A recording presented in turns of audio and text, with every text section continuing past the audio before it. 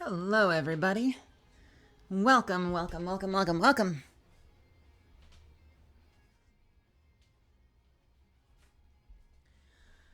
I am, I'm actually waiting for food because I decided I wanted to eat tonight.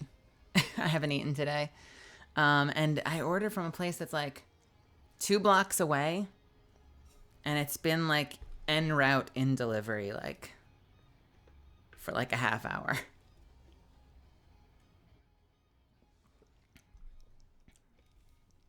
So I'm sure it's going to pop up and say delivered, and it'll be like on the floor outside of my apartment door in like 3 minutes. But it's been a while, and I really thought I'd have it by now. So of course I'm starting stream, and I'm starting stream, and I'm gonna have to get up in like 3 seconds to go answer the door. I am having tofu over rice. My stomach's been weird all day. It's been like really gurgly and gross. Um,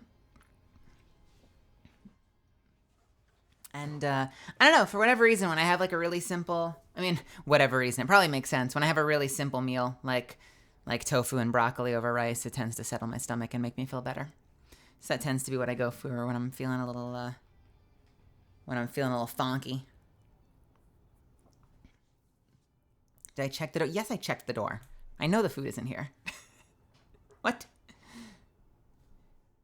Did I have to wake up at 6 a.m.? No, I had to wake up at like 7:50. My housemate warned me last night before I went out that she had a thing bright and early in the morning, and she'd probably be asleep by like midnight. But like if I got home by a certain time, that I should call her and we can swap cars because we have those stupid like idiotic little like tandem parking spots where like one of you always has to block the other person. It's really dumb. So I called and I texted and she was sound asleep. So I went to bed at like 4 in the morning, 5 in the morning, 5:30 in the morning. Let's be generous, and was woken up like 2.5 hours later to move my car. But then I slept until like noon or 1, and I was lying in bed until like practically 2 p.m. just like looking at Twitter and texting people. So I'm very rested at the moment.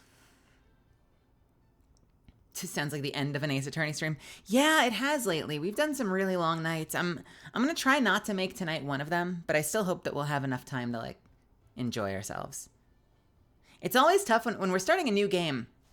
So we're starting a brand new game today. We're starting the third title, Ace Attorney: Trials and Tribulations, and usually those games start with like a really simple sort of starter case that's like just one trial day. And I feel like in the first Ace Attorney, it was a really straightforward trial, and we were done in like an hour, maybe a little over an hour. And so I went on and I did the first half of like the second case.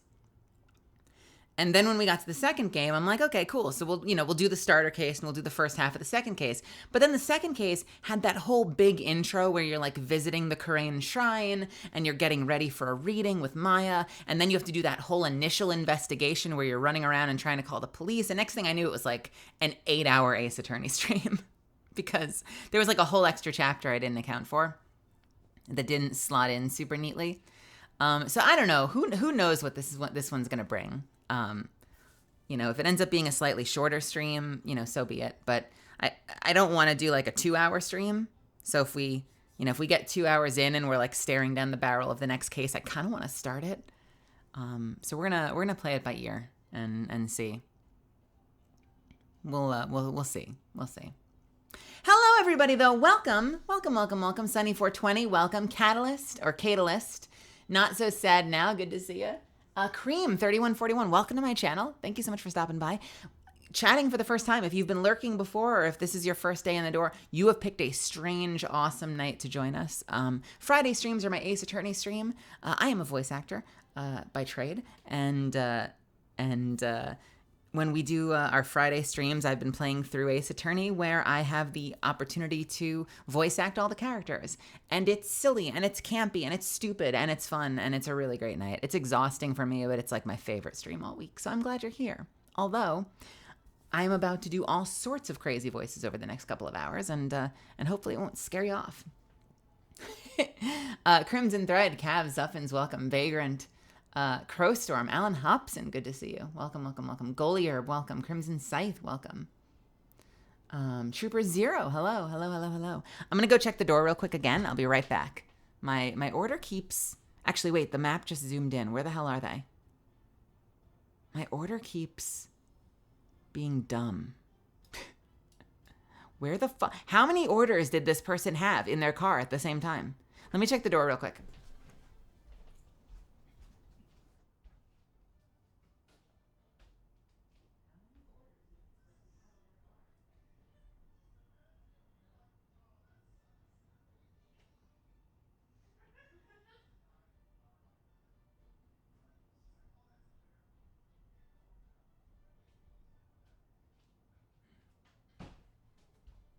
Nope. So we're waiting. We're waiting. It just updated. We're like past the 40-minute mark. But wait, when did I order? I think we're coming up on the hour mark in the next like 10 minutes. I don't know what the hell happened. This place, I could have walked there. This place is like a block away. I should have just ordered. I paid extra so I could like take care of things before stream started, and clearly I'm paying the price for it. The car is now on the map though, so they're getting closer, but man, they must have front loaded like 10 fucking orders and decided to deprioritize the closest one. No, I'm having tofu over rice. It's gonna be good. It's gonna be good and make my stomach feel better. So hey, so we I'm sorry. Was no one gonna tell me that I was still on the starting soon screen? You freaking dorks. I'm gonna beat everybody up here. What the actual fuck? It wasn't intentional? No, it wasn't intentional for me to be talking for fucking 8 minutes straight on the just starting screen. That's an intentional stream choice. I'm just gonna talk through just starting after changing my music cue for like 8 fucking minutes. Maybe get my shit together. I'm gonna beat you up in particular the next time I see you.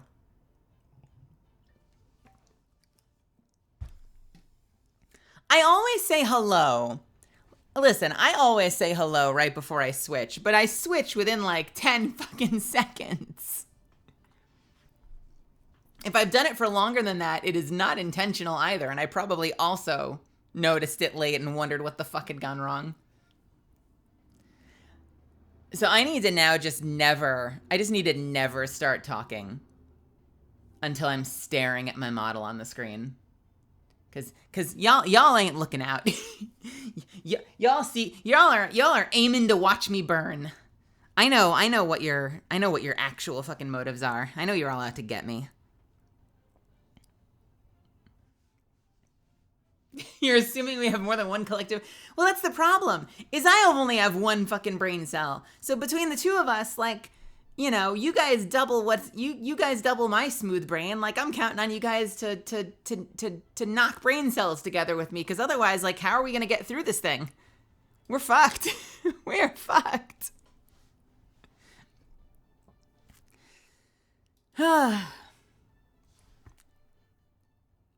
Cannot fucking tell if food is here.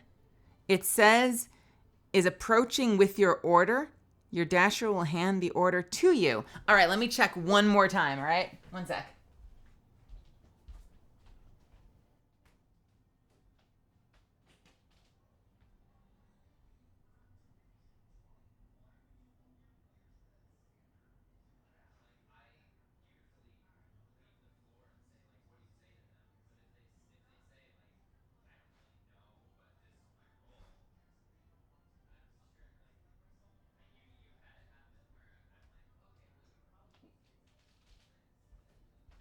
Nope. It said they were approaching, but they clearly were approaching from a different street. So man, I know I've thrown you misfits from thank you, Zuffins.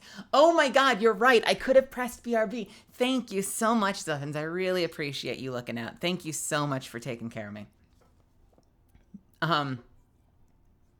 I I know I've thrown you misfits for a loop a couple of times this week. It's been a hell of a week. And I'm not going to get into, this is my performance stream. This is the most fun I have all week. So I'm not going to get into the sad stuff from a couple of days ago. We could talk about it at some point. Why is my phone ringing? Let me do my intro. What is this?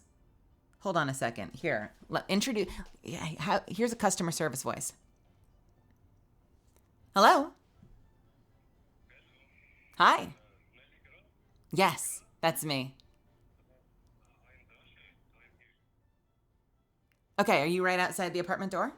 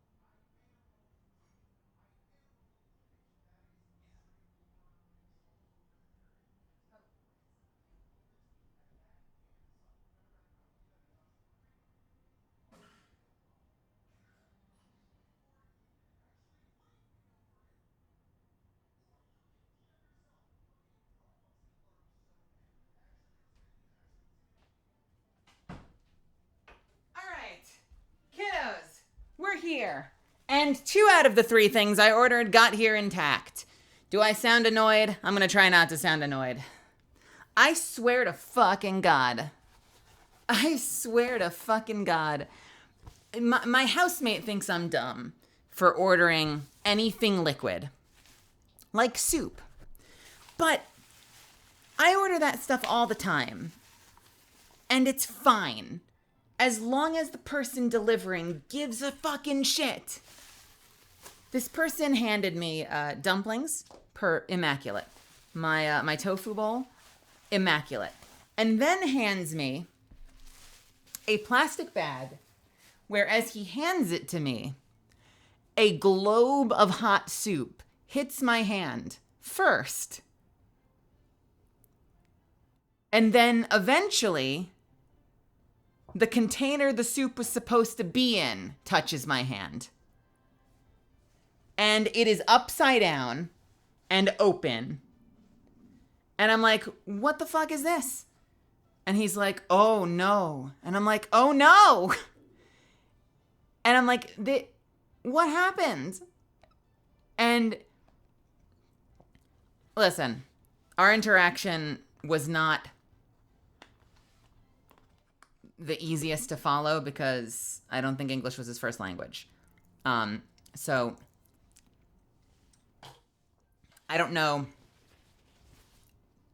I'm interpreting what I was being communicated, but he pointed in the direction of the place. And I think what that essentially means is he promises me that when they handed him the soup, they handed it to him loose from the container in a plastic bag, just a plastic bag of soup. I don't think that's what happened. I'm just going to go out on a limb and say I don't think that's what happened. But there's really nothing I can do about it except make a decision as to whether the plastic bag was clean or not, and if I'm going to pour it back into the container and still drink it, or if I'm going to discard it. Knowing me and my bank account, I'm probably going to have plastic bag soup because I need to eat. And I'm not rich. And whenever that happens, my housemate's always like, why did you order soup? And I'm like, because it's fine most of the time. And then once in a while, it's confusingly bad. You know, it's not like a little bit of liquid at the bottom. It's like a catastrophe.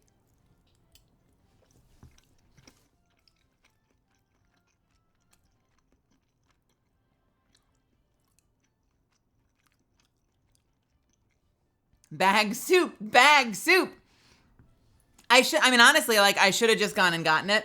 Because considering it took an hour to get it anyway, like, I very easily, which also has me question things, you know, like, why did it take an hour to get something from, like, 2 blocks away? Which I realized, like, 2 blocks away, I should have fucking walked it. I just had shit to take care of and I was willing to pay the premium. 2 blocks away, why did it take an hour? Is it because you had, like, 9 other orders that you, like, front-loaded from different apps? Is that why my soup got knocked over? Because it was crushed between a whole bunch of different things? Like, I can do some math on this. It is what it is. It's not the end of the world. It's just funny to me. Because, like, it doesn't happen often, but it's not the first time that something very clearly not okay has been handed to me. And I've, like, looked them in the eyes and I've been like, pause. And they're like, here. And I'm like, no. Pause. Look. What's going on? You know, like, that's the weirder part for me, is the, like, Jedi mind trick attempt of, like, here's a bag full of loose soup. This is your dinner, right? Here you go. And I'm like, no. What? No.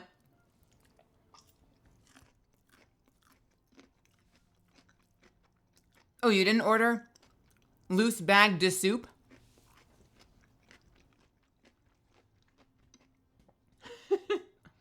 Anyway.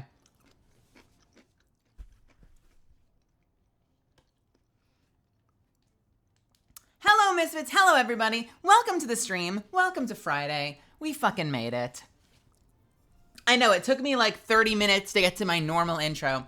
We made it. Welcome to the end of the week. Welcome to Friday. Hello, King Skeleton. Welcome to payday for some of us.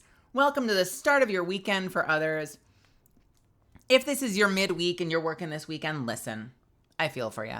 Hopefully, hanging out with me tonight will make it just a little bit better and recharge you for whatever you've got going on tomorrow. This is my Ace Attorney stream. Some of them I eat. Some of them are immaculate foodless streams. Tonight's going to be a bit of a dinner theater because I've got some food I need to shove into my face. But if you've never been here for a Friday stream before, Friday is when we play Ace Attorney. It is one of my favorite series in the world. It is a bit of a mystery. It's a bit of a telltale kind of series. They're wonderful stories. It's some of the best, funniest, most clever adapted scripts in like adapted Japanese games. And they're just an absolute joy. It's been one of my favorite game series for a long time, and I've wanted to share them with my community for a long time. I started streaming it about 2 or 3 years ago. God, at this point, probably like 5 years ago. Oh my God, I'm old. But that was back when I was humble and teeny tiny baby streaming to like 2 people and not really having the motivation to see it through. So I streamed like once every other week, and that was it. So I always told myself that if I ever took this seriously and I started doing this thing for real, I wanted to bring my Ace Attorney stream back because I wanted to share it with more people because I'm a voice actor. I love what I do, and it gives me an opportunity, even in a completely goofy, silly, haha, like campy, anime as fuck way, share my love of performance with all of you.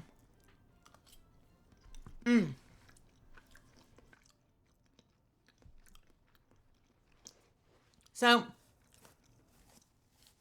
over the past couple of months, we've gone through 2 of the titles so far. Last week we just finished a major case. Oh shit, I forgot my rice vinegar and my sweet soy sauce. 1 second. Hold that thought.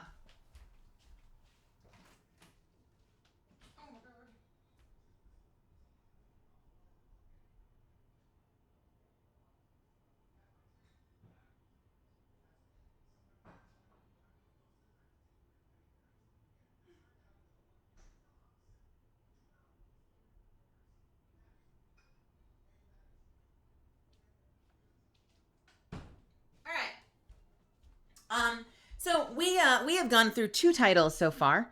Yeah, I should be regular soy sauce, but I do like a sweet soy sauce with rice vinegar just to kind of like put a little extra flavor into the rice. It loosens the rice up a little bit, which I realize is a little like defeating the purpose of sticky rice, but especially if I'm like playing games and chatting on the fly, I don't know, it makes the experience better for me. Last week we wrapped up the final case of Ace Attorney Justice for All, wherein we took down possibly the most evil villain we've ever had in the series. It was epic. It was an insanely long case. Was anyone here for that? Were y'all here last week for the final Matt takedown? That was such a freaking night. And I guarantee you, this title is going to be at least as crazy in different ways.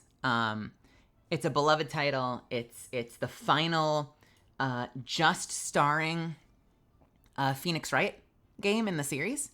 Because after this, we start to get into Apollo Justice and Athena Sykes, and other characters start to enter the mix. We see some characters retire.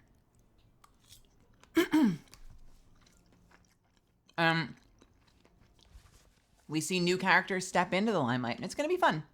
But this is our last like big hurrah with all of the primary cast, and I hope you love it.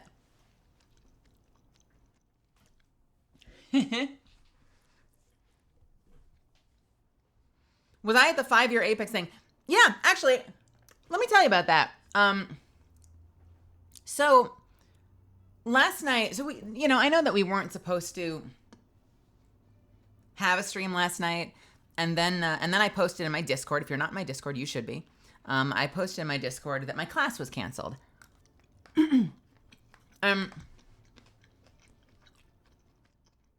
I was thinking about maybe doing like a late night stream. So this is so weird. So earlier that day, I saw some Apex devs like Moipara tweeting that they were like getting ready to go to like a big 5-year Apex Legends party with all the Respawn people. And I remember sitting there looking at that tweet and being like, man, I wish they would invite the cast to that stuff. Because it would be so cool to meet everyone in person. Like, it's a shame that we didn't get invited. And then, as I'm sitting here, I'm like hanging out, kind of prepping myself mentally to go live for like a late night stream. And Frankie Kevich, Conduit's voice actor, messages me and says, yo, where are you? Are you coming tonight? And I'm like, to what? And she's like, the 5th year anniversary thing. And I'm like, are we invited?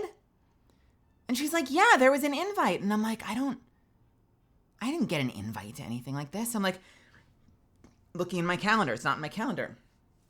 I look in my inbox. Like, I look at all the recent Apex Legends things. I don't have any fucking invite.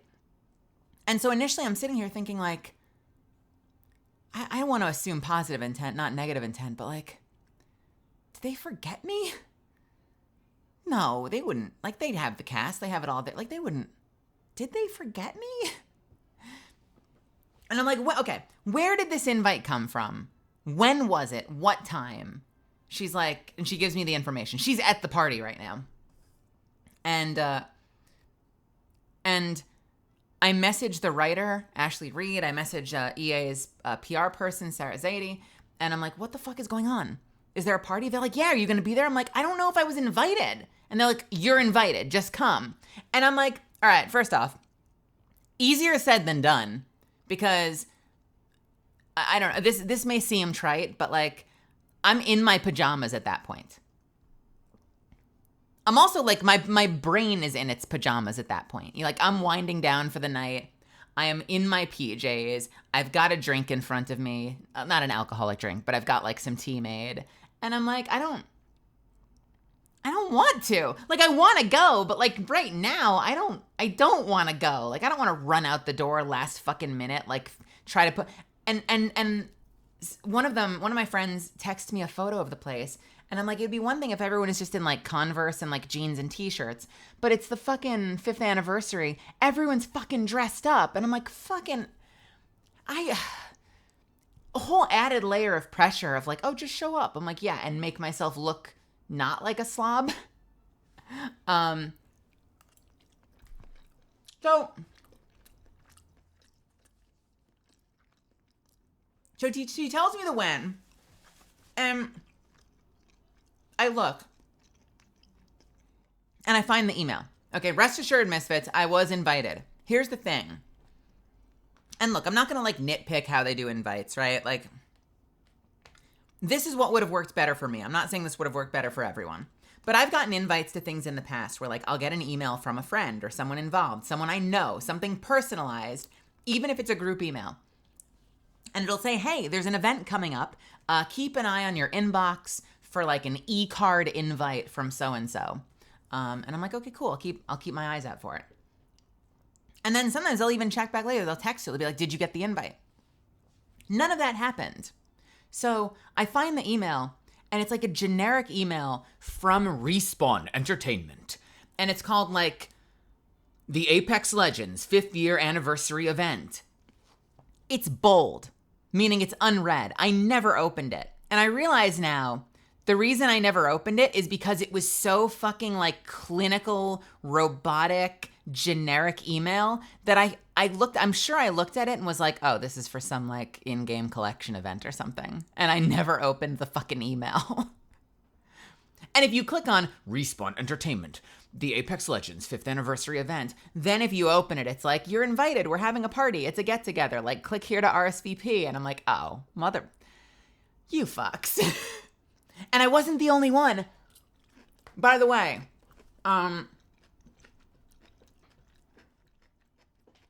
okay, so 2 of the cast members were like at conventions, doing convention stuff. One of the cast members said that they never got the email, so it probably went to their spam. So I was not the only person in the cast who never got the fucking email. So I text everybody and I'm like, I really appreciate the invite. I really wish I could see all of you, but like, I'm in my pajamas. I'm not really in the headspace, so I'll have to catch the next one. And people are like, no, you should come. And I'm like, it's no. You guys have fun. And then I read the email and it's like, this is the first time we're all getting together with everybody since before COVID. And we really hope everybody can get out because it would be really amazing to see everyone face to face. And I'm like, man. And then I'm looking at my text messages and I'm like, oh, fucking Erika Ishii is going to be there, who I fucking love. JB Blanc is going to be there. I've never met him. I would kill to meet JB, and he's going to be there. Fuck. And I'm talking to Zuffins, and Zuffin's like, you have to go. And I'm like, I don't want to go. And he's like, you're going to regret it if you don't go. You have to go.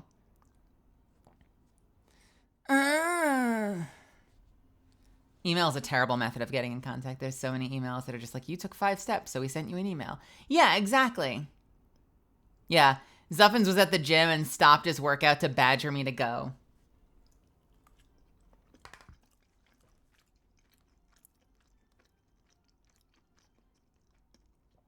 even Frankie's apologizing at that point because she's like, I've been thinking about this all week and like, I don't know why I didn't text anybody. Like I thought about texting people to see like, are you going? And she's like, I didn't. She's like, I should have messaged you sooner. I'm sorry. I literally thought about texting you on Tuesday and I didn't. And I'm like, it's okay. It's not your fault. She's like, but it's, oh man. So I get a little guilted and I message Frankie back and I'm like, you're going to be there for a while if I come? And she's like, yes, I want to see you. And I message, and then I get a text, a private text from Erica, Valkyrie's voice actor, Erica Ishii, who's like, you better fucking show up to this thing, dude. And I'm like, okay. I'm probably going to be there like 2 hours late, but I'm trying to find clothing that makes me vaguely presentable. And she writes back, good girl. I'm like, fuck you, Erica. God damn it. And then I message the writer and I'm like, okay, I think I'm going to show up if you think that it's not going to be a waste of time to show up 2 hours later. And the writer just sends me back like 8 eyeball emojis. So I'm like, okay, everyone wants me there.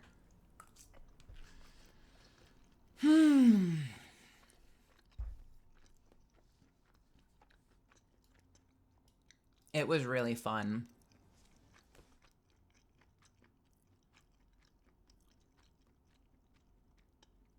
It was really, really fun. And I got to meet a lot of people. First of all, let me see if I can find it real quick. First of all, I am glad I went. Let me look for the thing I was going to send you. I have something I want to share. I want to share some photos. So just bear with me for a second while I find them. Can I DM you for impression stuff? What do you mean? Is this voiceover stuff?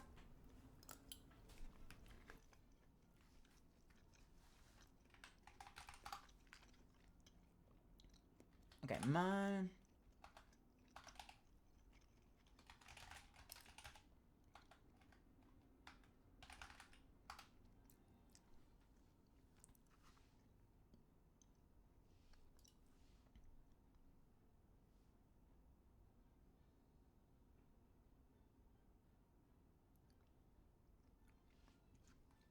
I'm going to bring up a page in just a second. Just bear with me.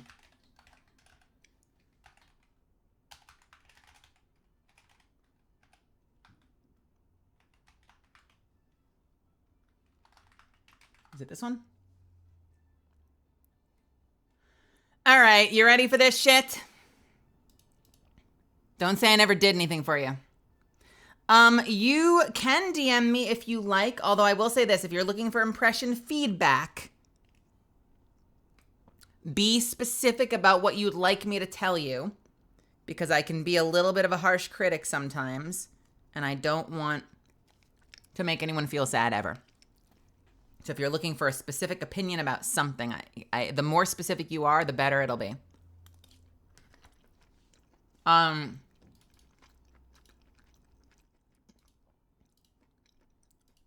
right. You want to see this shit? This is all me. Ready? Immersion break. Get ready, motherfuckers. That's me and Erica. Erica, by the way, is the best at photos ever. And is also the most shameless photobomb. We were walking through, yeah, I did like my little like low-key black Mirko cosplay. I don't know, whenever I wear like a turtleneck tank top, I feel like I'm cosplaying Mirko from My Hero Academia. I just need to put the hands over my head and do the little bunny ears. I was walking with Erica and there were these two cosplayers. I didn't get pictures of them, but there was a cosplayer of like young Bloodhound and there was a Loba cosplayer. And we're walking through the party and we realized that there are these two cosplayers like set up with a photographer, and we're like, oh fuck, sorry. So we all start to move around the photographer to not get in their way.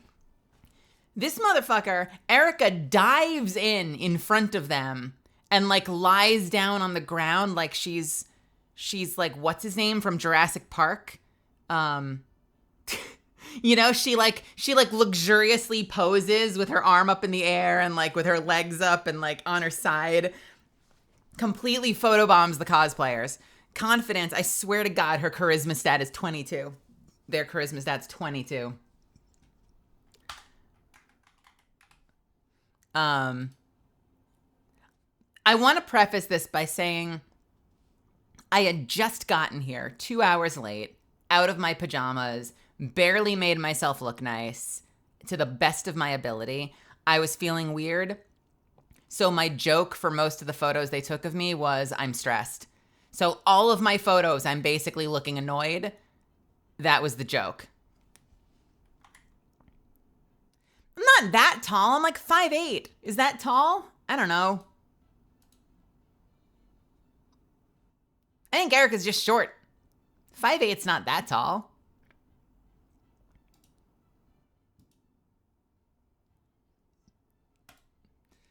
Yeah, I'm not lying. All of them are me looking stressed.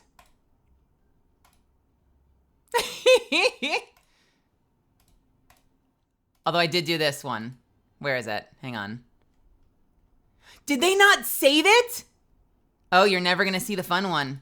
I had one where I threw my arms up in the air and I did like devil horns and stuck my tongue out. And now you're going to think I'm lying. It was right after this moment.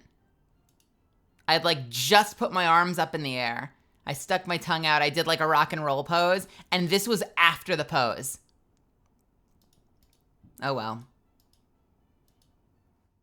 Me trying to be a gamer, but also the angle is weird. I don't know. The photos aren't that great. This one came out good, though. I think this might be my favorite, honestly.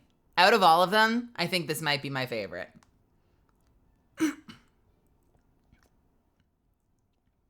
Let me see if I have any other photos from the event. A lot of people showed up, though.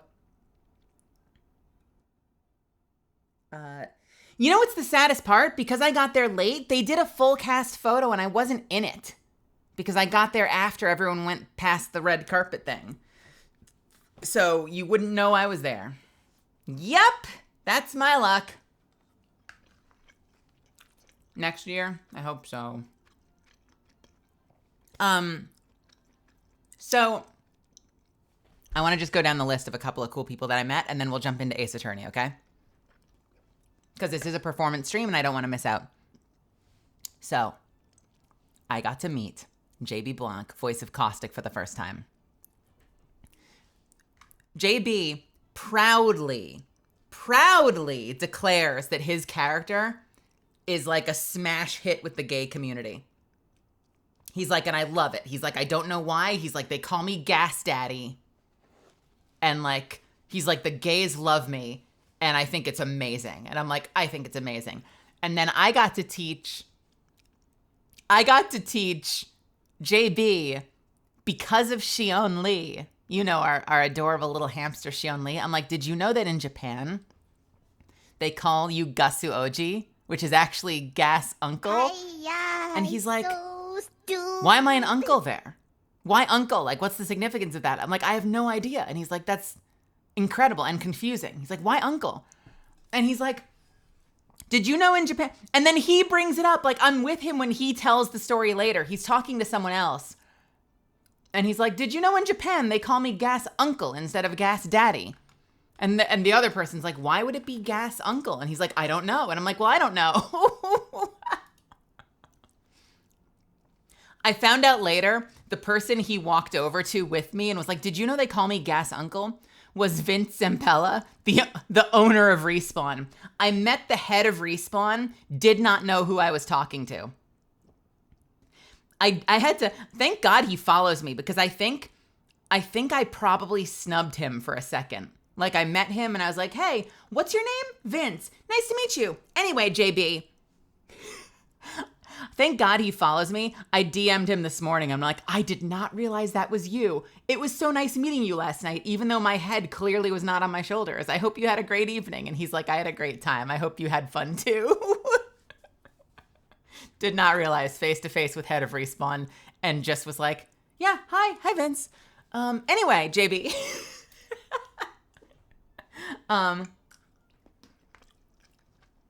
I got to meet, now I'm going to slip for names here. I got to meet one of the people that helped design, not the original conceptor, so not the OG designer, but one of the people that helped design and 3D model the Blood Moon skin. And he told me he's so happy people love the Blood Moon skin. And he said, I was watching you on Fruit Stream like a year ago. And you know when someone quotes you so perfectly that like you remember something you'd forgotten? I suddenly remembered this moment, even though it had slipped my mind. He's like, you said on stream that you love all of the Catalyst skins, but that your favorite by far is the original one, and that you think she just looks amazing as is. And he's like, and you said, it's going to take a lot to win me over from the OG Catalyst look, but I think that Blood Moon's pretty freaking cool too. He's like, and I've always remembered that. I love that. So I got to talk to the person that helped design Blood Moon. I got to talk to the composer, the OG composer, who like is responsible for reinventing that musical motif every single season forever until the end of time. And is solely, seemingly, I mean, I don't know if solely, because I don't know if he has a team or not, but is responsible for taking that jingle and turning it into like 100 different pieces of music.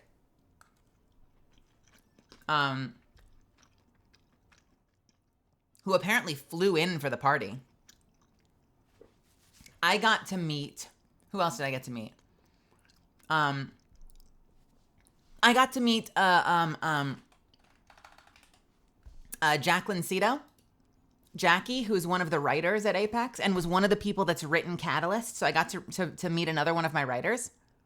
And she was amazing. I got to meet Tom Casiello, who's the OG like lead writer of the game of like Titanfall and Apex Legends. And who's like the big daddy behind this whole fucking IP. And I also got to meet the other big daddy behind the IP, Mandy Hagopian. Please let me say your name right.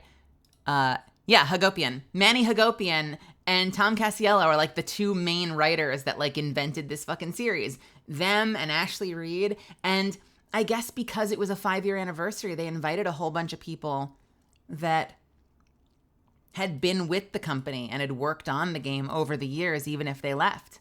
And you know what the craziest part about Tom is?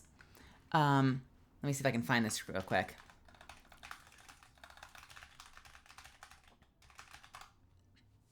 I haven't played Titanfall 2 yet, actually.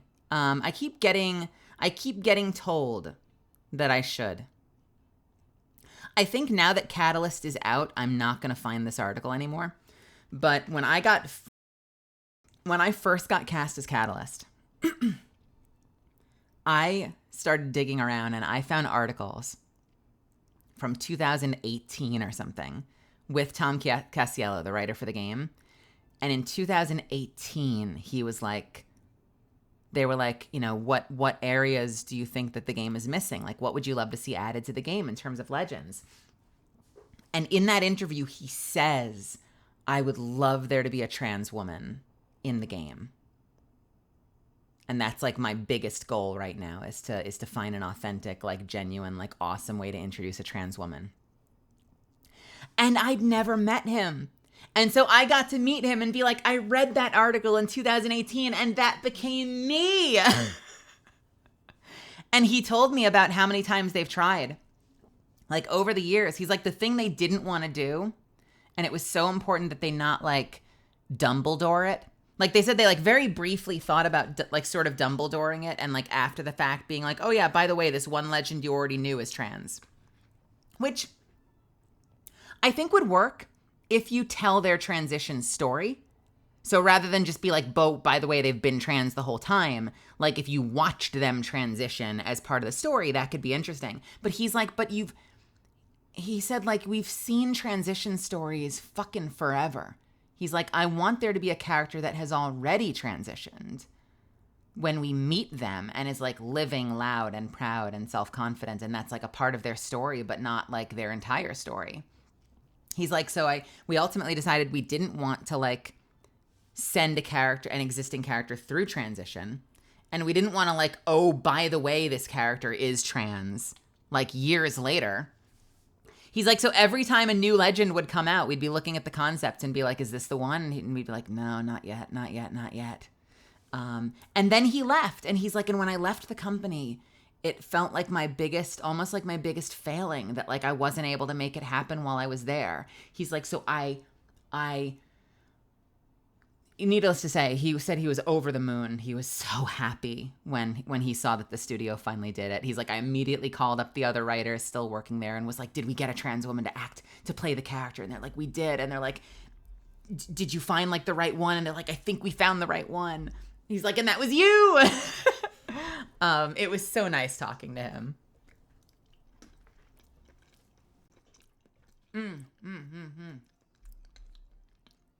I got to meet, and if I fuck up his name right now, I'm going to be so sad. But if any of you follow Dropout or Smosh, Ife Nwadie, who is one of the actors there, he's a writer. He helped write Newcastle and I think parts of Seer. He does, Iffy does improv with Smosh. Iffy now hosts Actually on Dropout and has also been a guest with a lot of Dropout shows. I got to meet him and talk to him for like 30 minutes or an hour, and he was amazing. He was so nice and so supportive. And kiddos, I saved the best one for last, and I'm sure some of you already know this is coming because you've been looking at the images. Some of you might know this is coming, but I saved the best one for last. Yeah, Iffy.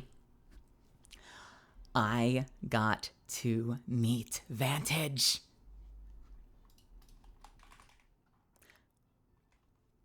I got to meet Natalie Kenyazeris, the voice actress for Vantage. Showed up for the first time to anything, is an actual living human being.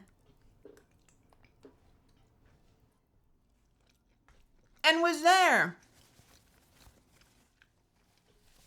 And was so sweet, by the way. There was a big cast photo that I'm not sure I'll find in time.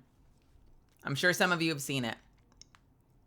But she's in the photo, and I got to talk to Natalie. She took off a little early, but I got to talk to Natalie for maybe like an hour. And I say this with peace and love in case she watches this.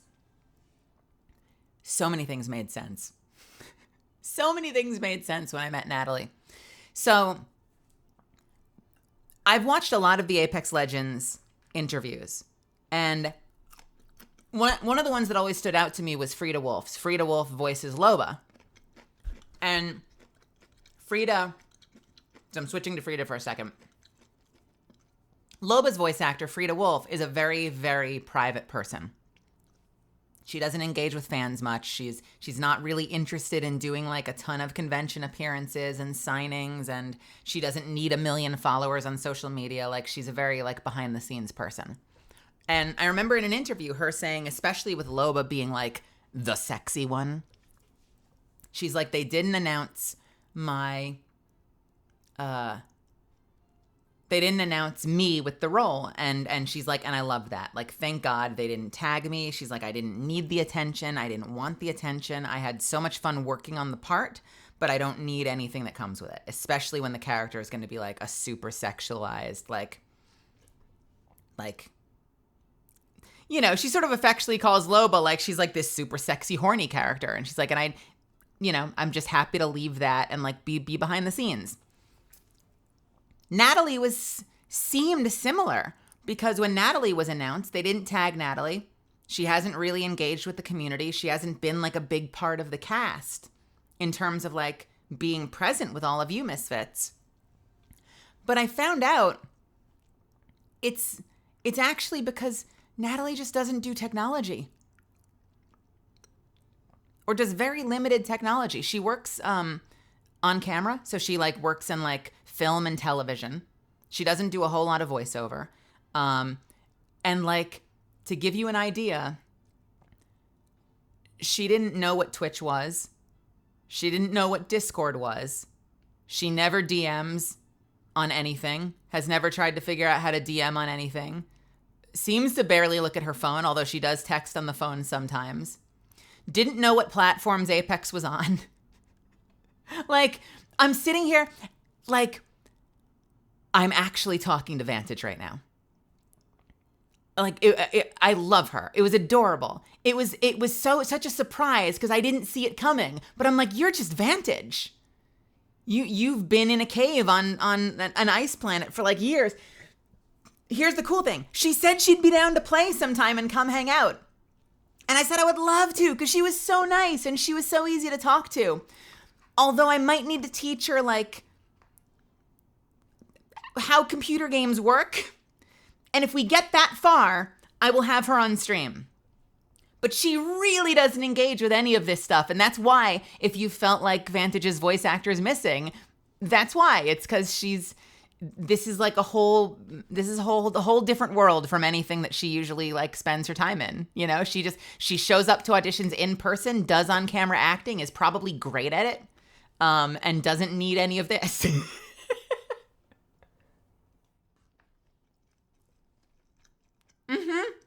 It felt like it was Vantage. She was Vantage.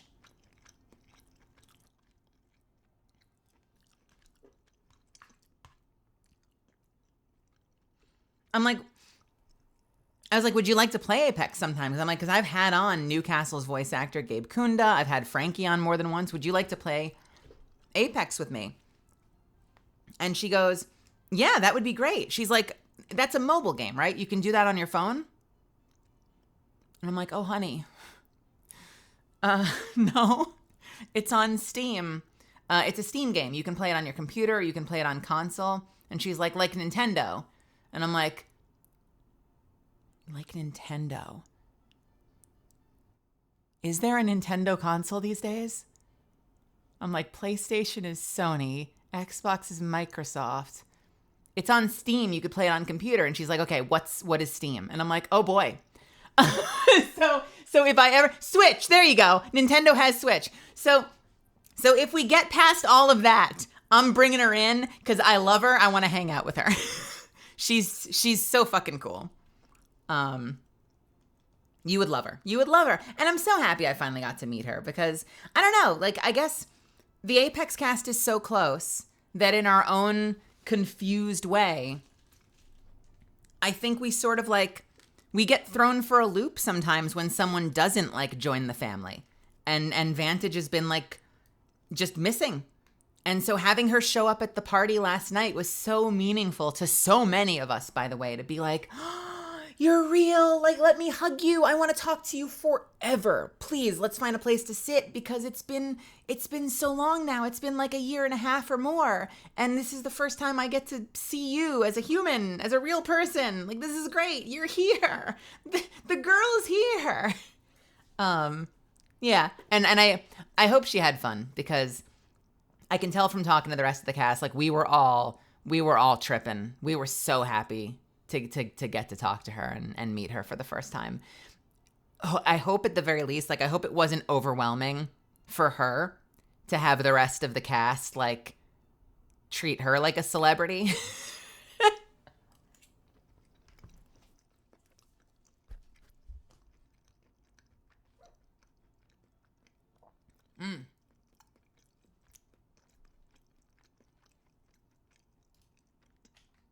So that was my night. It was loud as fuck. My voice is a little under the weather compared to some of my other Fridays, so we'll probably end up only doing the first case on this title, which is why I've kind of been riffing for a little bit. But yeah, it was a great night, and I'm glad I was able to share it with all of you and tell you all about it because I had a lot of fun. I wasn't gonna go, and I'm really glad I went. So I'm glad everyone bullied me into going.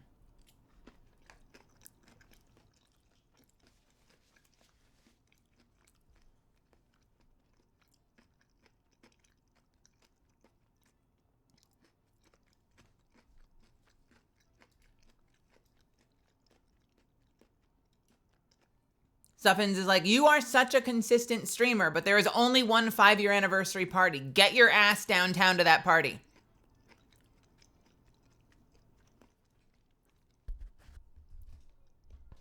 Hi.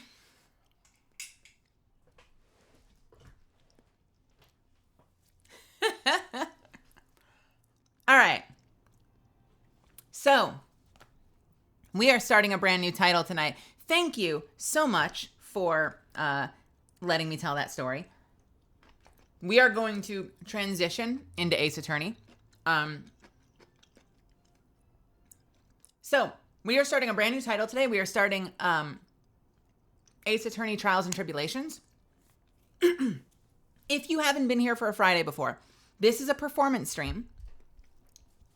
And so I'm drinking a lot of water. I have a big thing of hot water next to me. I have another thing of advanced GG with a little caffeine in it. I have a lot of fluid. That means I have to pee a lot. And also sometimes just because of the nature of the case, I need to rest my voice a lot. So this is your disclaimer right now. I take a lot of breaks. I run a lot of 3-minute ads. Oh my God, the ads. But I am never here when I do it. The reason I'm running the ad is to rest my voice or to pee or to refill my water. So I know that this is going to be a much more ad-heavy stream than usual, but know that I'm never here. We can all get up together. We can all go take a break, stretch our legs, refill our water. I never on purpose on these streams let the ads slip while I'm doing something. So if an ad starts and you're like, well, fuck, we're in the middle of a thing, that means I fucked up. And so by all means, go into the little emote thing and spam the ad button to let me know because I will stop. I want you all to be here for this, for everything. So this is your heads up. There's going to be more ads, but it's an ad that I'm taking to take care of myself. And I thank you for understanding that. Similarly, if you have points to spend, feel free to drop the hydrate button as often as possible to remind me to take care of my voice and take care of myself. Because I forget sometimes, but I'm going to be drinking a ton of water, but feel free to keep reminding me. Anything else? Yeah, I want to get my hands on some of Cav's 2 billion points.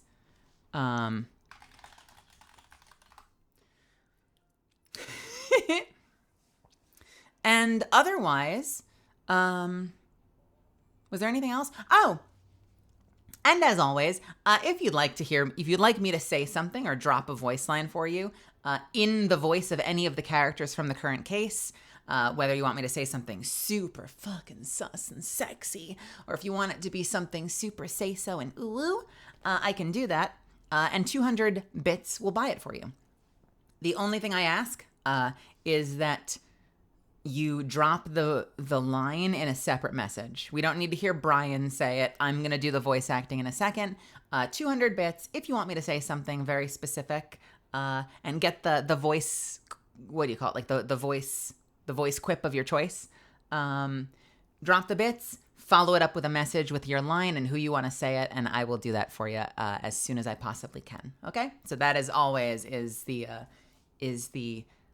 my offering on the table during these performances. With that said, we are going to take a 3-minute break. I'm going to pee really quickly, and then we are going to shift gears into the game, and we'll see where it takes us. All right? So double check your tickets. Make sure you're in the right seat. House lights are coming down in just a couple of minutes. If you need help, you can talk to any of the ushers along the aisles, but this is your last call to do whatever you need before we start the show. I will see you in 3 or 4 minutes. I'm so excited. I can't wait.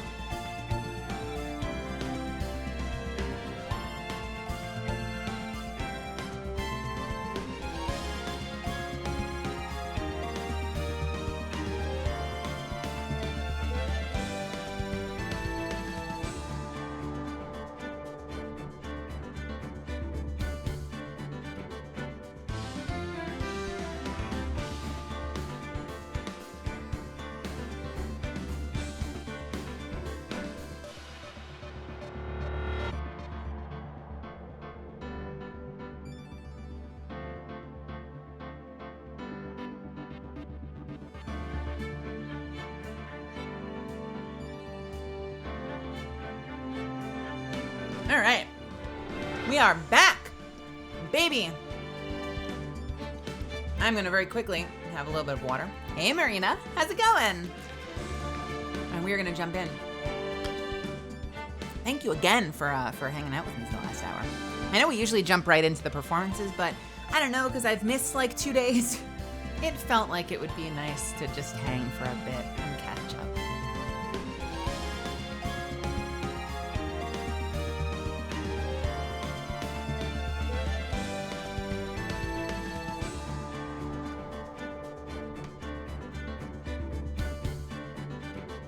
Yeah, maybe. All right. By the way, you kiddos are in for a treat tonight. Whether or not you realize it yet. My only regret is that my voice is a little scratchy, so I'm not gonna be able to do this justice. But if you haven't played this game, if this is what I think it is, you are in for a treat with this first case.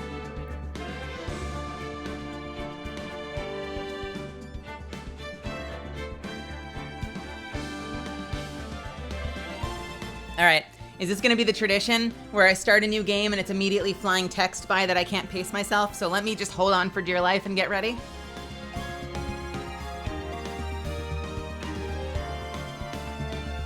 Yeah, Astro, me too.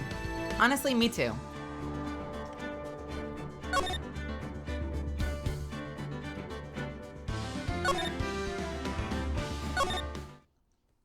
Love you too, Marina.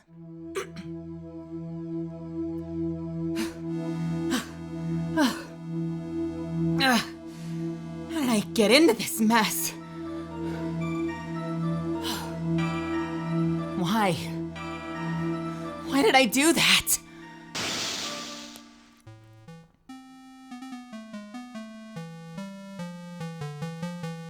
That girl.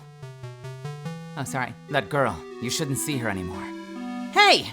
It's none of your business! I'm telling you for your sake. If you continue to see her, you'll get in trouble. You're lying. Just listen to me. There's nothing you need to know about that girl. I don't know why I'm making him sound like Edgeworth. Stop it! Don't talk about her like that! I'm already doing great.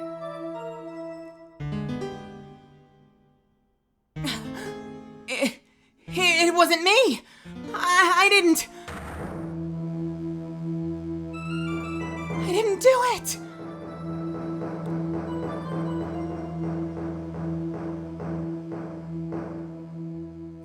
"5 years earlier, Mia Fey, second trial."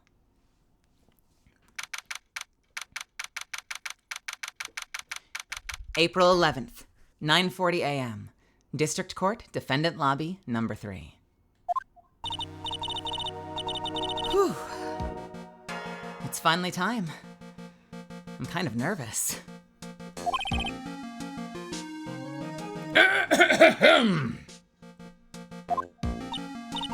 Oh, Mr. Grossberg. Good morning.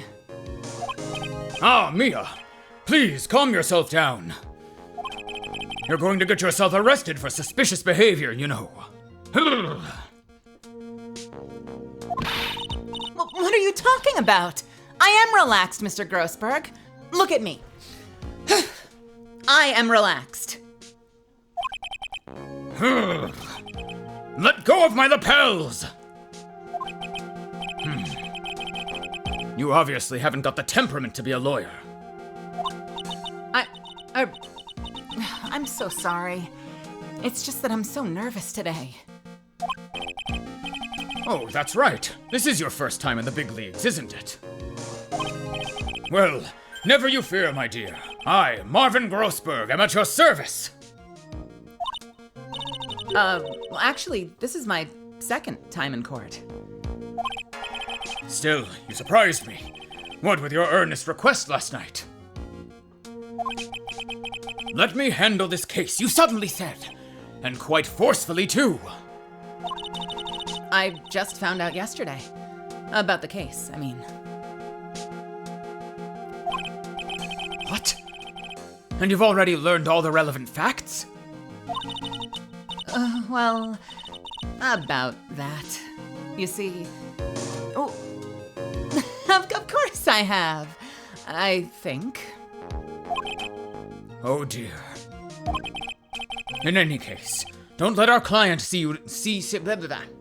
In any case, don't let our client see you're so nervous. You see the poor young man in the pink sweater over there? That is our client.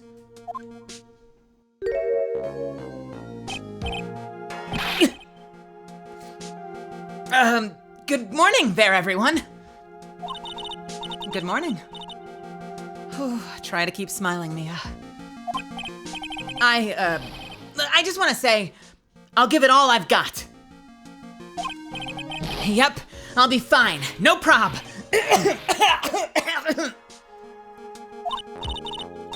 Oh, what's wrong? Do you have a cold or something, Mr. Rye? Actually, it's right. Like the Flying Brothers, people screw it up all the time. And yes, I have a cold. That is what this mask is for. My doc says that this way, I won't give it to anyone else. Be kind to others, he says. Right, Mr. Wright. Well, you have nothing to fear in court today. If you're truly innocent, I promise I'll save you. Please let go of my shirt. Oh, that's right. He's the one on trial. Not you. He's the one who should be nervous. You need to stay strong for your client, Mia. My name is Mia Fey. I'm still pretty new to this lawyer thing. The first time I appeared in court was a year ago. But that trial traumatized me so badly I thought I'd never set foot in another courtroom.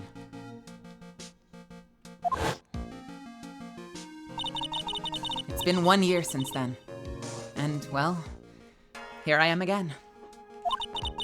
But this time I'm going to win. For my client. And for myself.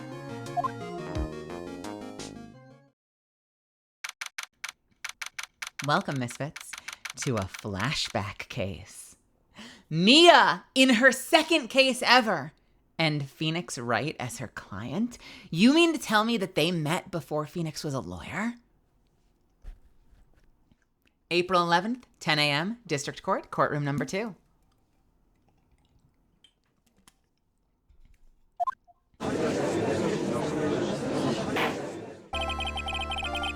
And the judge looks the same. Court is now in session for the trial of Phoenix Wright. The defense is ready, Your Honor.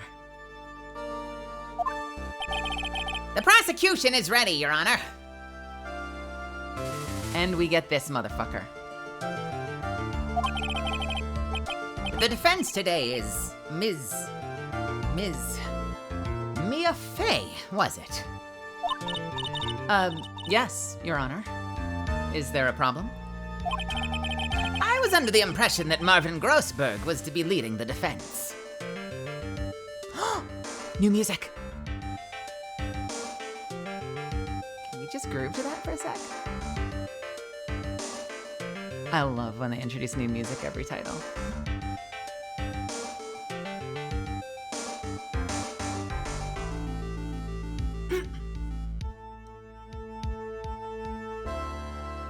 I was under the impression that Marvin Grossberg was to be leading the defense.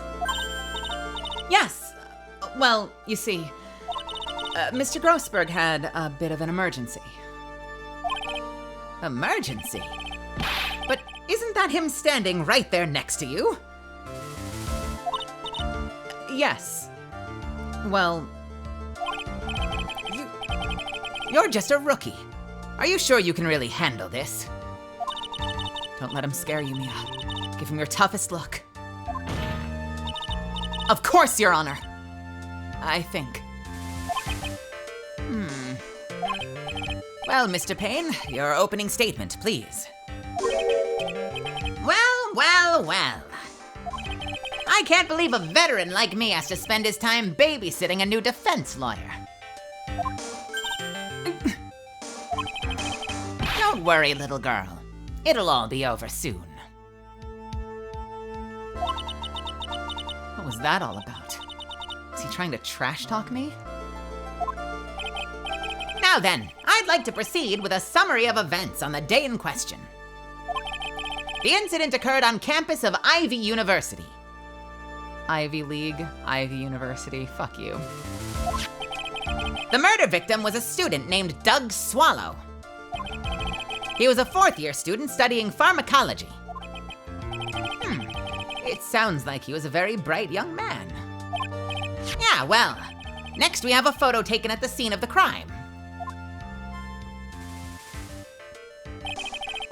Students discovered the scene shortly after the murder. They found the victim's body. And the defendant, who'd obviously bungled his getaway. They then called the police. That certainly makes the defendant look very suspicious indeed. Very well. The court accepts this photo into the record as evidence. I've got to figure out what my pain voice is. I feel like I wing it every time, and I never feel I'm never happy with it. Ow. I just make him sound dumb. The crime took place behind an IVU building.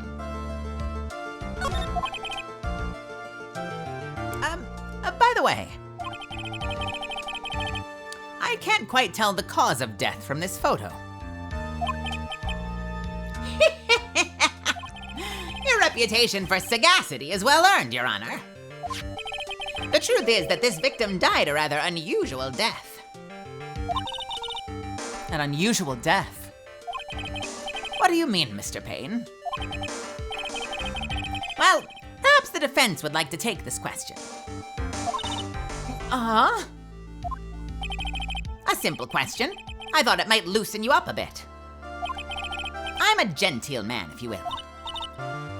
A what? Stand up to him, Mia. Show him what you're made of. Ah, a perfect opportunity. Well, what was it? The cause. Go on.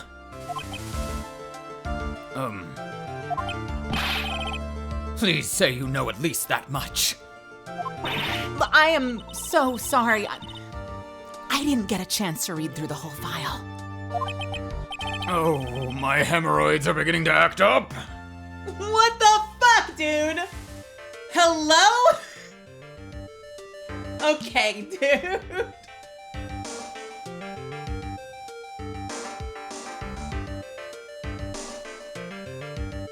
Who just says that? Now see here. The details of the case are filed under court record. But you knew that already, didn't you? Oh, the court record. I think I can see that by pressing tab. In real life. All of the weapons we need can be found in the court record. Take a good hard look at the data there, and think carefully before you answer, my dear. My dear, okay, whatever.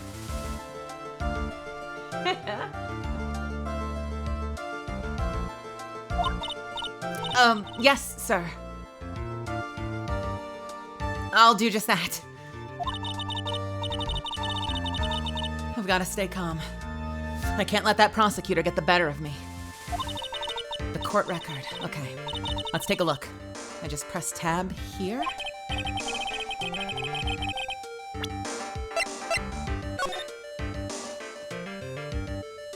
I mean, this looks pretty cut and dry, right? I'm gonna take a quick bite, Misfits. You can tell what killed this person, right? Sound out. Sound off in chat. I'm giving you permission. Sound off if you know what killed this person. Shout it loud and clear. Ligma! There you go. That's it. Plain as day. Died from Ligma.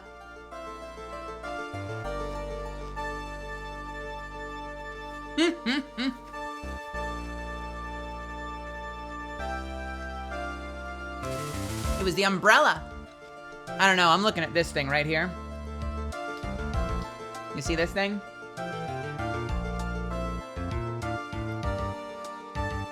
Something came down on him and shocked him with electricity.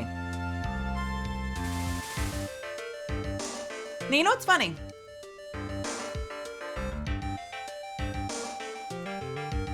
I feel like this is a fun little tidbit, but you know how sometimes like when people say things often enough with a certain meaning, it kind of just becomes the definition even if it wasn't originally? If I remember correctly, the word electrocuted actually means to die by shock. But most people these days use the term electrocuted to just mean that they got shocked. They'll be like, oh my God, I got electrocuted by that thing the other day. And I'm like, so you're dead? And they're like, what? No. I'm sure that the definition's probably changed at this point, but I remember that. For some reason, I don't know, that just came back to me as a core memory from when I was young, was having a parent tell me that and correct that. That electrocuted actually means like officially dead. At least it used to. It might not anymore. Big sip of water.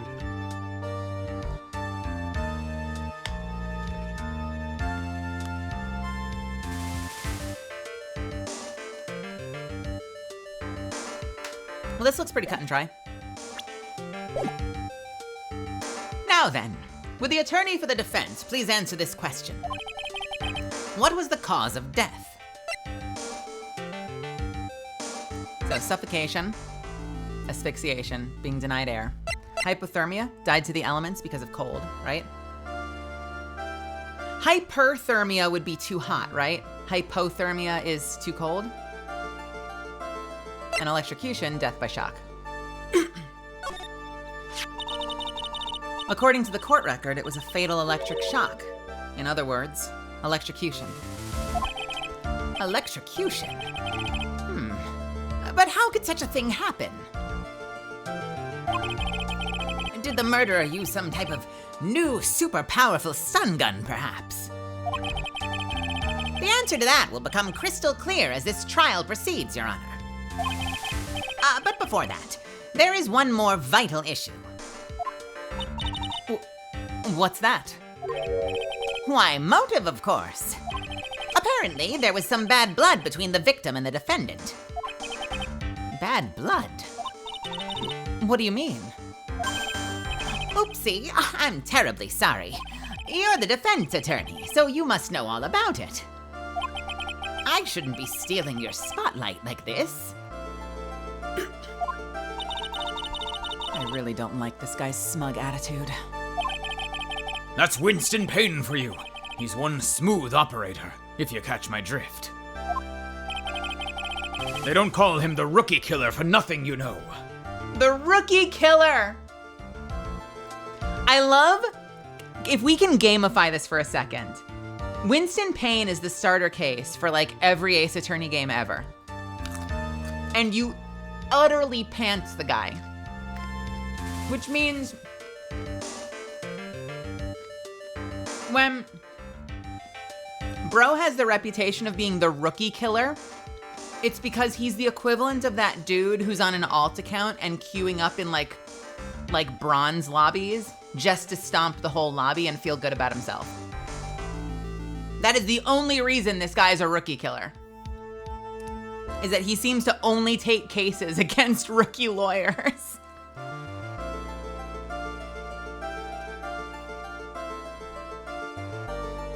They don't call him the Rookie Killer for nothing, you know.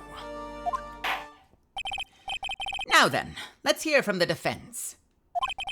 What was the source of the bad blood between the victim and the defendant? And this time I would like to see some supporting evidence. Well, evidence? No need to get worked up over this. As I said, all our weapons can be found in the court record. Find the evidence you need and then shove it in old Greybeard's face. Yes, sir. Into old Greybeard's face. Mr. Grossberg, try to set a better example for the young lady. Mia, evidence isn't the only thing in a court record. People's profiles are as well. You can toggle between profiles and evidence with Tab in real life. So be sure to go over it all. Now then, let's see what you've got. What was the cause of bad blood between Phoenix Wright and the victim?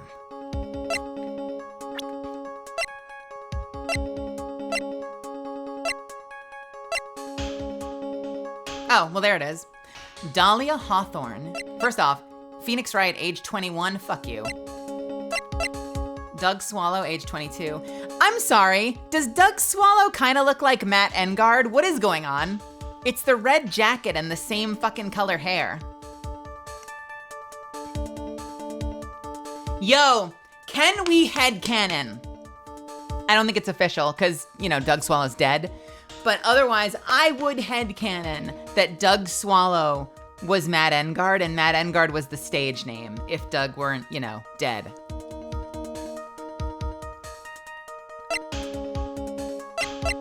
And then this adorable thing, Dahlia Hawthorne, age 20, Phoenix Wright's girlfriend. She's so precious. Dated the victim, Doug Swallow, up until 8 months ago, so obviously this is it. Take that! Did you hear it? Did you hear her take that? We're gonna get Mia. We're gonna get Mia voice bites. The reason for the bad blood between the two of them was this woman here.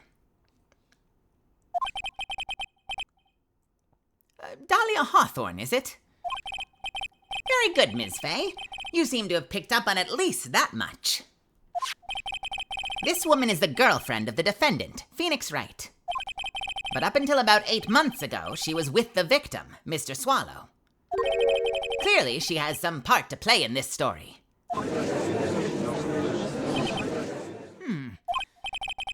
He's done it again. Before the cross-examination starts, he's already got the judge thinking what he wants. Very well, Mr. Payne. Please call your first witness. If it pleases the court, the prosecution would like to call Mr. Phoenix Wright.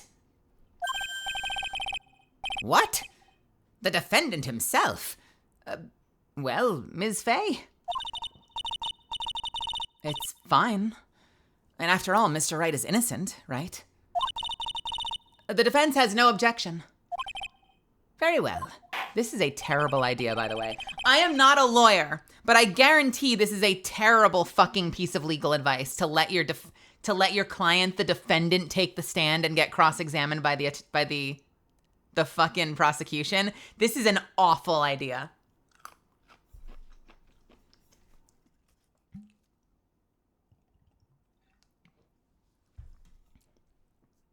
The court calls Mr. Phoenix Wright to the witness stand. My favorite part about the Ace Attorney series in general is just that, like, literally every character ends up a defendant at some point. Witness, please state your name and occupation. Oh, yeah. My name is Phoenix Wright. My job is, well, right now I guess I'm a suspect. No, he means what did you do before you were arrested? Oh. I was a university student.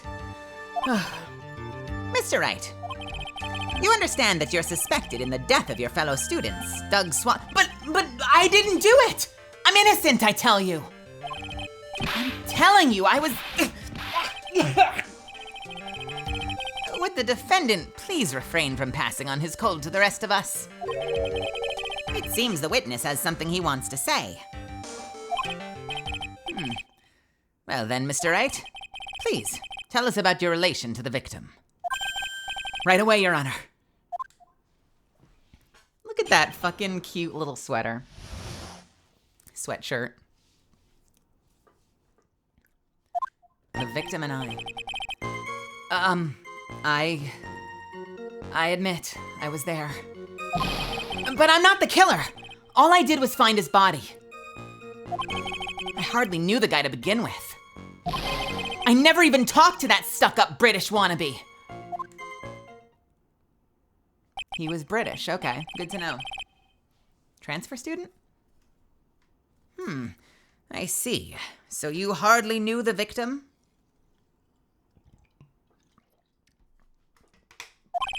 Right! Like I said, I'm not the killer. Phew. Looks like the judge understands. You're being naive, you know. Too naive. Huh? It seems that you've forgotten one small thing, young lady. And that would be? Hey, Opal Viper. This witness still has to undergo something called cross-examination. Cross-examination? He's right. And it's the defense's duty to carry out the cross-examination. The purpose is to determine if the witness's testimony contains any contradictions. Contradictions? If a witness is lying, their statements will conflict with the court record. The cart record? Let's try that again. If a witness is lying, their statements will conflict with the court record. But Mr. Wright is my client. Even if he is your client, in court all lies must be struck down. As a lawyer, that is your duty, you see. What does he mean by that? Is he saying that testimony just now, that there was a lie? A contradiction? Now then, your cross-examination, if you please, Ms. Fay. Please, Mr. Wright, tell me you haven't been lying.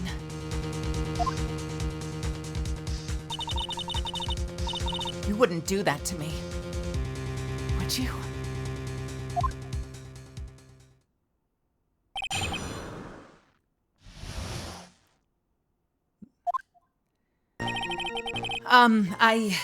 I admit, I was there. When you say there, you mean the place where the victim was murdered? Yeah, sort of. The place where something happened anyway. Something? You can't hide what happened. We have photographic evidence.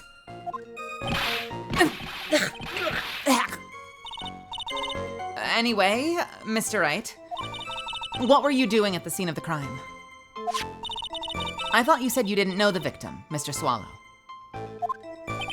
Well, it was just a coincidence. We bumped into each other by accident. A coincidence, huh?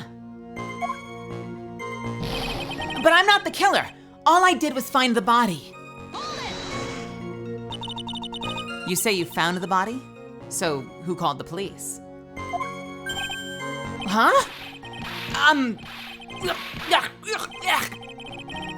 Unfortunately, it was some other students that notified the police. Other students? That's correct. They were witnesses. Witnesses who saw the defendant standing there next to the body in shock.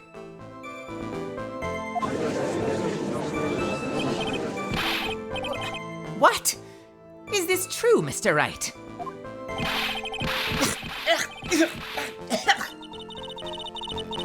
Could you stop sneezing every time you're in a bind? Well, it's true that I was pretty shocked when I found the body. But I hardly knew the guy to begin with. So you didn't know his face? Or even his name, right? Right. Well, no. That is, I mean... So, which is it? Did you know him or not?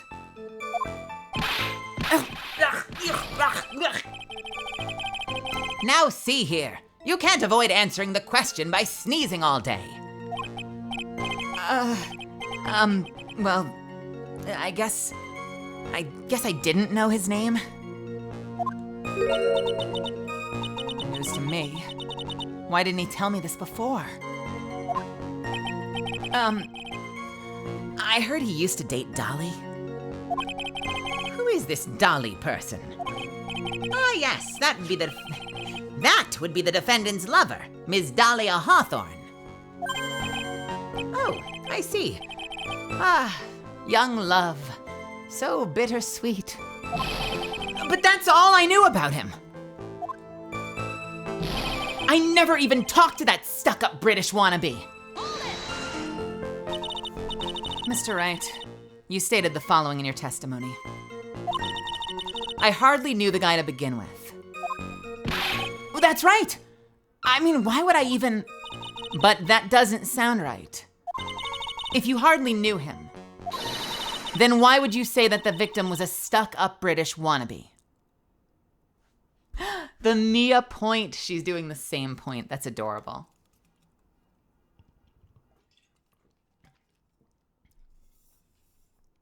Then why would you say the victim was a stuck-up British wannabe?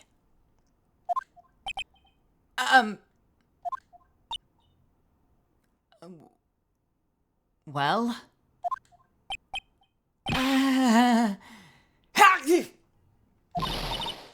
Well, Mr. Wright?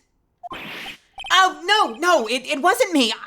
I am not the killer, I swear. Mr. Wright, I will give you an opportunity to revise your testimony. How is it that you knew the victim was, as you put it, a British wannabe? Yeah, well... He was always walking around with a huge Union Jack on the back of his shirt. Do we have evidence about that?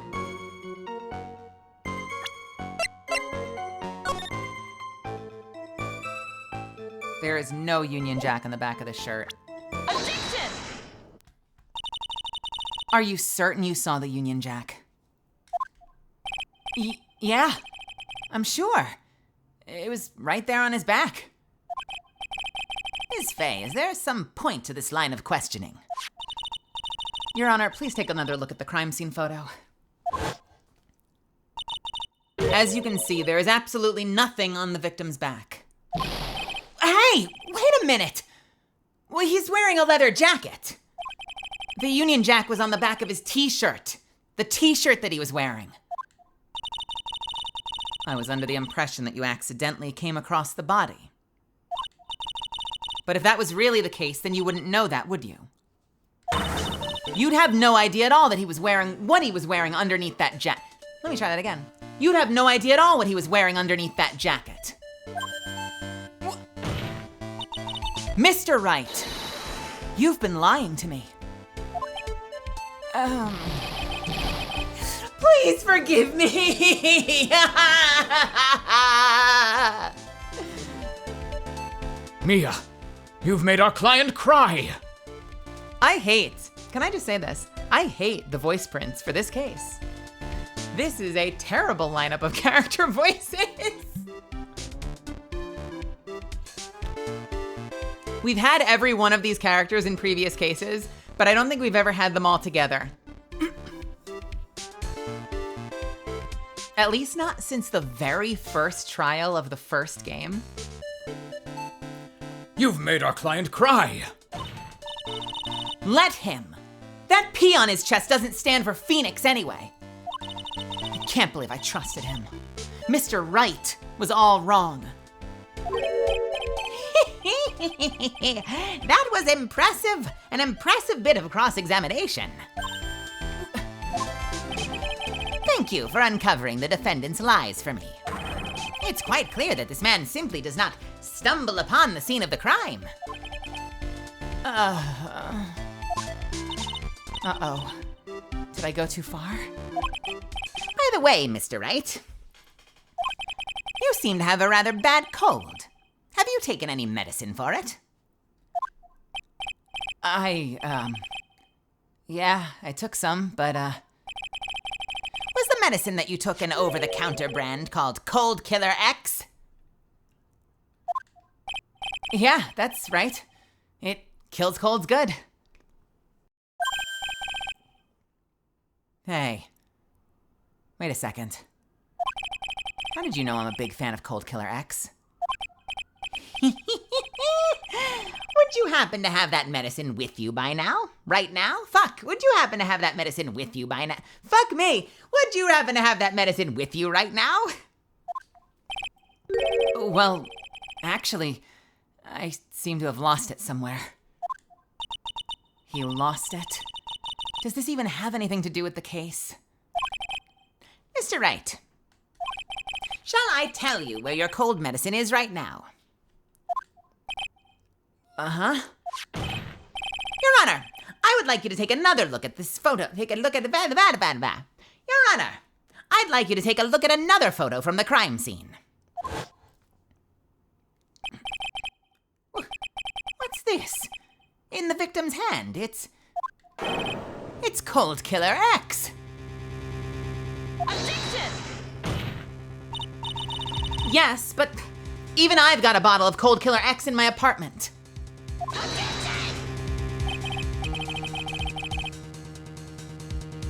I'm sorry, but I am afraid that argument won't work. There's no doubt as to who this bottle of Cold Killer X belongs to, especially since Mr. Wright's fingerprints are all over it. What? Sensing his murderous intent, Mr. Swallow must have picked up the bottle of medicine, dropped by Mr. Wright, and hid it in his hand. His purpose in doing so can only be a bit His purpose in doing so can only have been to identify his killer, Mr. Phoenix Wright. Order! Order in the court! Your Honor, I'd like to present this photo and bottle as evidence. Very well. The court accepts them into the record. The victim's watch stopped at the time of death.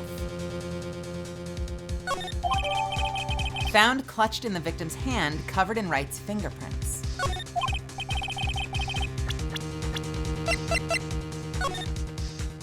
All right, so what time is this? Is that 3 o'clock? 3:05 maybe?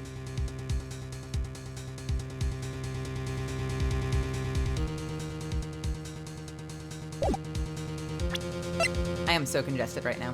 And found clutched in the victim's hand, covered in Wright's fingerprints. Cool. Also, the victim's wristwatch was broken. Oh wait, no, that's the judge. Also, the victim's wristwatch was broken. Broken?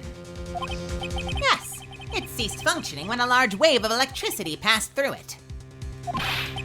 Well, Mr. Wright, do you have any kind of explanation for all of this? This is really bad. Oh, my buttocks. My poor, poor hemorrhoids! Fuck you, dude. Fuck you, dude. What really happened? The truth is, I went because he called me. He was in the pharmacology department, so we agreed to meet at 2:45 behind that building. We talked for a bit, and then around 3 o'clock we split up. Then later I went back and I found him lying there. I had been taking Cold Killer X for the last 2 to 3 days, but I lost my bottle of it around lunchtime on the day of the accident.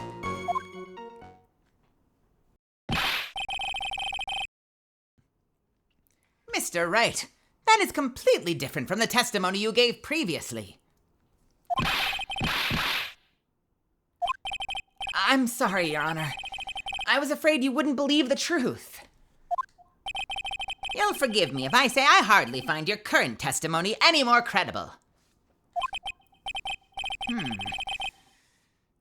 Ms. Fay, please begin your cross-examination. Oh, please, Mr. Wright. Don't tell any more lies.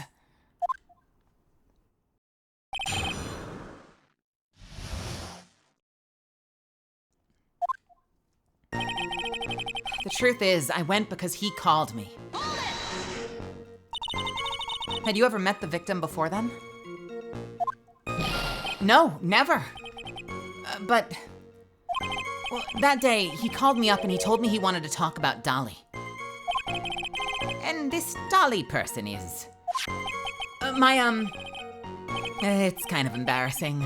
She's my, sweetheart.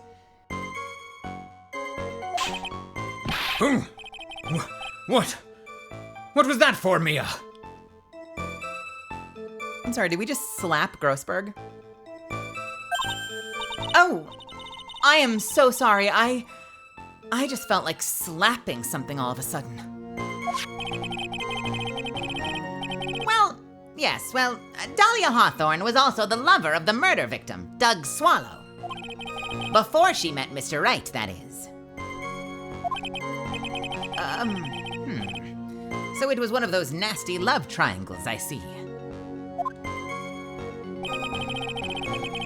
He was in the pharmacology department, so we agreed to meet at 2:45 behind that building. Oh wait, we gotta go back.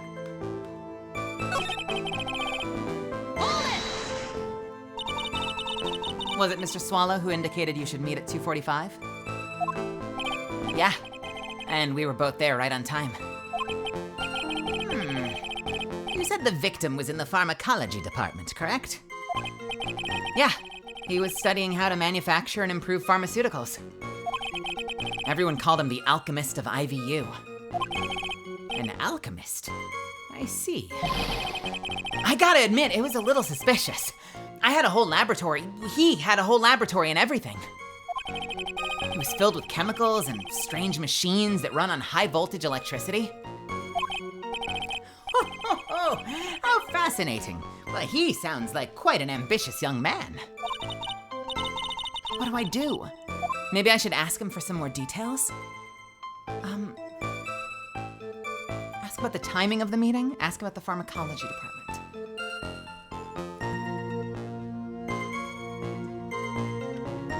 Let's ask about the department. I was wondering if you could tell us a bit more about the pharmacology department.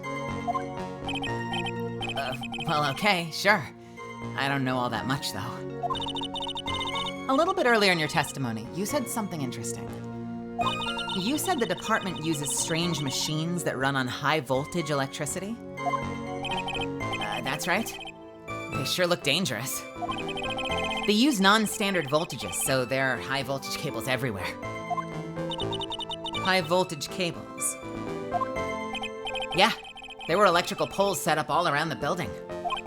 The high voltage cables run overhead around the roof. Finally, I think we're starting to get somewhere. We talked for a bit, and then around 3 o'clock we split up. Let's go back again. I want to get the other piece.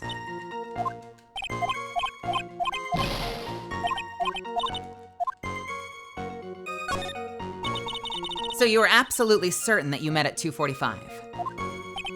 Yeah, pretty sure. That's the time class ends. But they're always doing experiments, so it doesn't matter much. Experiments? Yeah, those pharmacology guys are always in the lab whipping up something. Well, it looks like he's right about the time anyway. Witness, let's go on with your testimony. We talked for a bit, and then around 3 o'clock we split up.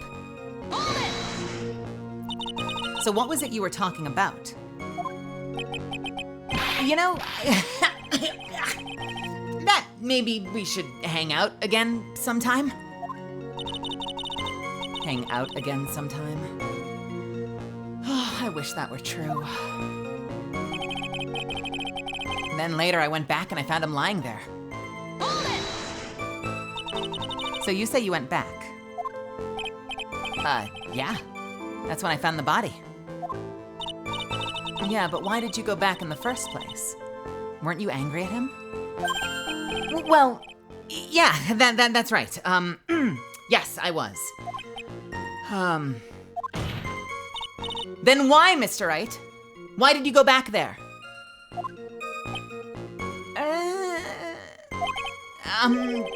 I thought maybe we could make up?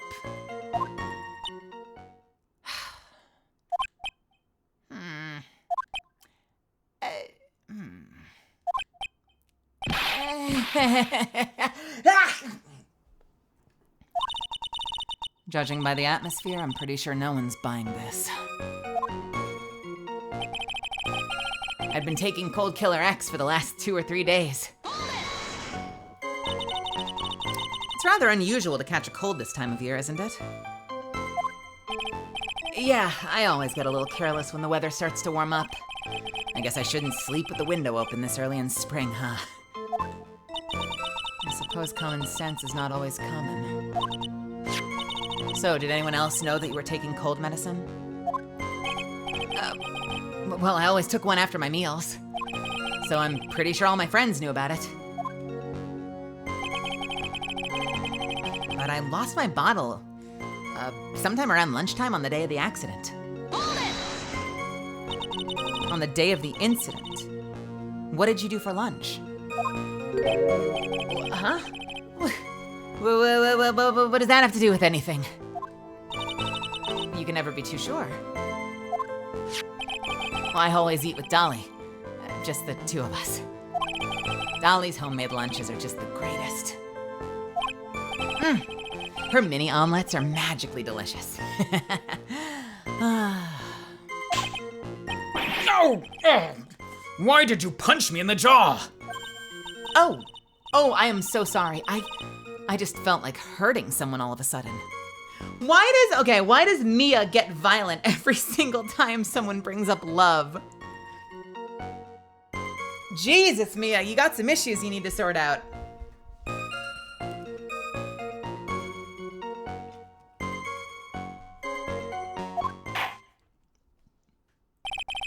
I think that's enough for now.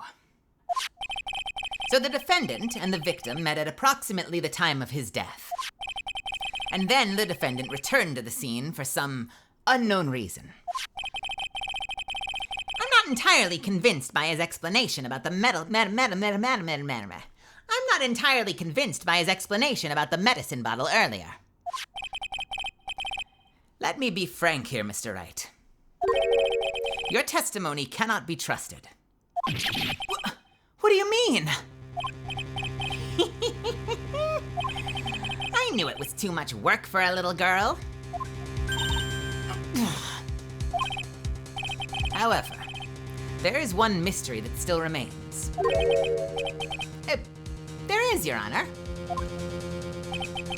How the murder was carried out, of course. Just how was the victim electrocuted? I don't believe the murder weapon has been produced yet, correct? That is, you are correct, Your Honor. So how exactly was Mr. Swallow killed? If I could somehow establish how it was done, maybe I could still come out of this mess smelling like a rose.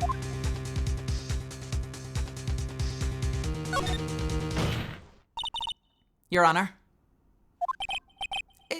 Yes, Ms. Fay. I believe that if we were to piece together everything we've heard up until now, we should be able to solve the mystery of how Mr. Swallow died.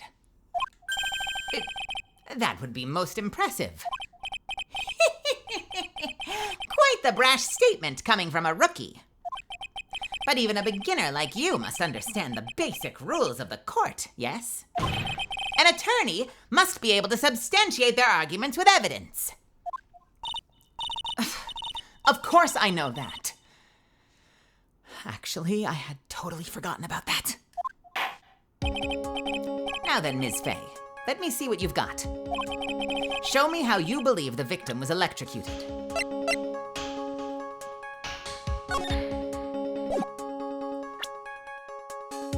I'm gonna take a quick sip of water because I am very clogged.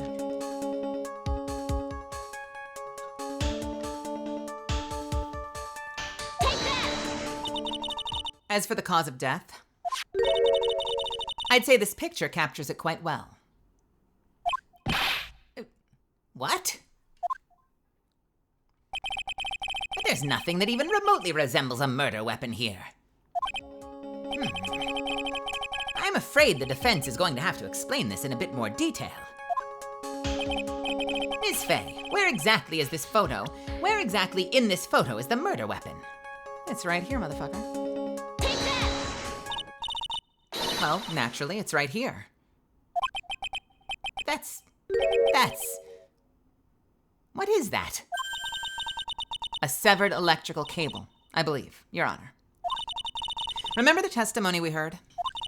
The machines the pharmacology students use in their experiments require high voltage. And because of that, there are special high voltage cables strung up everywhere. I'm sorry, I kind of like this little smug Mia right now. Look at that hand. Look at that little smug, little quirky hand.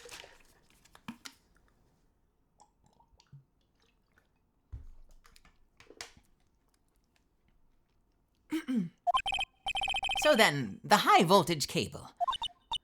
Yes, the high voltage cable is the cause of death. That is the most likely explanation. That certainly sounds plausible. Well, Mr. Payne, what do you have to say about this? Well, I believe some praise is in order. Don't toy with me, old man. Now, the victim's cause of death may indeed have been a high-voltage cable. However, I want you to think about what that really implies. The only one who had the opportunity to use the cable as a murder weapon was... the defendant!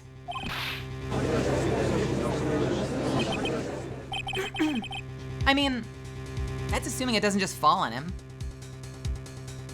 That much certainly is true. Yes, and that's not all. We have proof. Irrefutable proof that will establish that Mr. Wright was the murderer. You do? Well, what is it? His fingerprints. Fingerprints? You mean that the defendant's fingerprints were on something besides the medicine bottle? Let's take another look at the crime scene photo. As you can see, the victim is wearing a leather jacket. And as you may know, leather holds fingerprints quite well. I did not know that. You mean... Yes, it is quite clearly imprinted on the chest area of the victim's jacket. The palm print of the defendant's very own hand. What? I can only think of one way Mr. Wright could have left a print like that. Intent on murder. He squarely pushed the victim toward the severed electrical cable. Order! Order! Order! That is enough! I think we can conclude that there is no reason to continue with this cross-examination. Oh, stick a fork in us. We're done. We're done. Mr. Grossberg. My hemorrhoids never lie. The show is over, Mia. I knew that boy was guilty the first time I saw him. No, you're wrong. Mr. Wright is innocent. No further evidence is required to convince me of this man's guilt. Your Honor! At this time, I am prepared to render a verdict in this case. Hold it! Do you have something further to add, Ms. Fay? Is that what you want, Mr. Wright? You still haven't told us the truth. The whole truth. If you don't say something now, the judge is going to hand down his verdict. But I can't. I just can't say it. If I told you what really happened, then I'd be... It's okay, Mr. Wright. I am your attorney. You can trust me.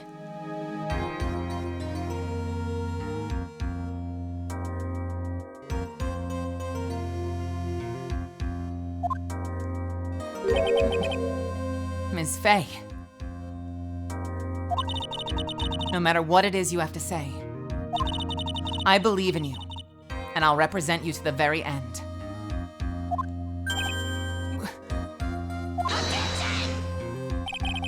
We've already established the defendant's guilt. There's no further need for him to say anything. Wait a minute! Mr. Wright, I'll tell you what really happened. But I've already told you, Mr. Wright. There's no need for further.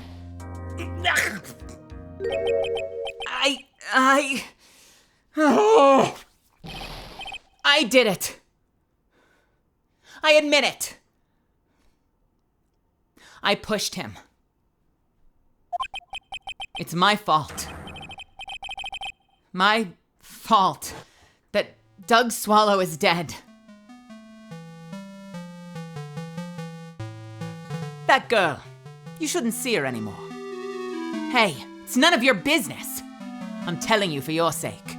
If you continue to see her, it's going to be bad news. You're lying! Just listen to me. There's nothing for you to know about that girl. I'm just making up. I can't do fucking accents.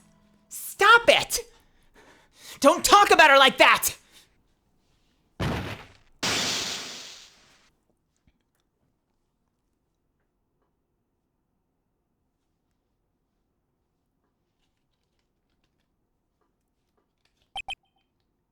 Huh.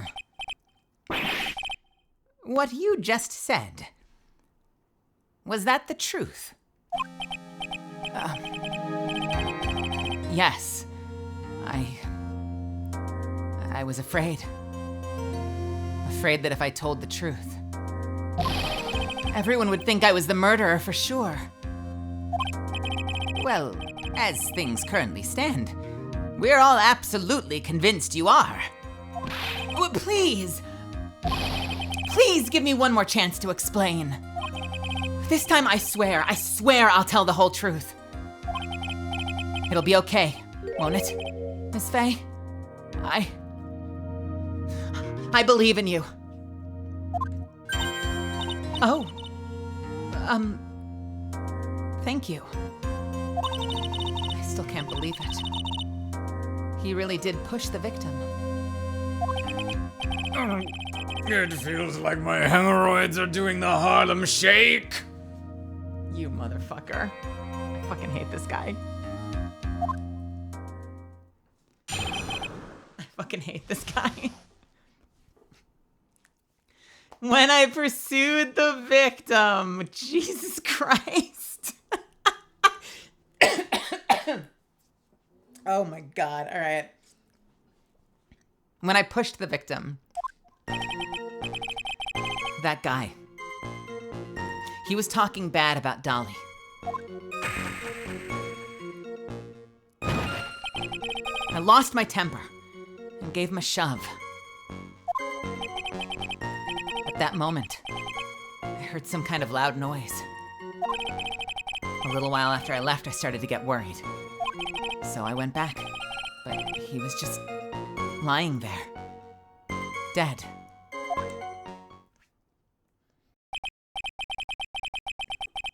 Well, the explanation is really quite simple.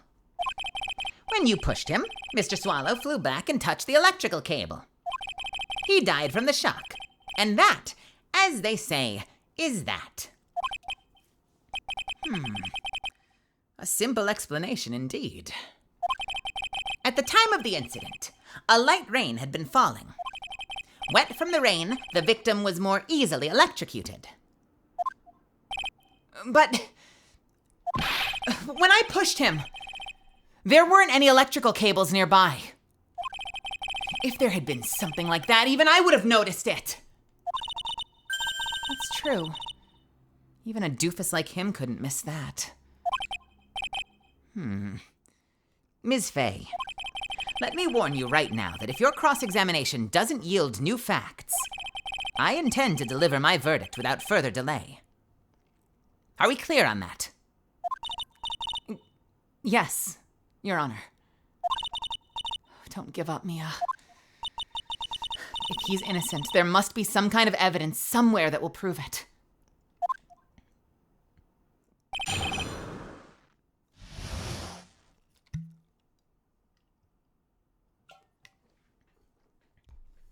And Misfits, we are going to start the next thing, but we are 6 minutes away from an ad, so I'm going to hit the 3-minute button.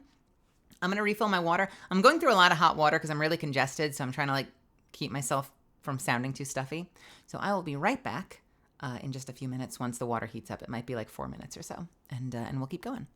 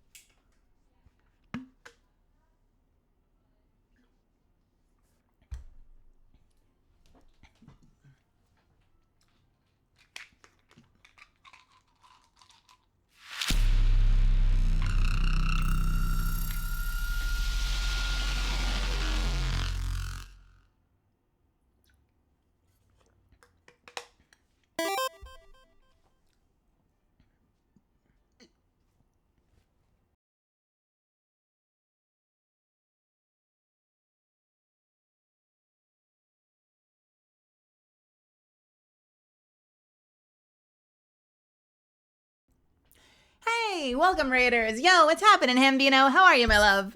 I'm just in the middle of a quick break. I'm refilling my water and stuff. So, make yourselves at home.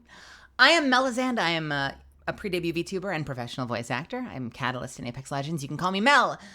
We're doing a bit of a performance stream tonight. I'm doing Ace Attorney and I'm voicing all the characters. It's fun, it's silly, it's anime as fuck. I hope you stick around and watch.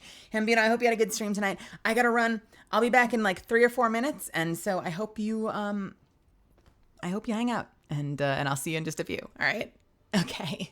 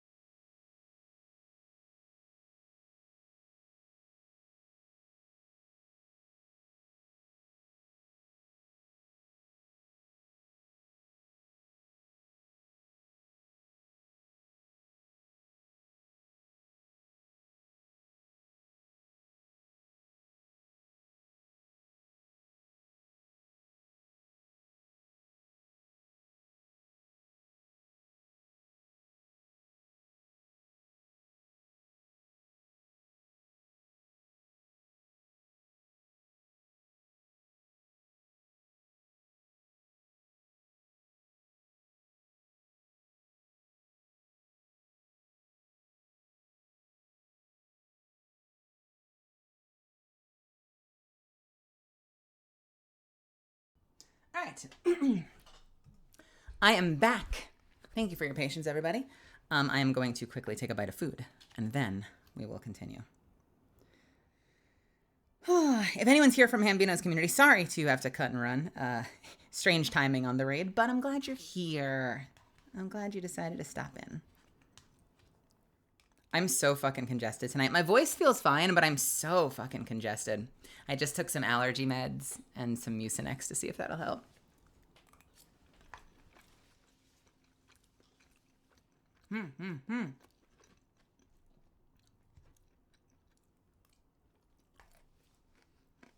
Yeah, what's up with that? How come? It's dumb.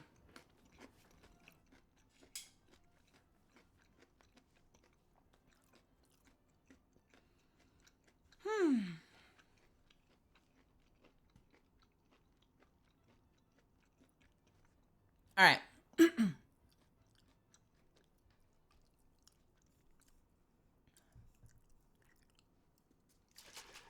We're getting the whole truth, finally.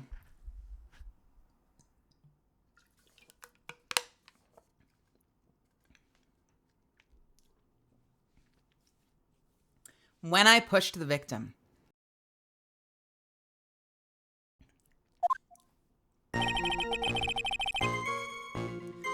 that guy, he was talking bad about Dolly. So what kind of things did Mr. Swallow say to you? He said all sorts of terrible things about Dolly. He said that she was a bad girl.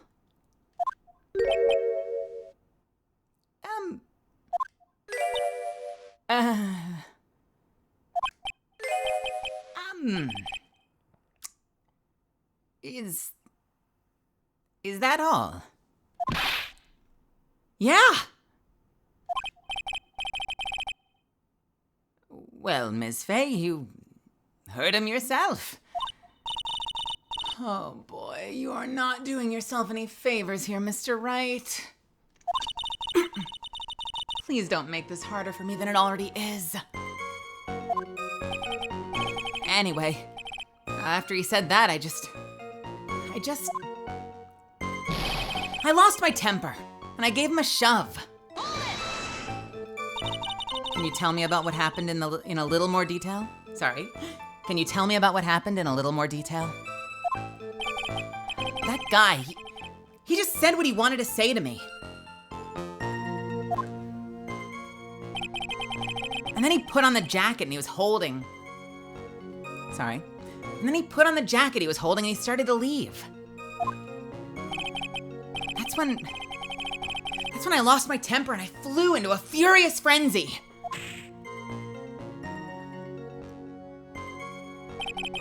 I just gave him a light, gentle shove to the chest.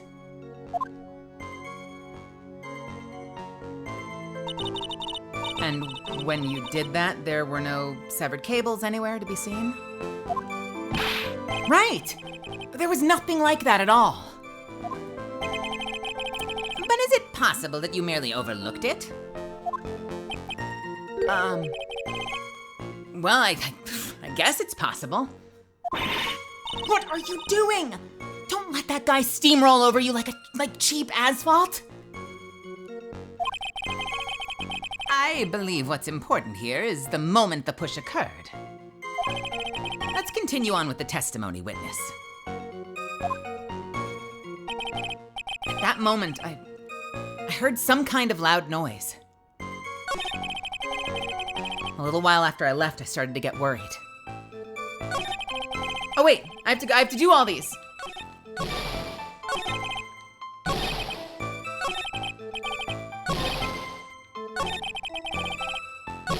Okay. A loud noise? And what would you say that loud noise was, Mr. Wright? I'm not sure. But it was really loud. It was like snap! You know, come to think of it, I wonder what that was.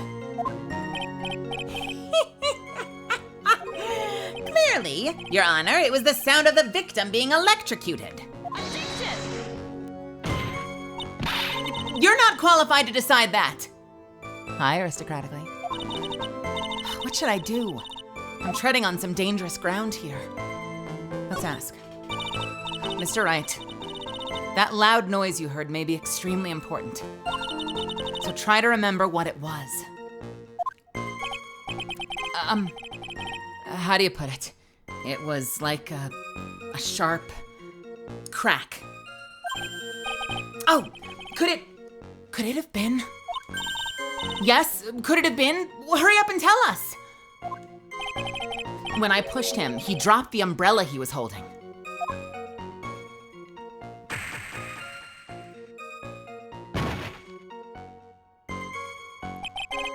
He fell right on top of it and it broke. That was probably the noise I heard.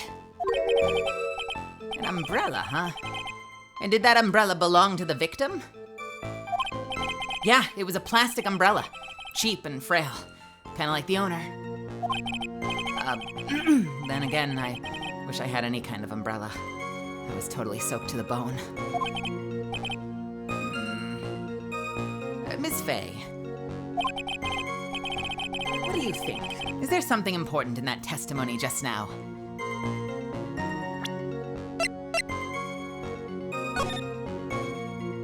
Well, the umbrella is broken, but it's not under him. So I feel like it's important that the umbrella is not under him. Well, this is it, Mia. The new information you've been waiting for. Of course it's important. No, this cheap umbrella is more than important, it's vital. I want to officially have it entered into the testimony. Ha! How perfectly fitting. Flimsy information for a flimsy lawyer. The court agrees to the defense's request. Witness, please add the bit about the cheap umbrella to your testimony. After I shoved him, he fell down on top of his cheap umbrella. Objection! Why didn't you testify about the umbrella from the very beginning? Oh, come on. If I'd mentioned that, I would have been able to counter the prosecution's arguments earlier. What do you mean by that? Take another look at the crime scene photo. According to Mr. Wright, the victim fell on top of his umbrella. However, if you look closely, the umbrella is nowhere near the victim. Actually, it's by the electrical pole. I guess it's kind of hard to tell scale, isn't it? You are absolutely right. The conclusion here is obvious. After the defendant left, the victim moved from where he fell. In other words, after he was pushed by the defendant, Mr. Swallow was still alive. No! Order! Order! Order! The victim, he moved. Mr. Payne, the umbrella in this photo, where is it now? Well, it was collected by the police at the crime scene. I want it presented as evidence immediately. Owned by the victim. Found broken near an electrical pole at the crime scene. But the umbrella could have simply been blown there by the wind. Objection! According to the testimony, the victim fell on top of the umbrella. There is simply no way it could have been blown there by the wind. But I know this matter of the umbrella seems relatively trivial. But as long as the smallest doubt remains, I cannot render final judgment. No! I must say, I still find it hard to believe that a huge hole has been blown in the prosecution's case by the defendant's testimony. The victim fell on top of his umbrella. There was a loud sound when this happened. There is just so many words on that page. Well done, Mia.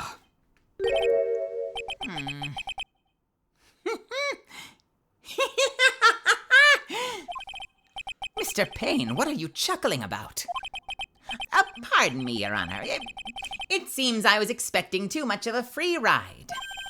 It was foolish to think I could establish guilt through cross-examination alone.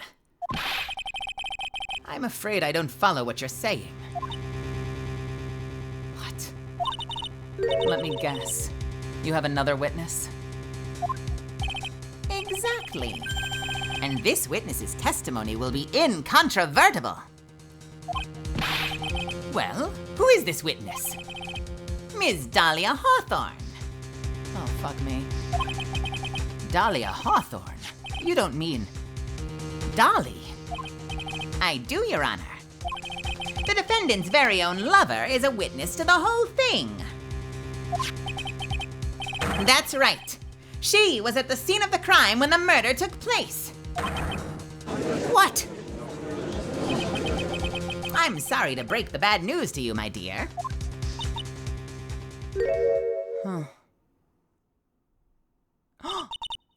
I'm sorry. Wait a minute. What was that little animation? Did you all see that little hair flick? That was so adorable.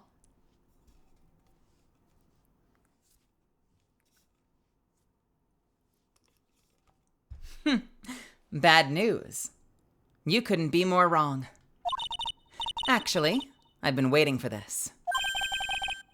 You can't be serious. Mia, what do you mean by that? I think this is a good point for us to stop at. Court will now enter a 20-minute recess. Afterwards, we will listen to the testimony of Ms. Dahlia Hawthorne.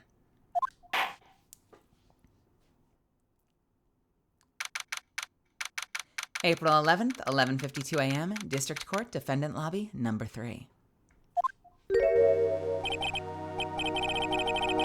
Ms. Faye, I'm sorry about what happened back there.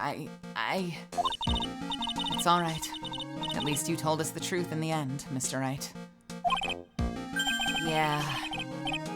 So I guess I can start to relax then, huh? Relax, my boy. You can't be serious. After hiding such important facts. But the next witness is my Dolly, right? She'll save me. I just know she will. Why do you think that?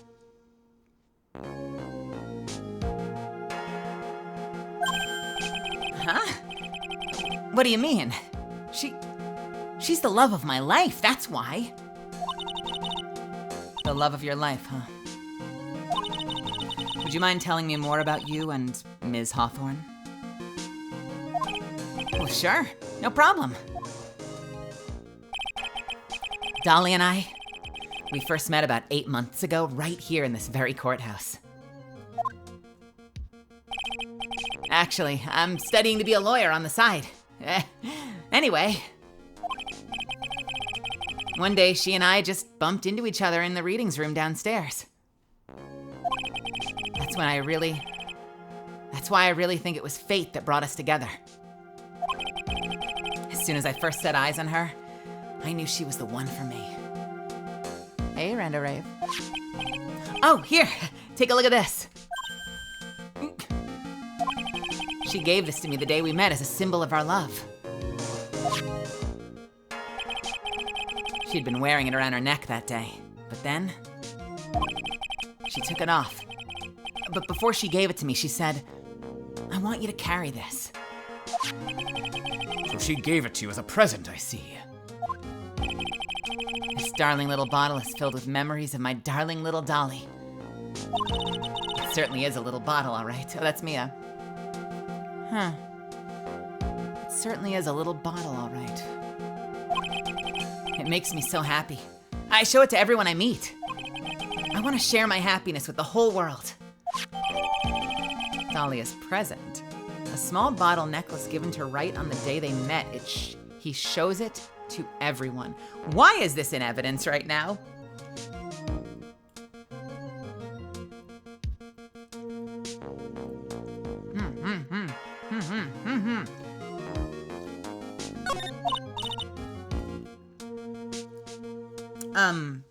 Anyway, so after that, you and Ms. Hawthorne started dating?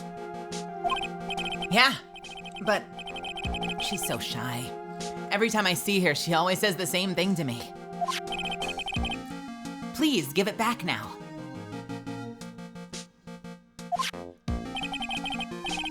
Please give it back now. What a strange girl, asking for a present back like that. By the way, Ms. Wright. Ms. Wright? By the way, Mr. Wright. The day you first met Dahlia Hawthorne, 8 months ago, it wouldn't have to It wouldn't happen to have been on August 27th, would it? Huh? Yeah, it was. But how did you... This happened on August 27th. Right here, in this courthouse. What's this? A newspaper clipping? Let's see. Murder in the courthouse. Murder? What are you reading there? Let me see that. Oh! Matt Engard's music. Why is that playing?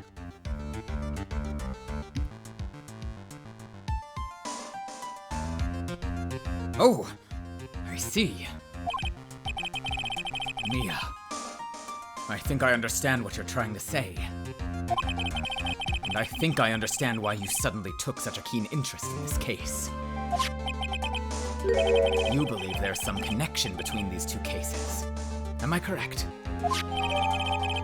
Article from 8/28, almost 8 months ago. I hope you don't mind, Mr. Grossberg. I need to finish this myself. Oh, yes. But I'm afraid what you have will not be enough, my dear. I'll go have a look downstairs in the reading room and see what else I can find. Thank you. I want to do whatever I can to be of help to you, Mia. Well, it looks like recess is about over. We'd better all get moving. I guess so. That recess sure seemed longer than 20 minutes, though. Seemed longer? Is that bad? That the recess seemed longer? I wonder if she thinks something happened.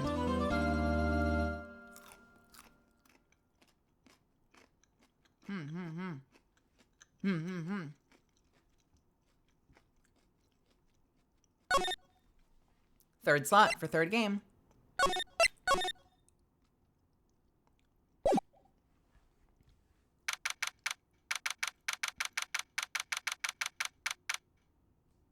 And actually, I'll tell you what. I know we just took one like 25 minutes ago. Let's hit a quick break. You know this happens on my Ace Attorney streams. I'm gonna hit the restroom real quick. I am going to take a few bites of food. Then we'll have a big chunk of time to hopefully finish up the case. All right. So I will see you back here in 3 minutes. If you need to stretch your legs, refill your water, do whatever you need to do. Get cozy, put on your pajamas, and we will be right back.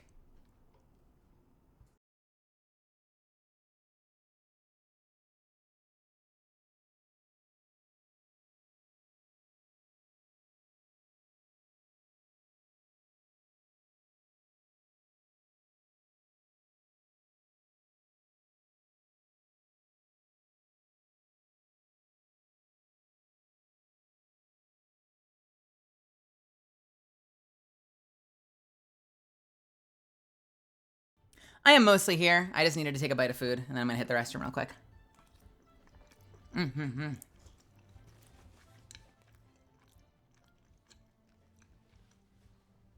having tofu over rice. It's tasting really good tonight.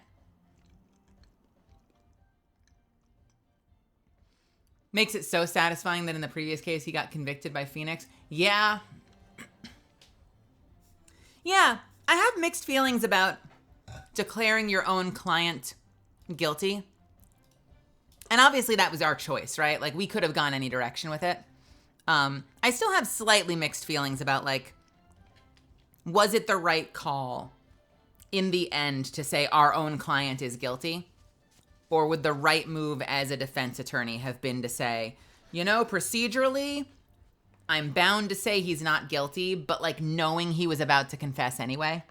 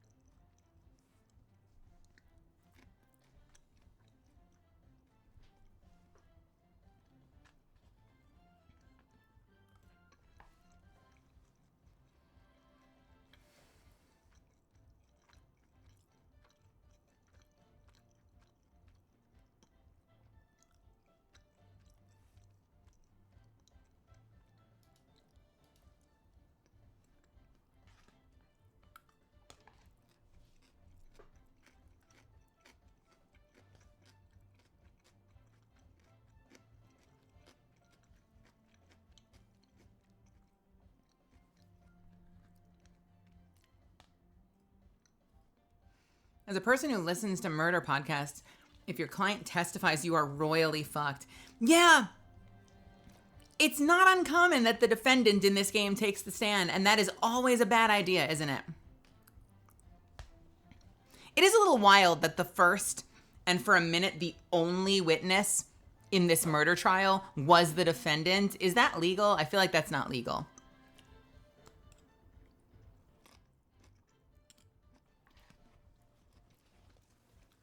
At least it's not smart.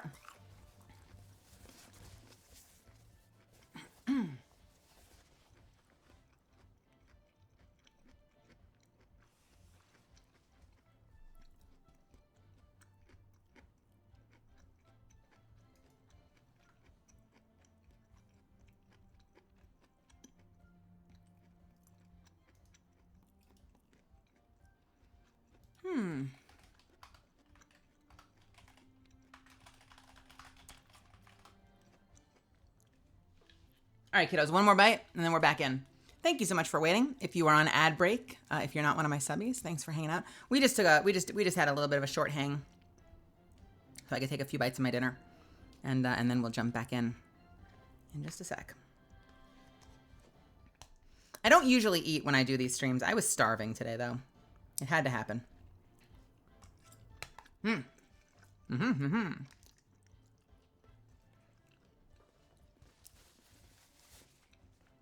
All right.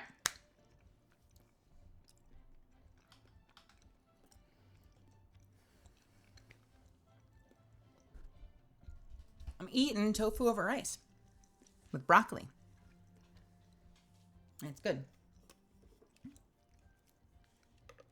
Makes my tummy happy. With bag soup. Yeah, they fucked up the soup.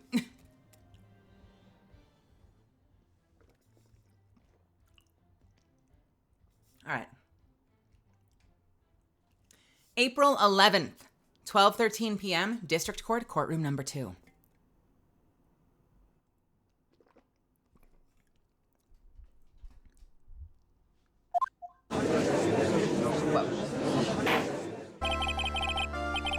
Court will now reconvene. Mr. Payne, please call your witness. This next person is someone who witnessed the crime as it happened. The prosecution calls Ms. Dahlia Hawthorne to the stand. Oh, what am I gonna do for her voice?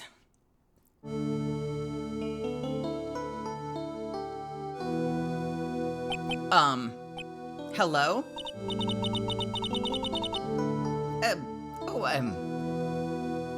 What is with this stiff silence?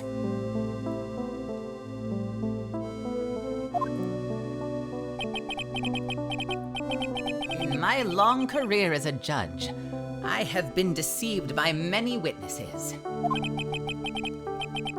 It is my job to doubt, to take no one at their word.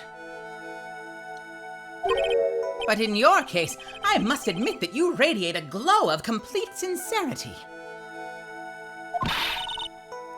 I cannot believe he actually just said that.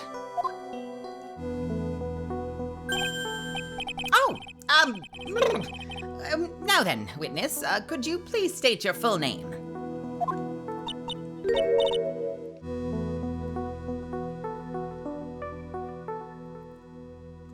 This would be a gag character to have me play this character.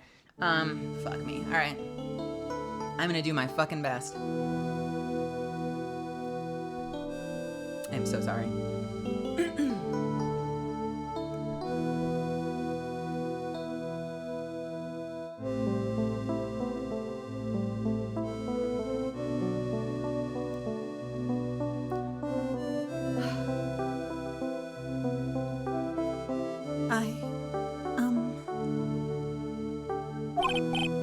Oh, don't worry, sweetie. There's no need to be nervous. If anyone says anything rude, you can be sure I'll cut them right down to size. And I will bash them with my gavel. I love how they look straight at me when they say that. Thank you for calming my nerves.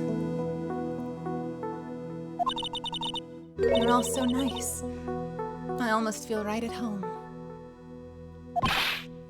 at all. It was nothing.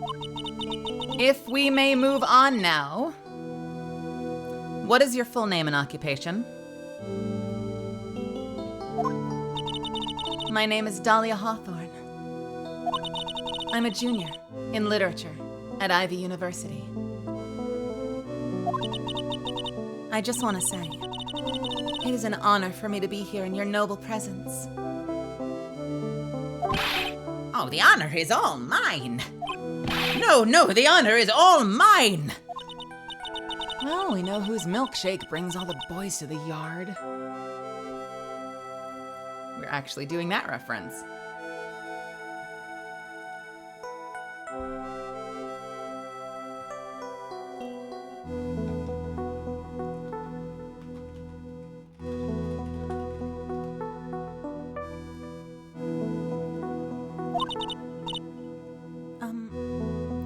Sir?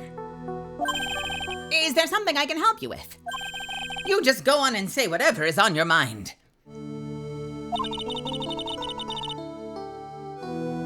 I'm sure there must be some kind of mistake. Feeny wouldn't kill anyone. I just know it.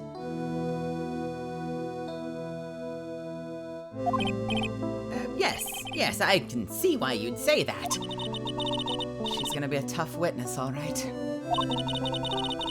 Only took her 12 seconds to wrap them all around her little finger. Now then, please proceed with your testimony. Let's hear about what you witnessed on the day of the incident, if you please.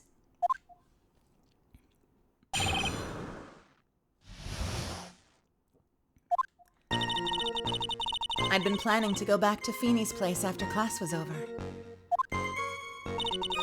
Feeny and Dougie, they were talking behind the building. Then suddenly, Dougie got all wobbly and just collapsed.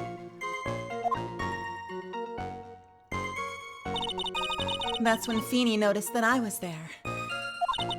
I went to go and find some other students, and they called the authorities. I don't know what to say. Well, according to you, Ms. Hawthorne, the defendant didn't do anything wrong.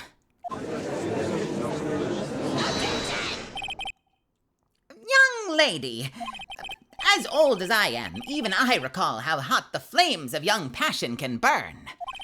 Nevertheless, it is my job to discover the truth. Please, tell us the truth. But I would never. That's more than enough, witness. I won't allow this to continue. What do you mean by that? Please just let me proceed with my cross-examination. Please just let me proceed with my cross-examination, Your Honor. I, for one, don't plan to win my case on a bunch of paper-thin lies. You haven't changed a bit. Mia Fey.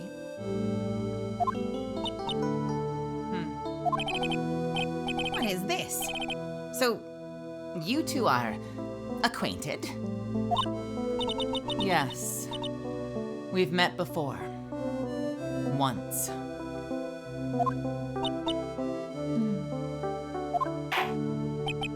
In any case, Ms. Fey, the floor is all yours. It's good to see you too again, Madam Fey. Madam? I am no one's grandma yet, girlie.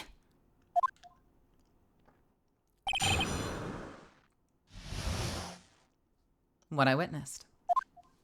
I'd been planning to go back to Feeny's place after class was over. Now, unless I'm mistaken, Mr. Wright, is in the art department? If that's the case, then what were you doing by the pharmacology building? Well, I'm in the literature department. I'm studying Japanese senryu poetry. Oh, how wonderful.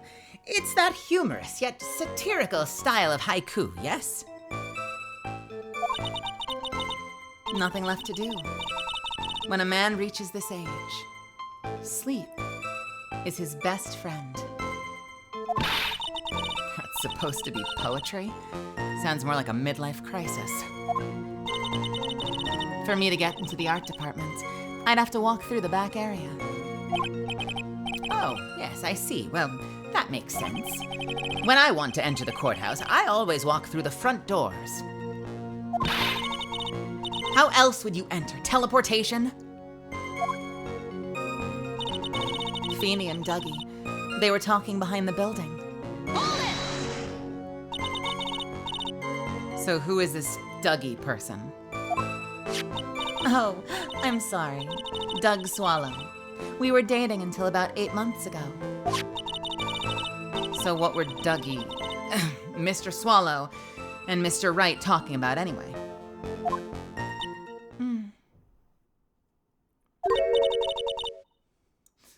How can you be so mean?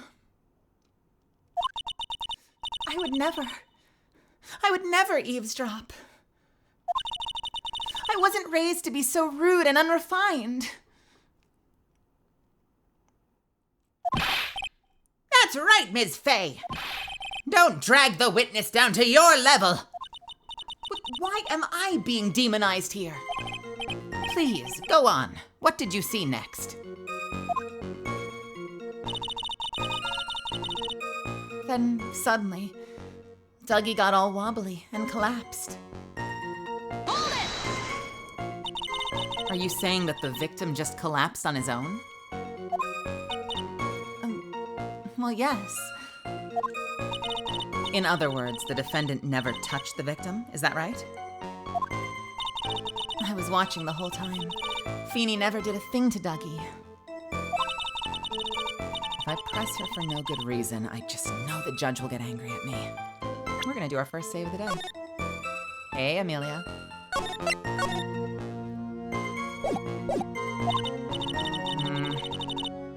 So what should I do about her testimony just now? I think we're gonna show contradiction. Do we have something that says there was a push?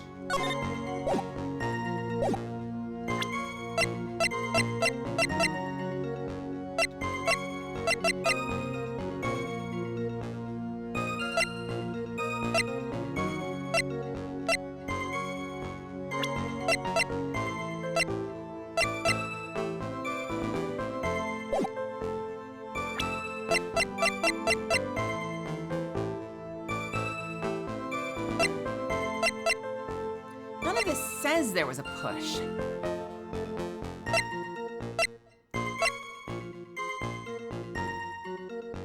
Oh, but the shock. He just fell over is contradicted not by the push, but by the shock. I think.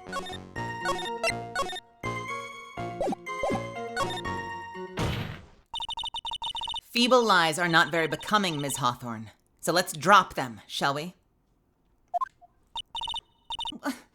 What? I would never. Ms. Fay, I will not allow you to badger the witness.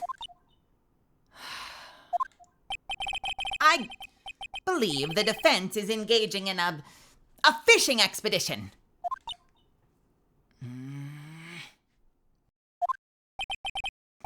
That is, she has no supporting. Please don't glare at me like that. I'm just doing my job. Now then, Ms. Hawthorne. The defendant's palm print was found on Mr. Swallow's leather jacket. It has already been shown that Mr. Wright did, in fact, push the victim. What? There's no need to try to cover for the defendant. It would be much better if you came out and told us the whole truth. There's nothing to worry about, young lady. Just tell us everything that you saw. Yes, Your Honor. I will. If you don't mind, I'd like to revise my testimony.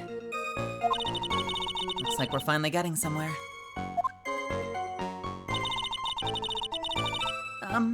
Actually, I didn't see the moment that he pushed Dougie.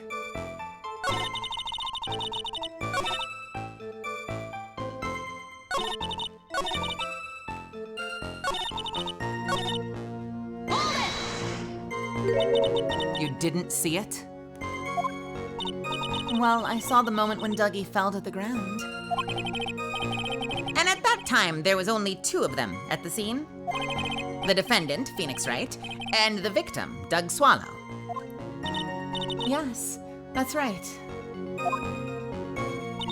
It didn't look like they were fighting, and I didn't hear anything unusual either. So then what did it look like they were doing to you? I thought they were having a nice, friendly afternoon conversation. Oh, give me a break. That's why I really wasn't watching them all that closely. Did you notice anything out of the ordinary at all? No, nothing at all, Mr. Judge. Oh, I like the sound of that. Mr. Judge. Now then, please proceed with your testimony. Hey, Glitch and Go-Go. I went to go and find some other students, and they called the authorities. When you say students, did you mean students from the pharmacology department? Yes, they're all very fond of their drugs. Please try to stay on topic. So, to find some pharmacology students, you went to the lab, correct? That's what I was planning to do, but in the end, I ended up not going. A group of about 10 research students came running out of the building entrance. Somehow they all seemed to know what was going on. The students knew what was going on. But how could the students have known what was going on? Well, I don't know for sure that they knew what had happened. It's just, they all seemed kind of excited about something. It doesn't look like I'm gonna get any more info about the students. Hey, Arnova. Arnova, why was your account suspended? Do I want to know? So did the students call the police? Yes, I think so. I was just so... I was so panicked.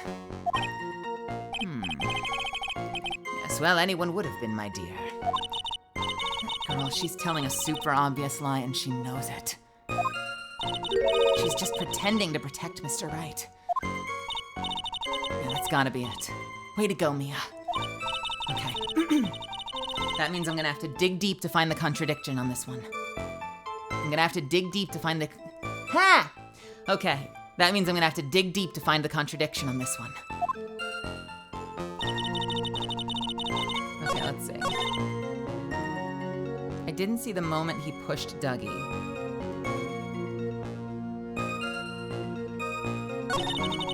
It didn't look like they were fighting, and I didn't hear anything unusual.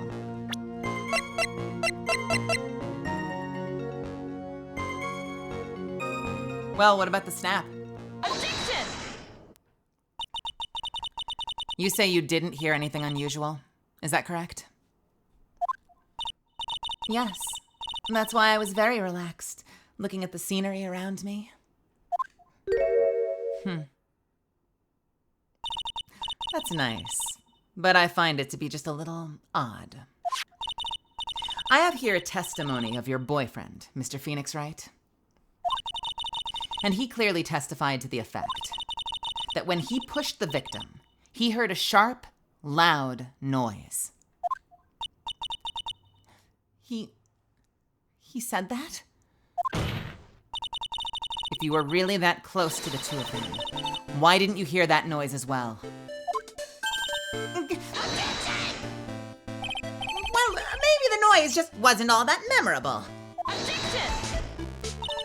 But according to Mr. Wright's testimony, it was a sharp noise like a snap. There's no way a noise like that could fail to make an impression.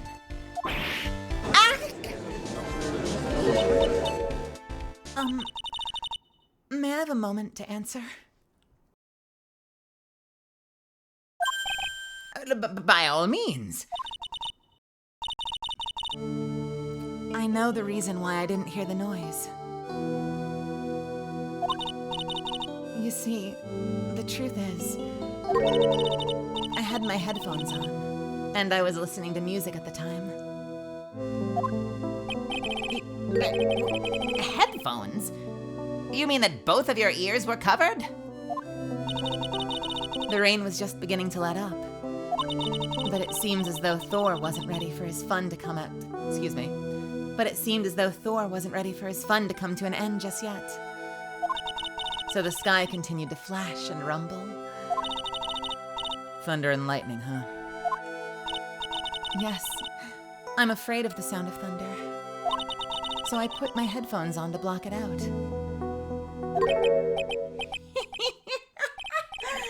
Well, Your Honor, as you can see, there weren't any contradictions in her testimony at all.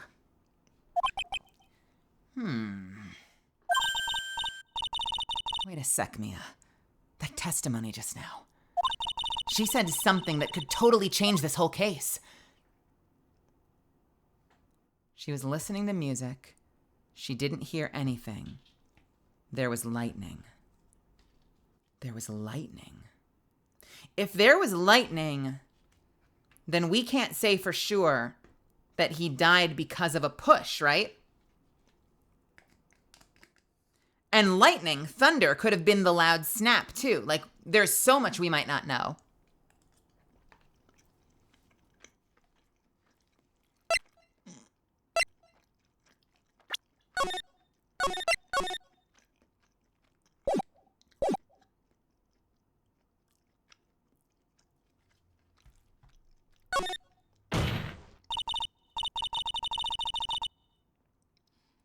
Your Honor, there's a problem with the witness's testimony.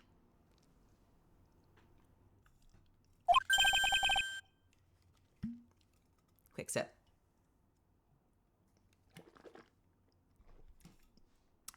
What do you mean? Didn't you notice? She said there was lightning, correct? Yes. What about it? Well, lightning is actually a large discharge of electricity in the atmosphere. Am I right? But now is not the time for a science lesson, Ms. Fay. Yes, Your Honor.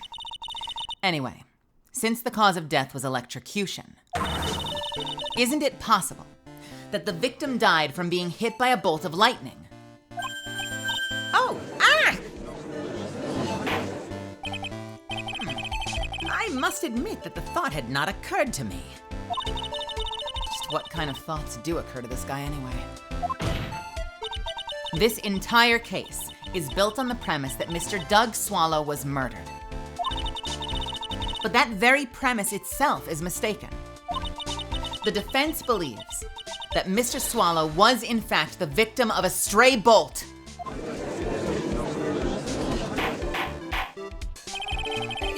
Appears the defense may be onto something.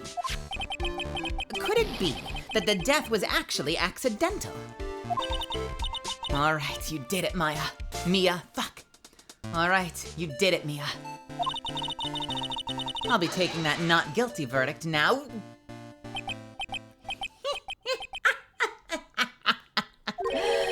I'm hurt that you have such a low opinion of me, Ms. Fay. Huh? I'm not a fool, you know. The prosecution has done its research, Your Honor. We found that there were no lightning strikes on the day at the location. We found that there were no lightning strikes on that day at that location. What? What's more, we have evidence that the electrical cable is definitely linked to the case. Evidence, Ms. Payne. Mr. Payne. Well, what is this evidence? Hey, Jono. This affidavit. And who is this affidavit from? The pharmacology students who were conducting experiments in their labs that day. Allow me to read out to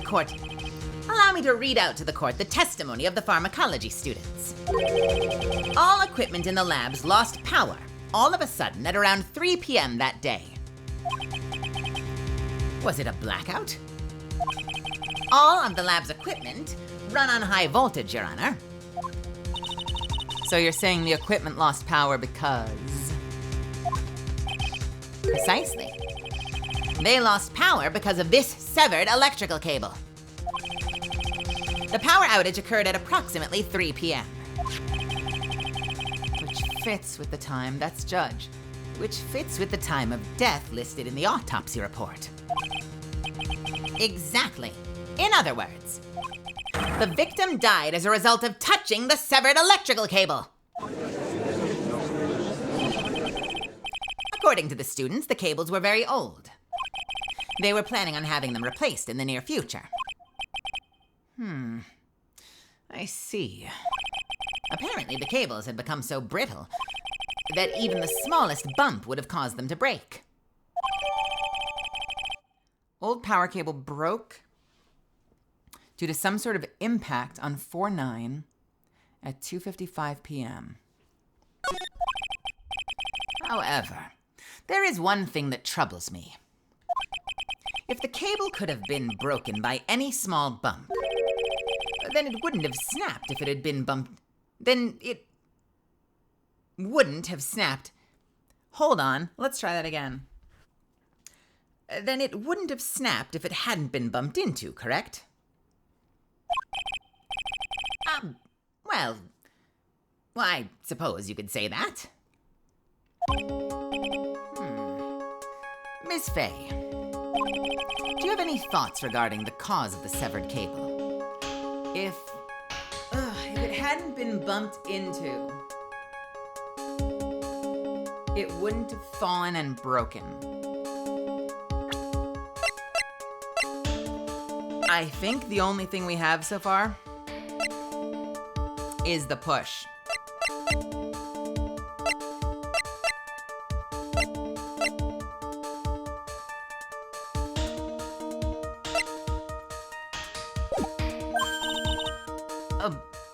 Your Honor? I don't like how this is looking one bit. I have to come up with something to try to regain some momentum. Do I have a badge? I do. Proof of my profession. The first and last time I wore it was a year ago. If it pleases the court, the defense would like to state its opinion. Well then, let's hear it. Who or what was it that caused the cable to break?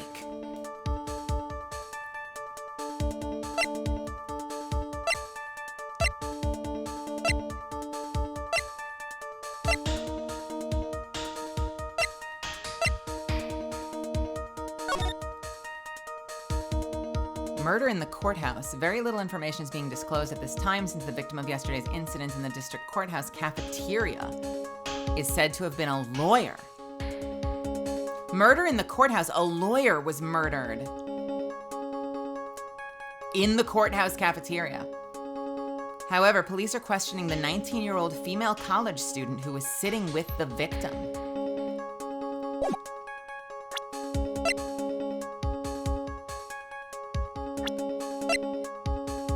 Or what was it that caused the cable to break?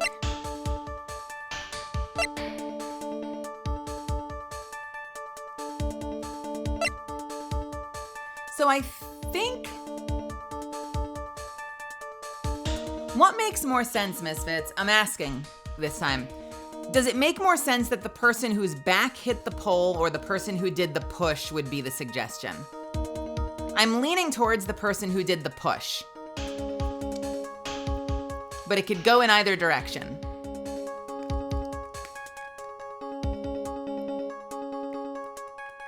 It could be the victim because the victim is whose body actually hit it, you know?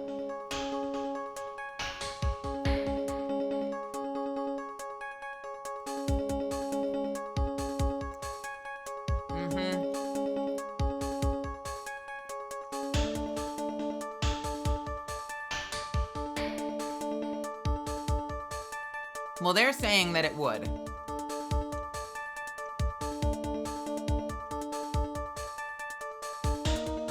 The pusher or the pushee?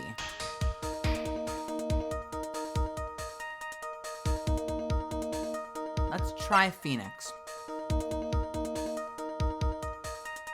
Maybe?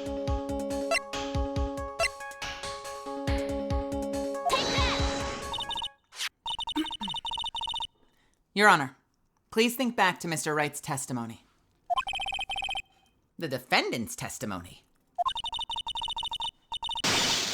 He said that after he pushed the victim, he heard a loud, sharp noise. Now, this happened at around 3 p.m., correct? Yes, that sounds right. Wait, are you saying that? The lab equipment lost power at 2:55 p.m., which fits right in Mr. Wright's timeline. In other words, it was Mr. Wright's shove that caused the power outage. Yes, the prosecution also came to that same conclusion. And it was that very shove that caused Mr. Swallow to be electrocuted. I'm afraid I can't agree with you there, Mr. Payne. What is that supposed to mean? Take a good look at where the victim landed after being shoved.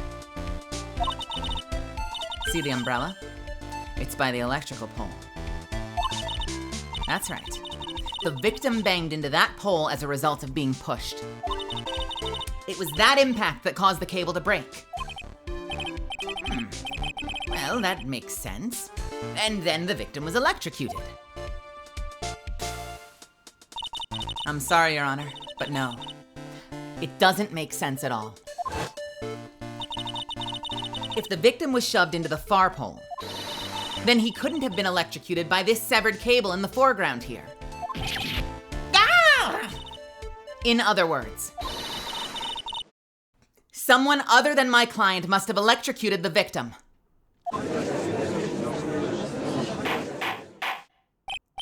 Order! Order in the court!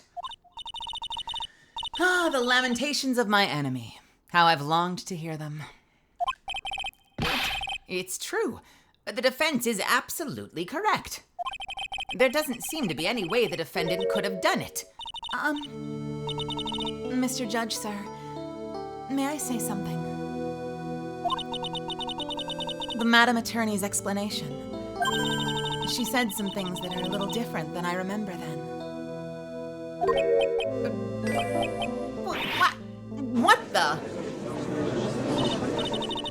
Please, just once more. May I please testify one last time? Please, Mr. Judge?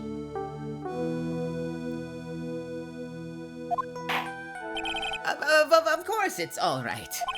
Just go right ahead and give your new testimony. This is it.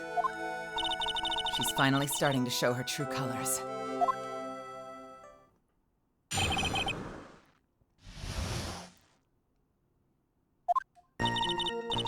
The truth is, Feeney pushed him twice.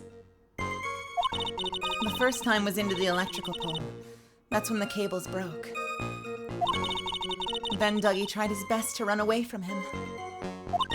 But Feeney caught up and crashed into him from behind. The cable snapping and Dougie being electrocuted. It all happened in less than a minute.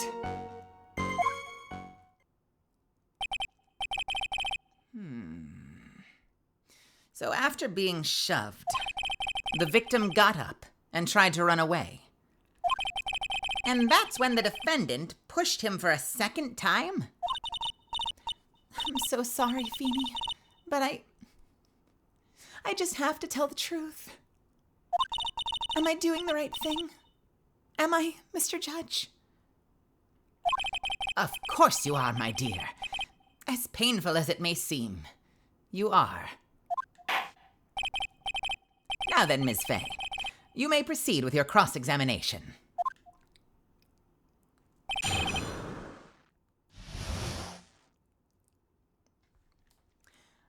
Feeney is Phoenix.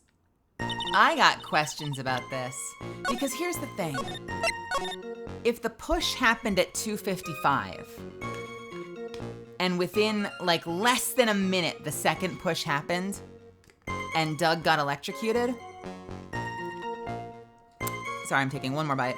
That is contradicted by the fact that his watch stopped at 3:15. So we're saying there's upwards of 20 minutes. 20 minutes from the time that power went out. Like, we should already be bringing that up as a contradiction. 3:05. Oh, was it 3:05? 10 minutes. Upwards of 10 minutes. Yeah, no, that's better. Better 10 than 20. But 10 minutes between the time that power supposedly went out and the time that he was electrocuted. 10 minutes later, and yet she's saying that the double push happened in under 60 seconds? I don't know about that.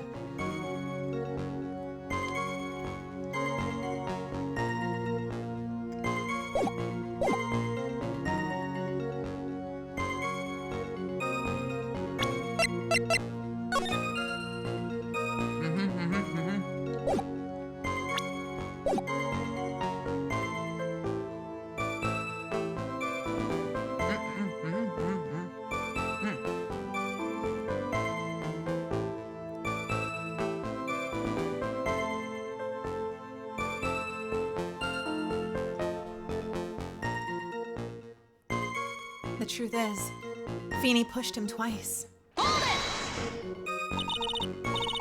Ms. Hawthorne, previously in your testimony, you said the following.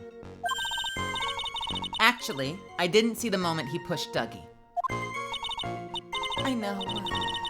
I'm sorry. I wanted to protect Feeney. So that's why you basically lied to the court? I was a bad girl, I know. Mr. Judge. Yes? Would you please forgive little old me? Of course he won't. That's what you call perjury. Oh, come now, it was just a little old white lie. We'll forget it this time, but please be more careful from now on, all right? Oh, thank you so much, Mr. Judge. Oh, not at all. The judge had better be more careful himself. A dark alley is friendlier than that girl. The first time it was into the electrical pole. That's when the cable broke. You're saying you actually saw the victim get pushed into the electrical pole. I know he doesn't look it, but Feeney can be a bit of an imp when he wants to be. Oh, really? But I never imagined that he would cause an electrical cable to break. Feeney really is scary when he gets mad. Yes, he sounds like a very dangerous individual indeed. Then Dougie tried his best to run away from him. So let me get this straight. You were happily listening to music on your headphones while you watched the scene unfold. Well, Ms. Faye, I'll have to ask you to stop badgering the witness. I wasn't happy. I was so scared that I couldn't even move. All I could do was stand there and cheer them on. Cheer them on? Cheer them on? What do you mean by that? Well, I wished the best for them both, and that they would each give the fight their all. That is very sweet of you to be so supportive. And what happened after that? But Feeney caught up and crashed into him from behind. That doesn't sound quite right. There were handprints found on the chest of the victim's leather jacket. Mr. Payne, were there also prints found on the back of his leather jacket? No, there weren't. Madam Faye, may I suggest that you listen a little more carefully? I said that he crashed into him from behind, right? My Feeny wouldn't leave any prints behind in that case, would he?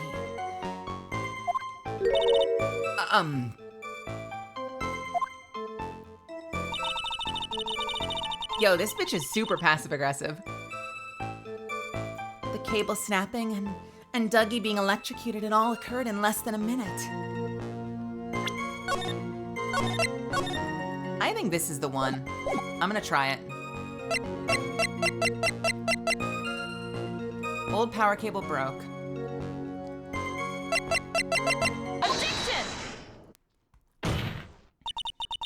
That's enough, witness. I'm afraid I don't understand.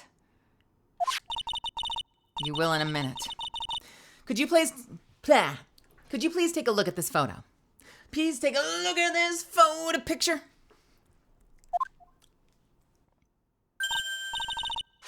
Oh, that medicine.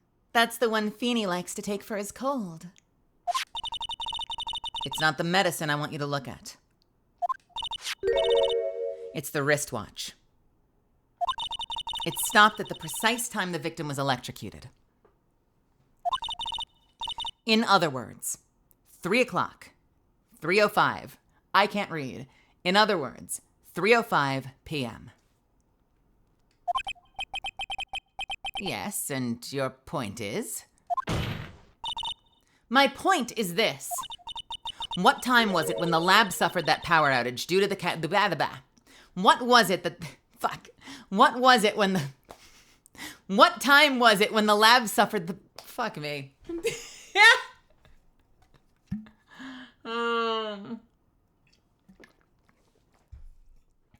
One more time. My point is this. What time was it when the lab suffered that power outage? You suck. You fuckers. You motherfucker. My point is this.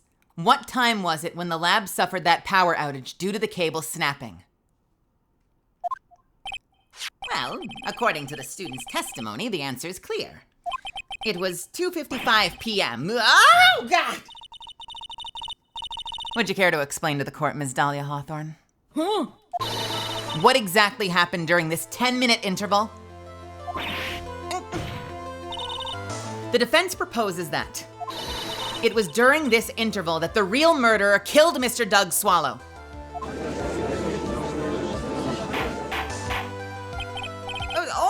Order in the court! What is this all? This is nonsense!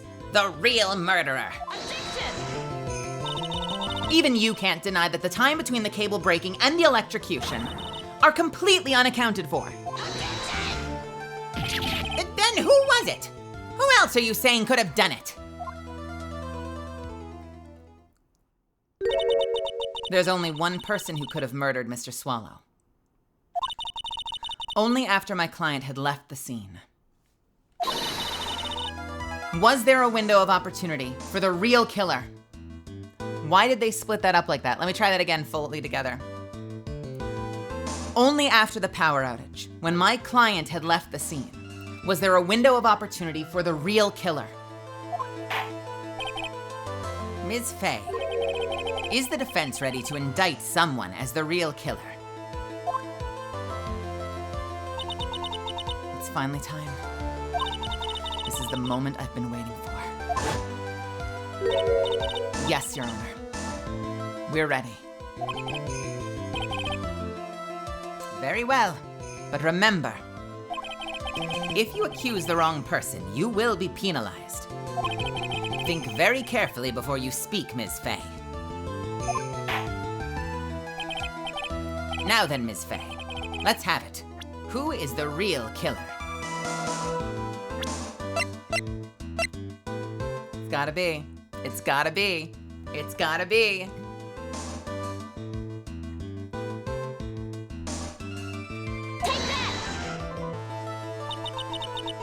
It could only have been you. Dahlia Hawthorne. Blah, blah. Fuck me. It could only have been you. Dahlia Hawthorne.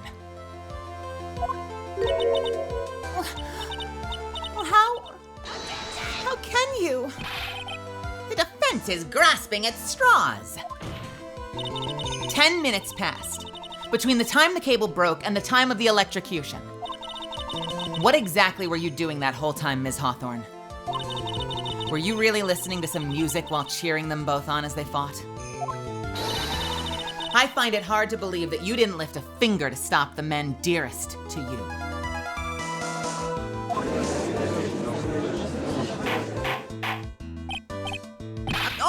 Order! Ms. Fay! What? I mean, why?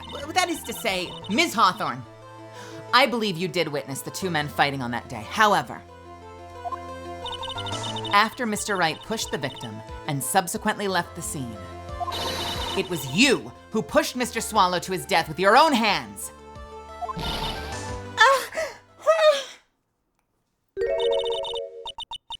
how could you say something so mean, Madame Fay?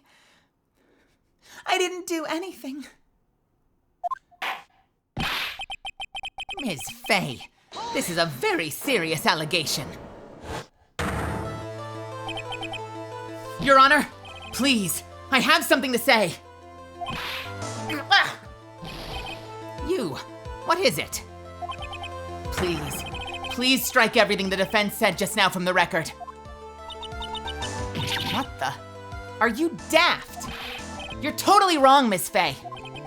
Dolly, she couldn't do something like that. Mr. Wright, get back in your seat. Bailiff, grab that man. Leave my Dolly alone! Sorry, I don't want to do the coughs and the sneezes, so I'm just having him gag the whole time.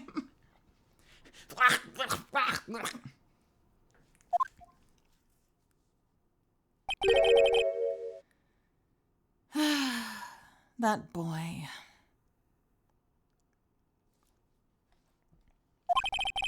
Oh, that's him. That boy. He's gotten himself in way over his head. Oh, Mr. Grossberg, you're back. It seems I've arrived just in the nick of time. I found the police report on that incident in your newspaper clipping. A report on the incident 8 months ago. Thank you so much. This is exactly what I was hoping for. And let's see, what is it? Location, courthouse cafeteria, date and time, August 27th, 4 p.m. Victim, Diego Armando, age 28. Occupation, lawyer. Suspect, Dahlia Hawthorne, age 19. Suspect, Dahlia Hawthorne, age 19. Armando ingested poison while interviewing the suspect regarding another case. Traces of poison were found in the victim's coffee cup. No poison was found in the vicinity or on the No poison was found in the vicinity or on the suspect's person.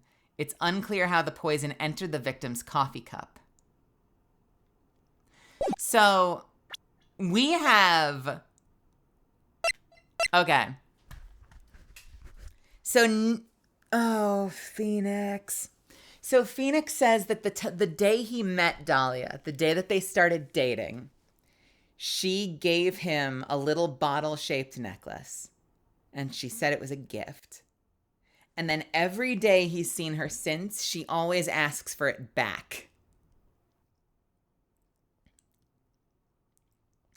So she was getting rid of evidence, started dating him, possibly just for the sole purpose of getting back the evidence. And the whole time they've been dating, she's been trying to get this evidence back from him. And he won't take it off because it's too precious to him. Oh, baby. Oh, fucking Phoenix. He shows it to everyone.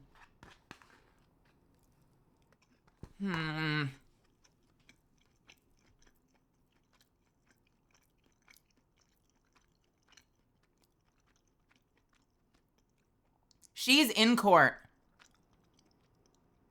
If she was guilty, she's in court with the poison around her neck. She takes a chance, like during a recess in the middle of the trial, to, well, I guess I don't know if she was in court that day, but she was in the courthouse meeting with a lawyer. She poisoned him, is escaping with the poison around her neck, potentially, and bumps into Phoenix and is like, oh, I think you might be the love of my life. Here, have a gift. It's a necklace. This bitch. Thank you so much. This is exactly what I was hoping for. You'd better take a good look at it.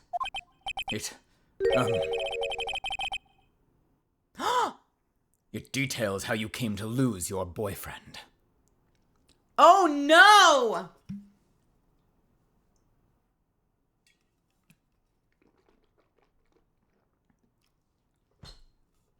And that's why she's on a tear to find the truth, dude.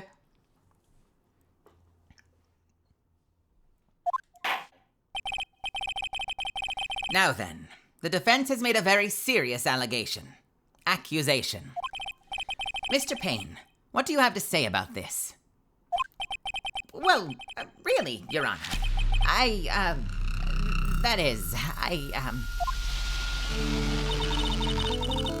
May I interrupt you for a moment, Mr. Prosecutor? Hey, Emoji Slayer. Welcome, Raiders. Oh, don't you worry, my dear. I have this situation well in hand.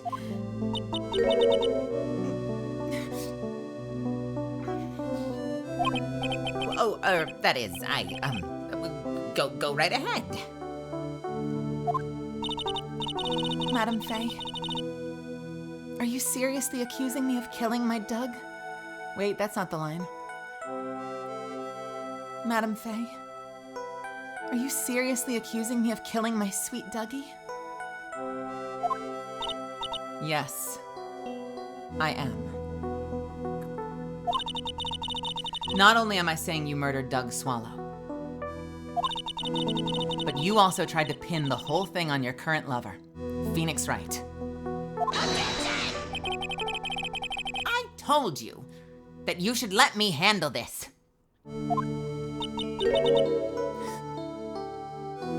Oh!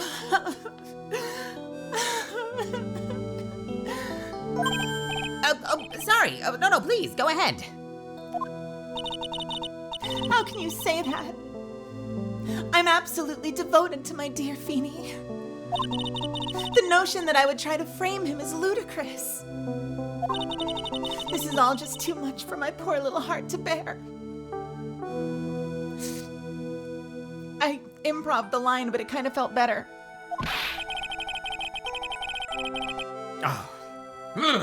I believe that girl is trying to ask what on earth her motive would be. The answer to that lies somewhere in this police report. It must. 8 months ago, an incident occurred in the basement cafeteria of this building. And then, that same day, the two of them accidentally met.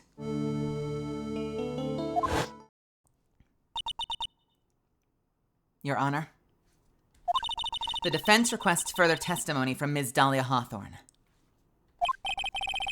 Further testimony? What about? About the events of the day when she first met the defendant, Mr. Phoenix Wright. What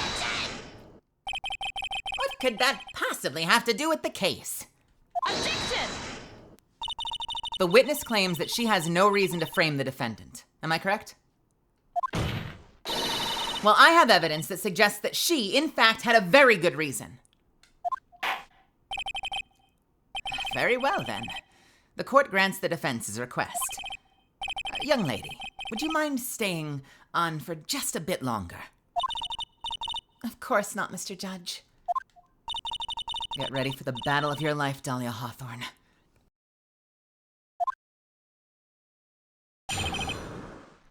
I'm gonna put on a little lip balm. and none of you can stop me. How I Met My Feeny.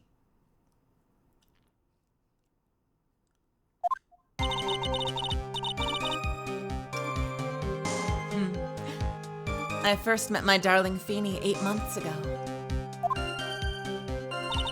It's like we were destined to meet in this very courthouse's basement reading room.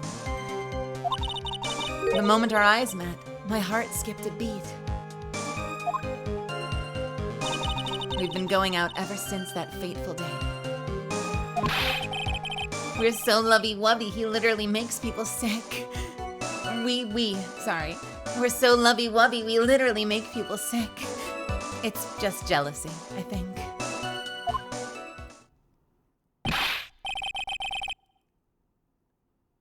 Oh, wait, was that Phoenix? Oh, no. We were destined to meet, and he goes, "We were so lovey-dovey, we literally make people sick." I think it's jealousy, I think. Mr. Wright, do that again and you will be held in contempt of court. And now we enter the final act of our little drama. Haiku, welcome. And I'm so glad you got your print. I hope it got to you safely. I hope you love it. Sorry, let me try it one more time. So she's like, "I like to think that it was fate that we met right here in the basement reading room of this very courthouse." And Phoenix is like, "Yeah, we're so lovey-dovey, like we literally make people sick. I think it's jealousy, though." Phoenix Wright, you are across the room. Get the fuck out of here. As we used to say in the days of my youth, go get her.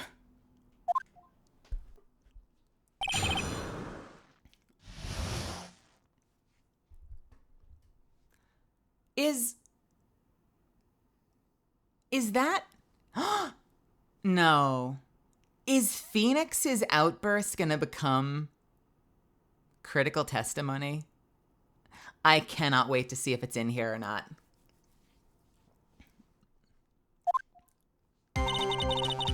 I first met my darling Feeny 8 months ago. So until that time, you'd been dating Doug Swallow? Yes. I'm a real fool, I know. Letting my emotions change so quickly. I'm ashamed of myself. No, not at all. Look at me. I'm infamous for changing my mind. My critics have even taken to calling me Judge Fickle. Hey, that dude, please. Maybe you should look for a different line of work. Despite that, however, he always hands down the correct verdict. That's why some people also call him the Great Judgini. Okay, bro. It's like we were destined to meet in this very courthouse's basement reading room. The courthouse reading room. It's a strange place to meet the love of your life. That's not true, Madame Faye. After all, Feeny was not only an art student, but he was also planning to become a lawyer. I'm not talking about him. I'm talking about you, Ms. Hawthorne. What was a literature student like you doing in a courthouse reading room? This line of questioning is a waste of time. It has nothing to do with our murder case. Ms. Faye, I'm warning you. If this has nothing to do with Mr. Swallow's case. I have to remember the judge is on Dahlia's side. I'd better tread carefully. Should I keep pressing? I want to full send this shit.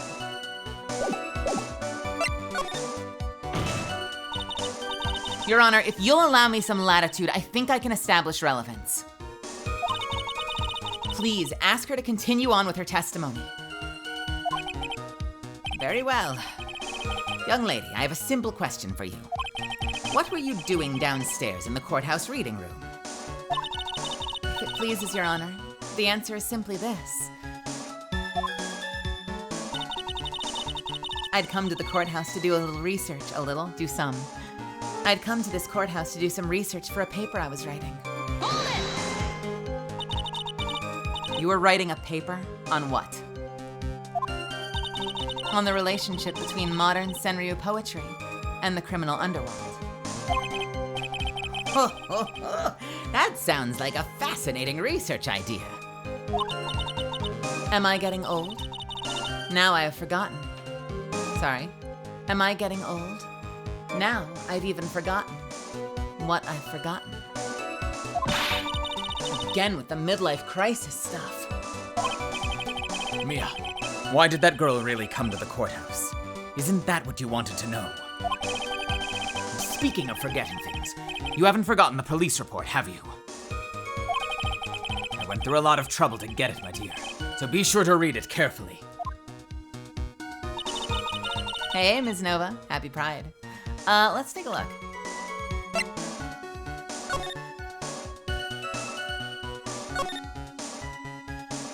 Yeah, I don't think we need it yet.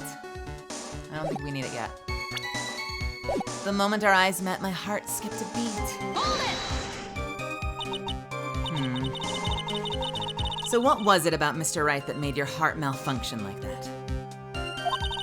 In my personal opinion, he just looks like a typical snotty-nosed college brat. Perhaps to a woman your age. But to me, Feeney is handsome. Perhaps to you, Ms. Hawthorne, but to the rest of the planet, he's a dime a dozen. Love is a mysterious thing, and I object to this line of questioning. If you were to look at my wife, for example, you might all be shocked. He is telling the truth. It is truly, truly shocking. What is wrong with this dude's wife? Beautiful mushroom, growing tall in the darkness. It comes from cow dung. That's the poem that best describes how I feel about my Feeney. Wait, what? What the fuck? Oh my god. Ugh.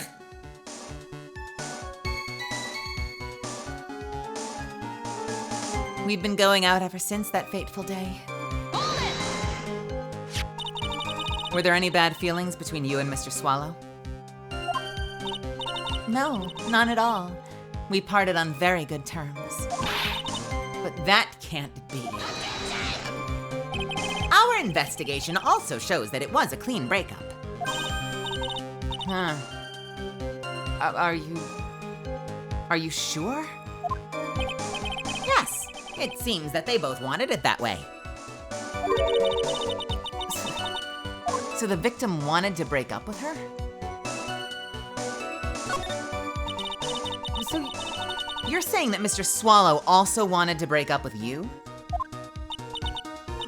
Well, you see... What a cruel thing to ask a lovely young lady like this. By the way, I have never once considered leaving my wife. No one cares, Mr. Payne. What the fuck? No one cares. Oh my god, savage. What the fuck?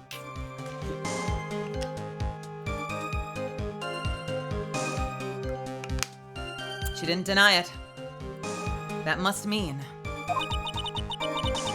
Doug Swallow must have seen through her little act. He must have gotten a glimpse of her true nature. Listen to me, Mia. That woman has the judge in the palm of her hand, you see. So the only way to discredit her is to find a contradiction in her testimony. All right, let's see. I know. District Courthouse Cafeteria. Okay, suspect, age 19. Armando ingested poison while interviewing the suspect. Does she see? Did she see? Hey mods, we can lighten that. Careful with spoilers, my lovely misfits. We can drop that. I just need to. If any of my mods are actually in chat. Okay, so here's the thing. It says she was in to be interviewed by a lawyer. I might be the only person here. Okay,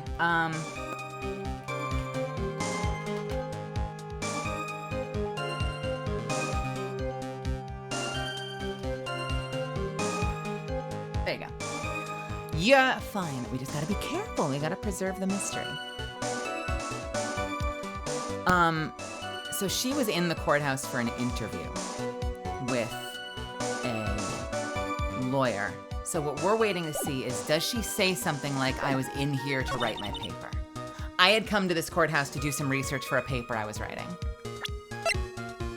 Objection! Yeah, there we go. Ms. Hawthorne, you weren't here because of your research paper, were you? Didn't you actually come here for a much more important reason?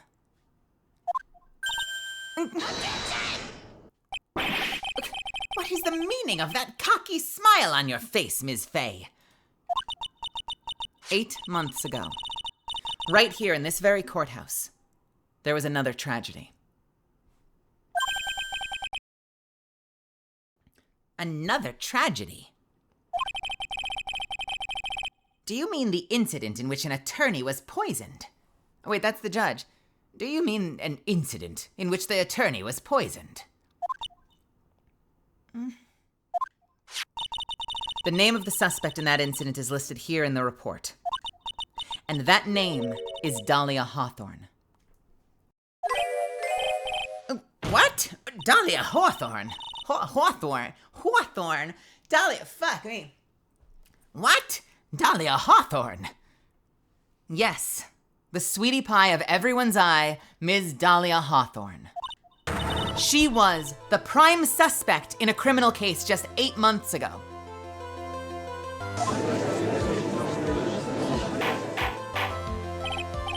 Order, order, order! This is unbelievable.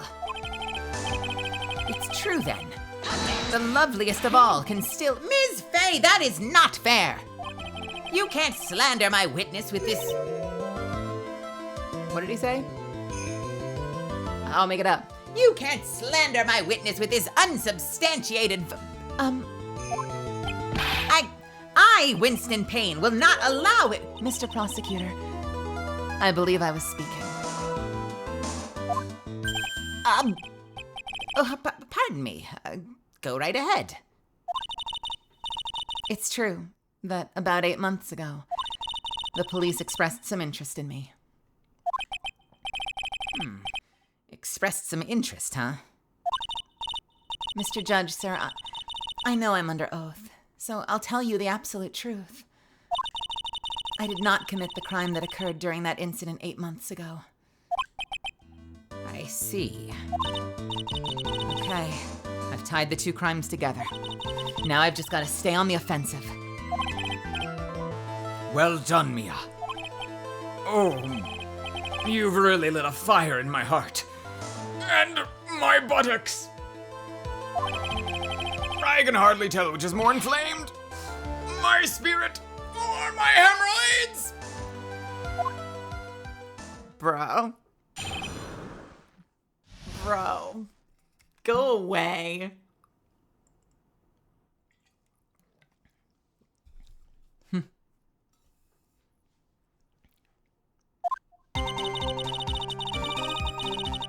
I met a lawyer who was poisoned to discuss. Got it. I met the lawyer who was poisoned to discuss something in the cafeteria that day. I left my seat for just a moment, and that's when it happened. From what I heard, it was a liquid poison that is lethal at just 2 teaspoons. Not only that, I heard it was a very special kind of poison. So you see, I'm innocent. I wouldn't even know where to get poison like that. Why do you know all this then? Was that like in the paper or something?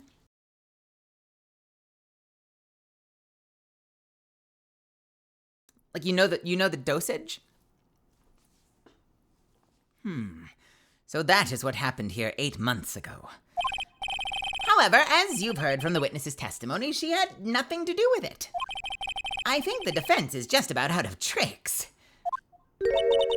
I'm terribly sorry, Mr. Payne. But I'm afraid the defense has many more tricks up its sleeve today.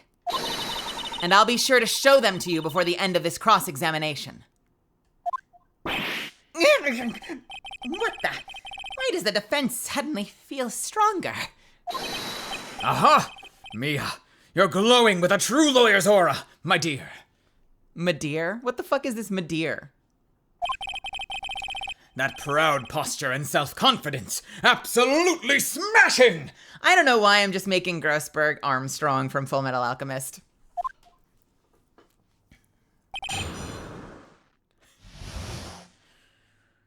That lawyer's pointer finger has been in my family for generations!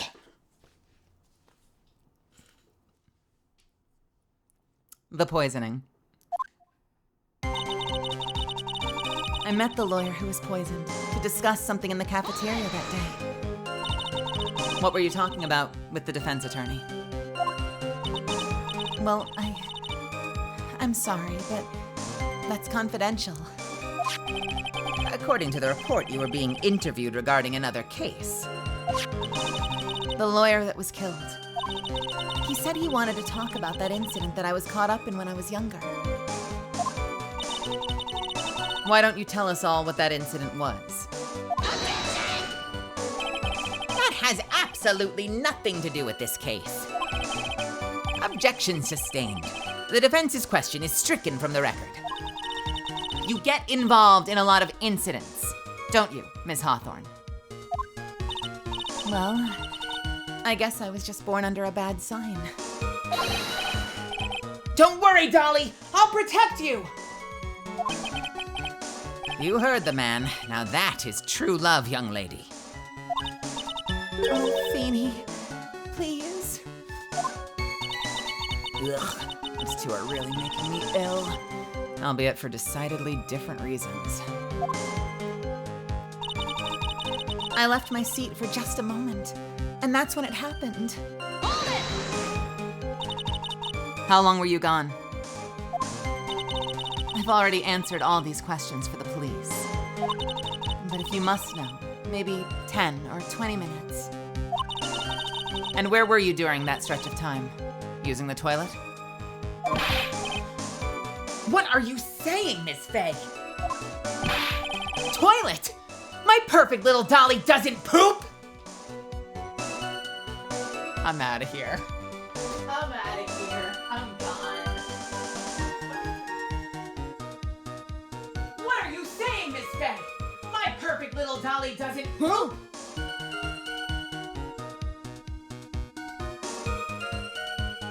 Oh, fuck me. Yeah, girls don't poop, they shit.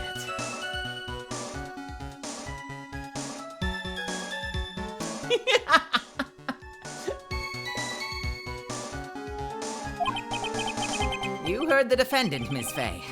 Better luck next time. Oh, Feeny, please. The police have already looked into this whole matter. This line of questioning is nothing but a waste of the court's time. Objection sustained. Ms. Hawthorne, please continue your testimony. Oh, yeah? What you got? What you got? Thank you for the bits, Moldy Lomain. What you got for me? I'll take a bite.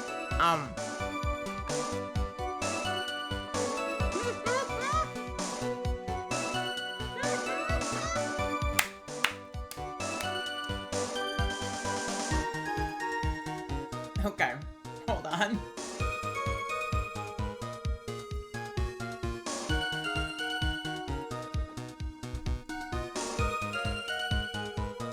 Order! Order! Order in the court! One more outburst like that and I'll have you taken out. Taken out? Does he have like an assassination force? I'll have you held in contempt. Damn, girl. Do you poop with that ass? Damn, girl. Do you poop with that ass? Ho, ho, ho. Damn, girl. Do you poop with that ass?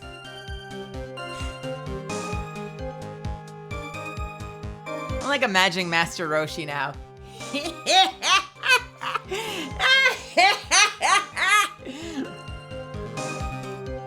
Ms. Hawthorne, please continue with your testimony. From what I heard, it was a liquid poison that is lethal at just 2 tablespoons. It's just two itty bitty tablespoons. From what I heard, it was a liquid poison that's lethal at just 2 teaspoons. Hold it! About how much liquid is 2 teaspoons? Teaspoons! Teaspoons! What is wrong with me tonight? Fuck me! Alright. Let's take that whole thing again. Teaspoons. Teaspoons. Alright.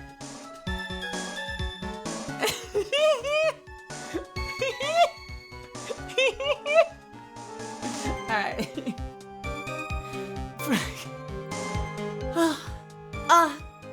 Gasp. Ack. Titter. Swoon. From what I hear, it's a very special poison that's lethal at just 2 teaspoons. Tablespoons. Tablespoons.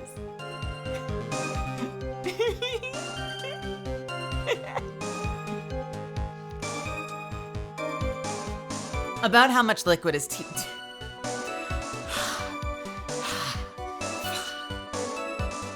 Okay. Ah!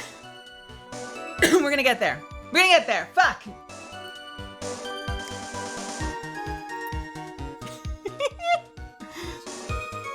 Ms. Hawthorne. About how much liquid is 2 teaspoons? About how much liquid is 2 teaspoons? Well, let's see. My bottle of eye drops says it's a half fluid ounce, which is equal to 3 teaspoons. So it's about 2/3 of that amount, huh?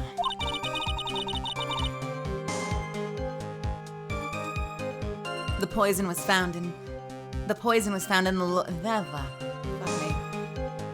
I'm done. I'm gone. The poison was found in the lawyer's mug of coffee. It must have been after I left the table. Someone must have quietly slipped it in there. Not only that, I heard it was a very special kind of poison. A special kind of poison? How so?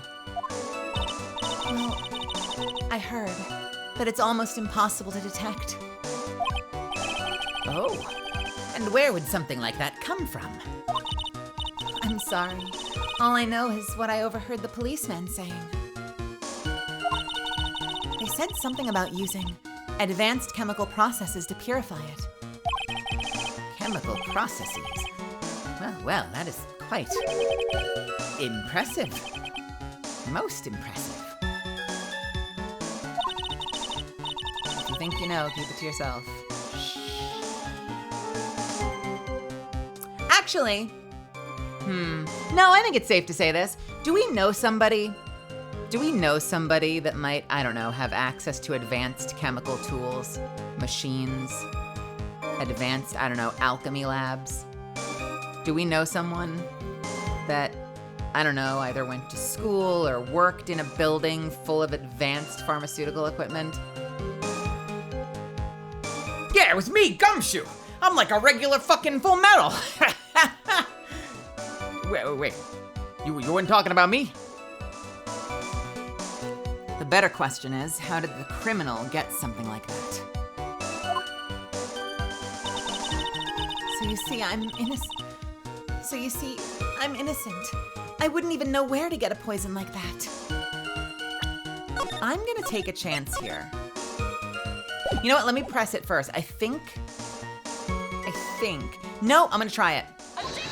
That was not what I meant to press! Fuck me! Stop it! Wrong! Alright. Fuck yeah. You wouldn't know how to get that kind of poison? I don't believe you. What? In fact, you had easy access to that kind of poison, didn't you? At your boyfriend's lab. Boyfriend? You mean the victim, Doug Swallow? That's right. Up until 8 months ago, Ms. Hawthorne was dating Mr. Swallow. And if you'll recall, Mr. Swallow was a pharmacology student at Ivy University. Pharmacology? His laboratory contained highly advanced chemistry equipment. In fact, without such equipment, the culprit could never have obtained such a rare and special poison. Well, Miss Hawthorne, it seems you had access to such a poison after all. And then it was just a matter of time. And then it was a matter of slipping it into the victim's coffee when he wasn't looking. The only person who could have done that was the one sitting at his very table. You! No! Order! Order! Order! Could it be? That's nothing but a baseless accusation! May I say something, Madam Fay? What is it, Ms. Hawthorne? The amount of poison in the coffee was 2 teaspoons, correct? In order to carry that much liquid, you'd need some kind of container. Well, yes, that's true. I was searched immediately after the incident took place. Quite true. In fact, the entire courthouse was turned upside down. But they didn't find a suspicious container anywhere, did they? She's right. They even mentioned that in the report. Well, you could have easily gotten rid of something that small. Excuse me, madam, but this is a court of law. If you're saying I threw the poison container away, I think you need to show some kind of proof. Proof? Oh, she got me good with that. Provide some evidence or I'll have to disallow. Provide some evidence or I'll have to disallow this line of questioning, Ms. Fay. Unless we can come up with some evidence, we're going to lose this lead. The police conducted a full-body search of Dahlia and the entire courthouse. And yet the container holding the poison disappeared right after the crime occurred. If you're going to accuse the young lady of committing the murder, then where is the container the poison was carried in? What happened to it?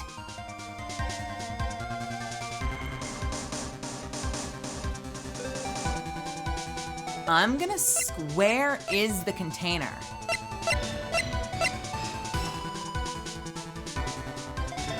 It's either gonna be this or it's gonna be right. Let's try this first.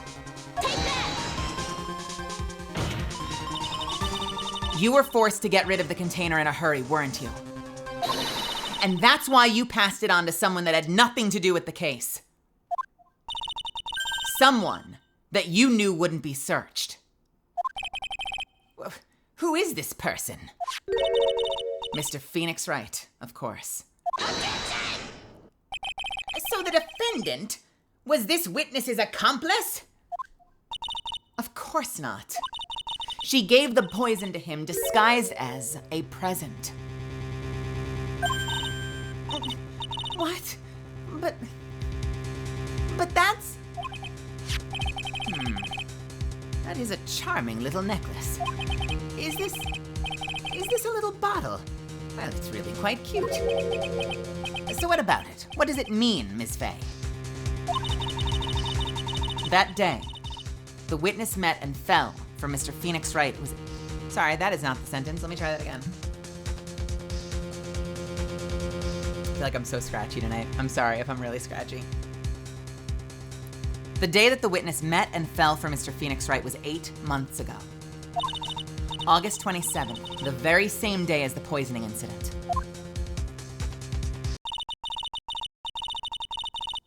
Under the pretense of love, the witness gave my client a present. All for the purpose of hiding the one piece of evidence that would have given her away. What? Are you saying that there's deadly poison in here? No, there's no longer any poison in that bottle. However, I'm certain if the crime lab were to analyze it, they would find a trace amount. No!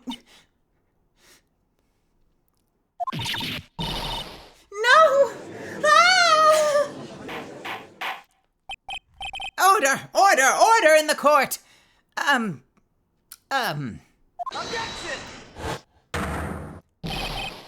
behalf of Dolly, I object! Mr. Wright, control yourself. I won't let you bully her like this! Mr. Wright, I thought I told you to stay in your seat. Mr. Wright, why? Why are you going through so much trouble to protect her? Why? Because I'm madly in love with her.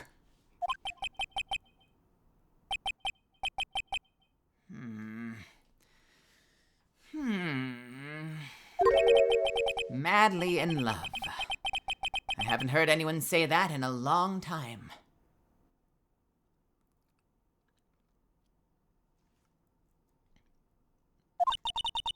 Mr. Wright, have you ever thought about this?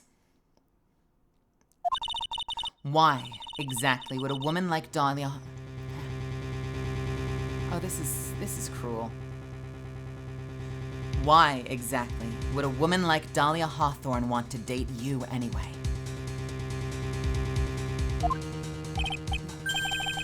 Well, I guess she must be madly in love with me, too. Mr. Wright, please open your eyes. At this point in the trial, I think it should be obvious to everyone. The real reason that Dahlia Hawthorne is dating you is...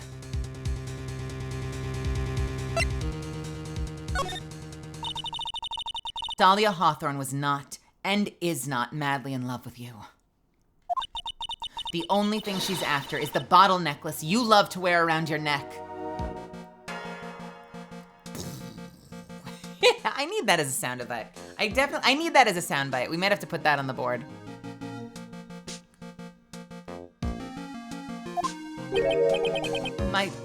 My necklace. Back there in the waiting room. You said it yourself. Yeah, but she's so shy. Every time I see her, she always says the same thing to me. Please, give it back now. What a strange girl, asking for a present like that back.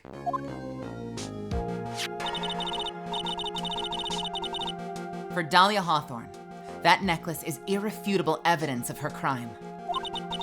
That's why she absolutely had to get it back. You're lying. But you never gave it back to her. And to make things worse for her, you insisted on showing it to everyone you met. That's why she...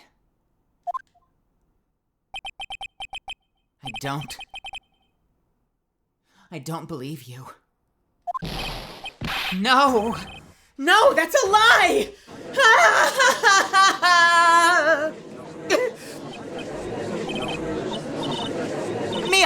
Mia, all right. Where is it? Is the defendant? Where'd the defendant go? Bailiff, get the bailiff! What the fuck just happened? What just happened? Eek? Okay, wait a minute. Let me break that apart, piece by piece. No, you're lying! And then Mia goes, and then we hear, what? Miss Faye, Mia, are you okay? Where's the defendant? He ran! Bailiff, get the bailiff! I think that's what just happened.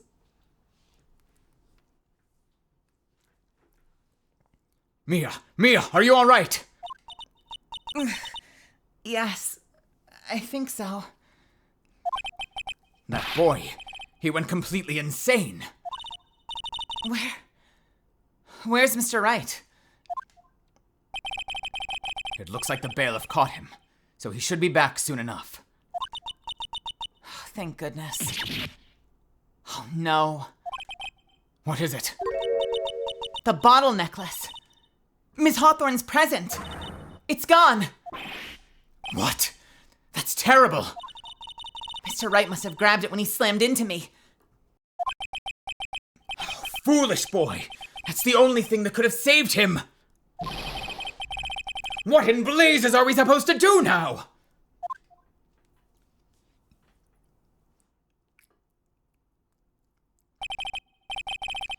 Mr. Wright, this sort of behavior is unprecedented in the history of this court.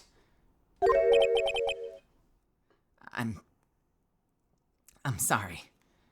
I'm afraid your apology is not enough. Mr. Wright, what did you do with the bottle necklace? Forgive me. I'm sorry. It's okay, just give back the necklace.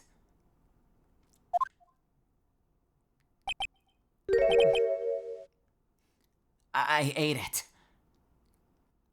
You piece of shit. You fucking idiot. You literal imbecile. You absolute fucking buffoon. You literal muppet. You degenerate clown. You unscrupulous baboon. I fucking swear to God.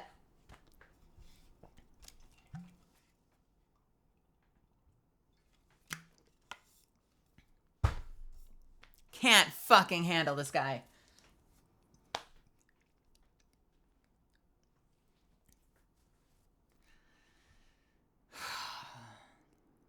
Yeah, right. He's like, wait a minute. Girls don't poop, but I do. Hing! Hing! I ate it. You what? You ate it? It was too big to swallow, so I had to chew it into little bits first, but yeah. I had to chew a bottle?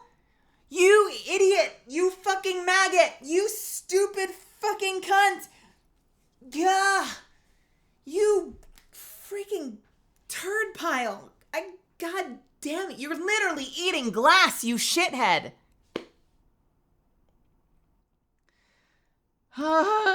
This is why he's the way he is. This is literally the origin story of like every case from here on out. Why does he lie his way to victory? Why does he never know what's going on? Why is he always flying by the seat of his pants and barely winning his cases? It's because he ate glass.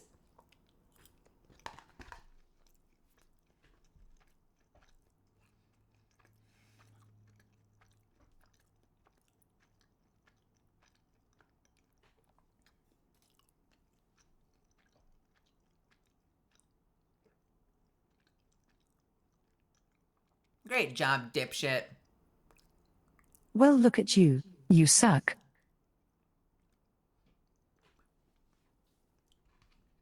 This guy's fired. He can take general counsel or whatever the fucking like court assigned fucking counsel. Fuck this guy.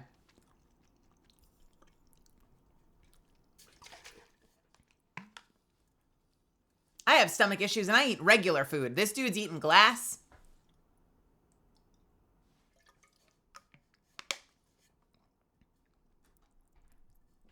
All right.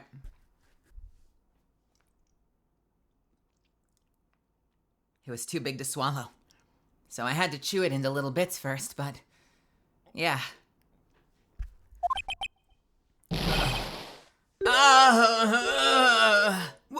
What the? What? What is he doing now? Your Honor, you have to stop the trial. Mr. Wright, are you feeling okay? Does your stomach hurt? That bottle you swallowed may have had some poison left in it.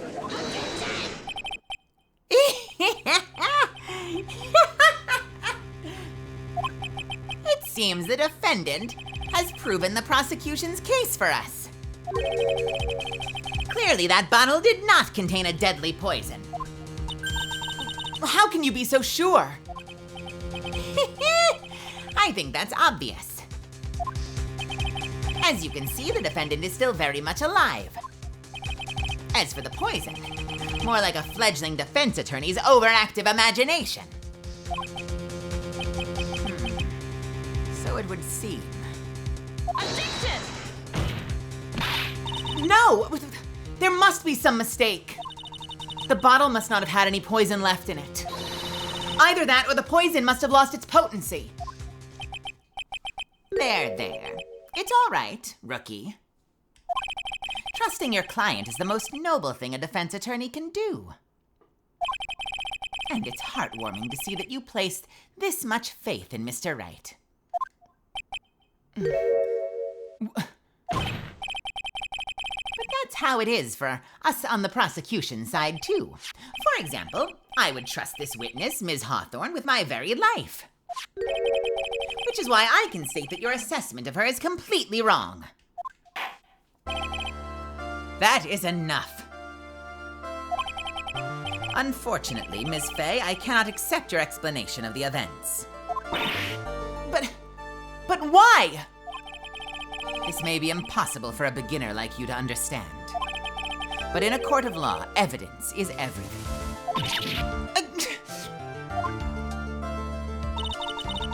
Even after I proved so much, is she gonna get away with everything? Well, now that the suspicion surrounding Ms. Hawthorne has been cleared up, I would like to proceed with the trial.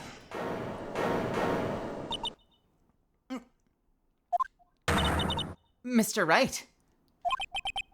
I'm sorry, Miss Fay. It totally slipped my mind. I'm really, really sorry. I know you believed in me, and I feel like I really let you down. Mr. Wright, what are you trying to say?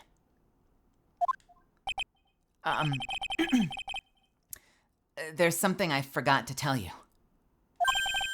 What is it? That day. The day I met Doug Swallow.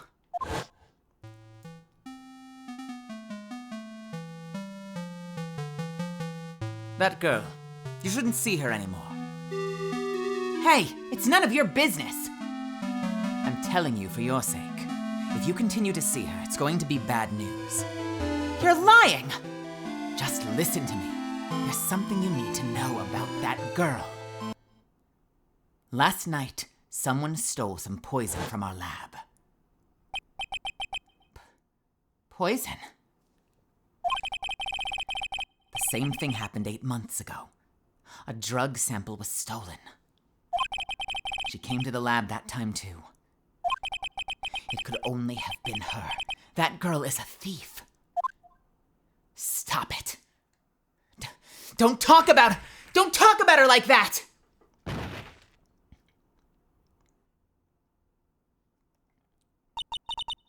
Is this true? Did he really say that? But that's ridiculous. There's one more thing.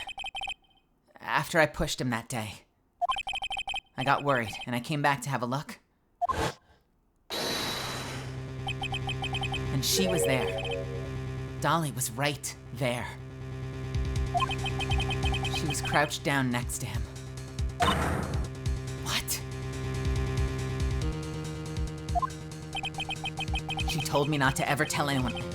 She told me not to ever tell anyone about it, but... I'm sorry, Dolly. Your Honor, this is... The defendant... The defendant is... Miss Fay, you tell them. Dolly didn't do it. She's innocent. So Dahlia stole poison 8 months ago too, huh? If you put that together with Mr. Wright's testimony, then there's only one possible conclusion. The defense believes that Ms. Dahlia Hawthorne stole some poison on the night before she killed Doug Swallow. The night before. Naturally, her motive for stealing it was to kill someone. Miss Fay. If you're so certain of your theory, then let me ask you this. Mia, this is your last chance. Think carefully now. There's something that she desperately wanted to get back. Therefore, exactly who was Ms. Dahlia Hawthorne planning to kill? Ooh, that is an interesting question. And I think I know who. But we're gonna have to wait because we're about to hit an ad. So I'm gonna take a 3-minute break. You kiddos, if you wanna take a break too, if you wanna stretch your legs, if you wanna refill your water, if you wanna go piss, you can go do that. I will be right back. I will see you in just a couple of minutes and we'll see where this goes. If you have a theory, keep it to yourself. If you're right, brag like crazy. I'll be right back.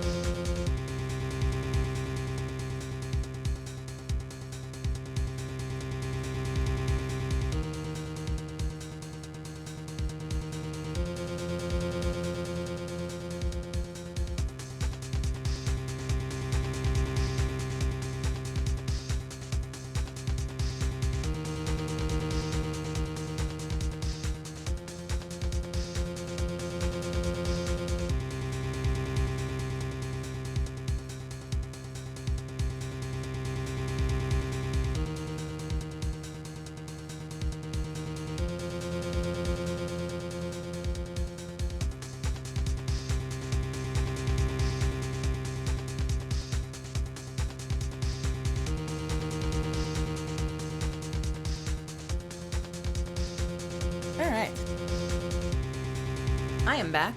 We have about 10 seconds on the ad.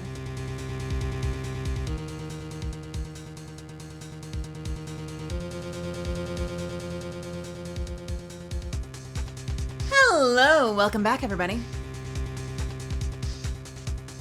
All right, let's see where this goes. Exactly who was Ms. Dahlia Hawthorne trying to kill?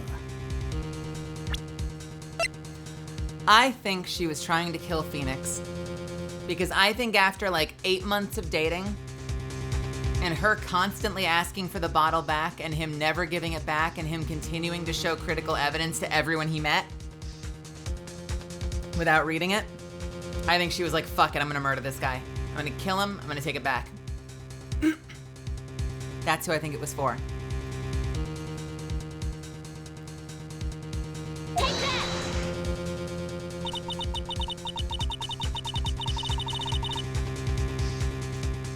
And she used Doug to get rid of the second dose. Like when Phoenix left, she's stuck there with poison maybe she was hoping to use on him, and she's like, well, fuck, I'll just pour it in this guy. I wonder. I guess we'll find out. There was one person that was standing squarely in Ms. Dahlia Hawthorne's way. And that person was Mr. Phoenix Wright.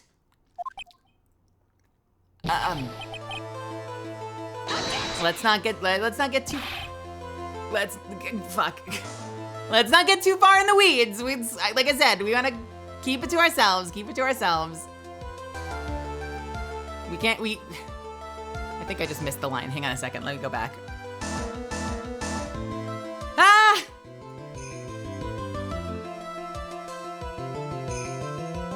Okay. Really important that we not pre-read the game because then we might spoil some surprises. So let me try and go back and see what was just said.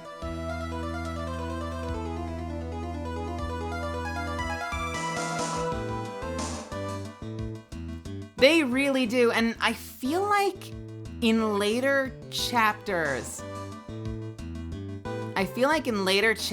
we actually do get a log, but I don't think we get it until like Dual Destinies? Like the 5th title, I want to say. I could be making that up.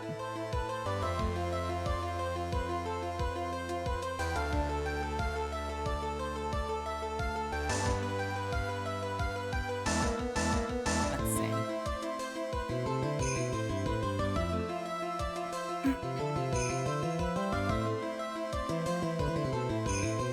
Here it is.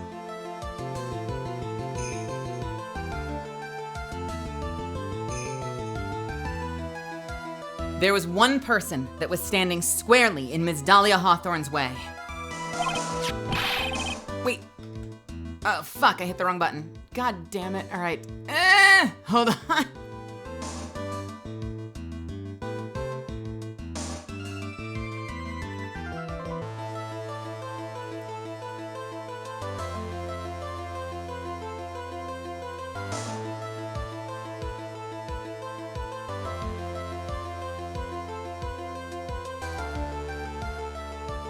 And that person was... Okay, cool. Hang on 1 second. I'm just gonna bring it up, because why not?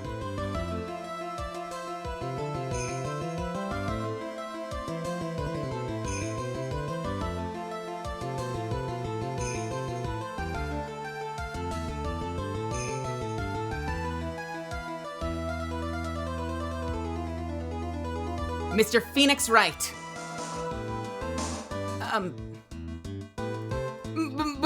Me?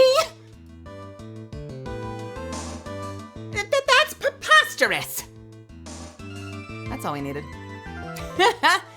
We didn't miss that much. After all, it was Doug Swallow that was murdered. Well, it's true that that's how things worked out. But let's remember that Mr. Swallow died of electrocution, not poison. The person that Ms. Hawthorne was planning to murder was, in fact, you, Phoenix Wright. There's no one else that it could be. But how can that be? I thought Mr. Wright and Ms. Hawthorne were in love. Poor Mr. Wright. This must be killing him. Hang in there. I'll bring her to justice. I swear it. As I said before, the only thing Ms. Hawthorne truly cared about was the one piece of evidence linking her to that incident 8 months ago. That's right. The bottle necklace. That's all she cared about. But even so, why? Why would she go as far as to murder him? 8 months ago, just after the fall of the attorney in the basement cafeteria, Dahlia Hawthorne could think of only one thing: how to get rid of the bottle necklace as quickly as possible. No. It can't be. It was a pretty good move she made, too. The evidence was missing for a long time. But there was just one big problem. Although she got him to hide the evidence, Mr. Wright refused to return it to her. To him, the tiny little bottle was a cherished treasure. He even showed it to everyone he met.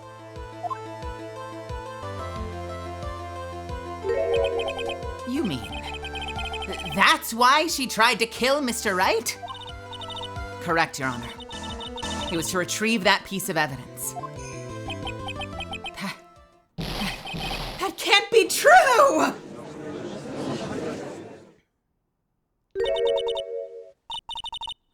Feeny. What a joke you are.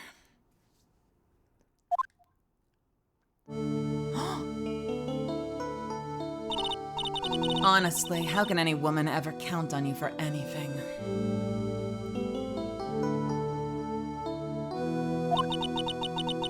I even told you time and time again to keep your trap shut about me and that necklace.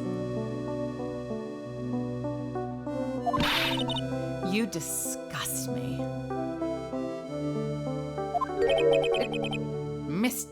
Miss Hawthorne. It appears that we're nearing the end of this trial. Fine. I can tell you plan on making me into a criminal no matter what I say. You are a criminal, Ms. Hawthorne. We'll see about that. But first, where's your evidence? It seems your sniveling little crybaby of a client who's eaten the bottle as a snack.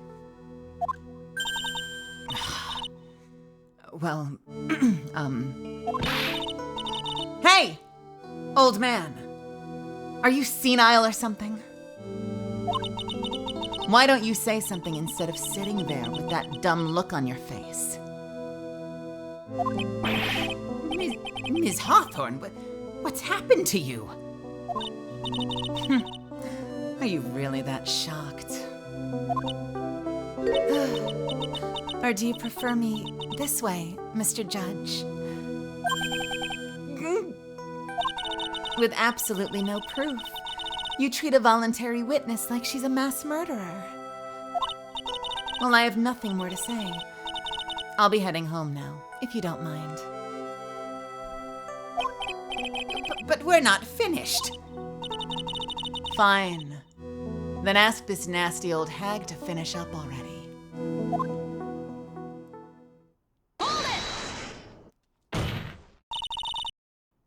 I can't let her get away this time. Stop, Mia. If you keep on pushing without any evidence, you could pay the ultimate price as a lawyer. The ultimate price? You'd be forced to take off your attorney's badge forever, I'm afraid. No! You'd better think it over carefully, Miss Fay. Or should I say, Ms. Gray. Well, Miss Fay, can you provide evidence that would establish her guilt once and for all?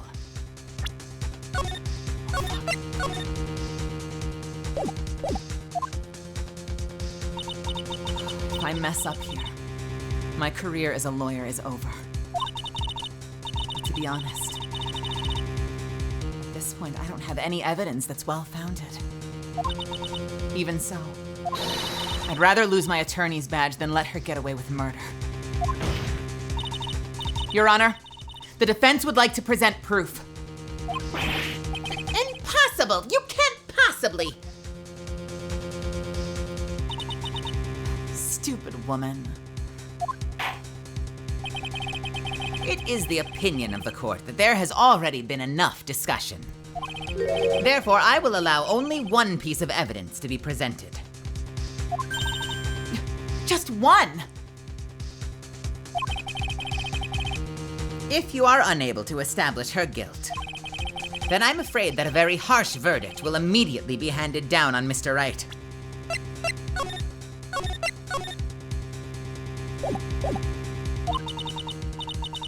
I understand, Your Honor. I can just imagine the headlines for tomorrow's newspaper. Up-and-coming lawyer plummets to earth before she gets a chance to soar. She was planning to poison Mr. Wright.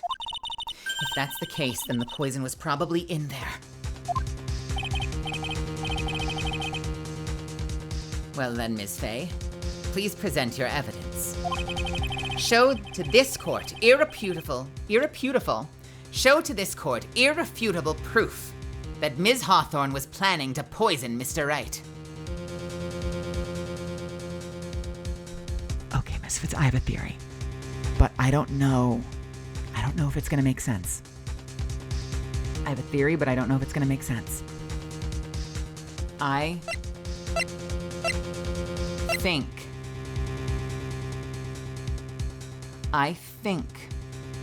that the reason Phoenix's medication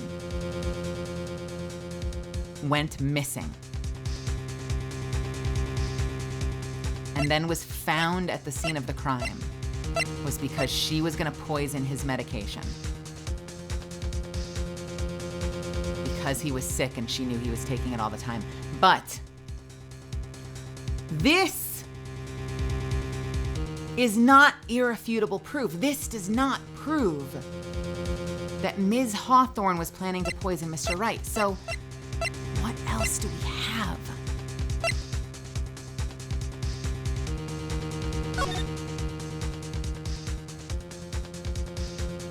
Murder in the courthouse. Very little information is being disclosed at this time since the victim of yesterday's incident in the district courthouse cafeteria is said to have been a lawyer. This is not about Mr. Wright.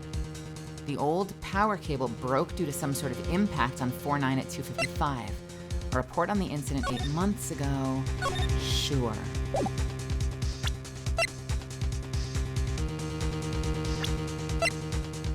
He currently has a cold. The victim was a pharmacology student. Dated the victim until about 8 months ago.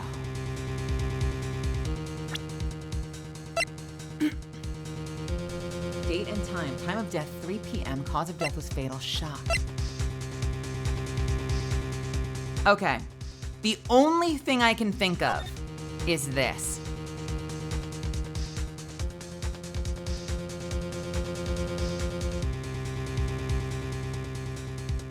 Is that we found his medication in the victim's hand, but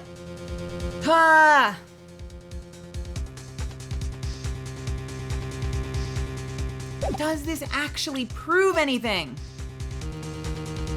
Found clutched in the victim's hand, covered in Wright's fingerprints, show to this courthouse irrefutable proof that Ms. Hawthorne was planning to poison Mr. Wright.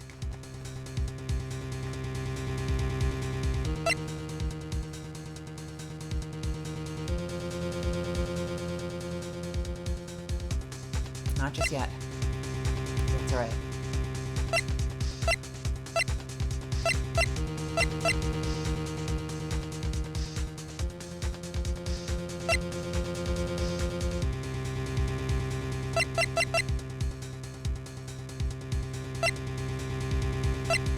I think I want to go with cold killer because it was found clutched in the victim's hand.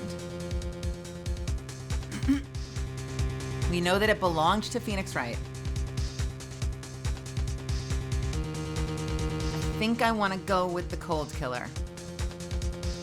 But what worries me about it is that we need to keep asking questions in order to substantiate it. That's what worries me, is that we need to keep asking questions to substantiate it. And that is not irrefutable proof yet, but will it be? Oh, wait a minute, you get 1 chance, but it only costs 3? You know, I think that they're setting the stakes really high, but I think because it's a tutorial, they're still being kind of lenient. Unless it's about to just short circuit and not actually count and just end the case. They said 1 chance. Right? And yet it only costs 3 to make a mistake. Let's see. This is the tutorial case, Opal. Take that! Here it is, Your Honor. Yes! The evidence that will prove her guilt once and for all. Cold Killer X. Phoenix Wright's beloved cold medicine? rookie defense attorney have a bit of a cold? If I did, I still wouldn't take this cold medicine. After all, it's been poisoned. What? Remember what the defendant said in his testimony. But I lost my bottle of it around lunchtime on the day of the accident. I always eat with Dolly, just the two of us. She was the one who took his bottle of Cold Killer X. Then she poisoned it, knowing that Mr. Wright was going to take some. And now you're really grasping at straws. After all, it was the victim, Doug Swallow, that was holding the medicine. I'd like the court to recall the crime that happened here 8 months ago. Where did Ms. Hawthorne hide the evidence? Huh? What are you talking about? 8 months ago, the poison was hidden in her bottle necklace, which she then gave to someone else for safekeeping. Someone she'd accidentally run into in the reading room. My client, Mr. Phoenix Wright. Yeah, that's right. She did the same thing this time as well. After shoving the victim, Mr. Wright left the scene of the crime. That is when the murderer, Dahlia Hawthorne, appeared. With her, she was carrying the poisoned bottle of Cold Killer X. This, of course, was so she could carry out her plan to murder Mr. Wright. I believe she did testify that she was going to meet with the defendant. Yes, and she heard and saw everything that happened at the scene of the crime, including what the defendant and the victim were arguing about, and the cut electrical cable. That's when she realized, I can't allow Doug Swallow to live. She used the severed electrical cable to silence him forever. Unfortunately for her, this is when the problem occurred. Mr. Wright, who she thought had left the scene, came back to check on the victim. And on top of that, because of the power outage, some students showed up as well. It's hardly any wonder that she was as she put it, in a state of panic. Recall that she was carrying that bottle of poisoned cold medicine. She must have thought, what if they searched me like they did 8 months ago? 8 months ago? Yes. She disposed of the evidence exactly the same way that she did back then. She had someone else hold it. In this case, Doug Swallow.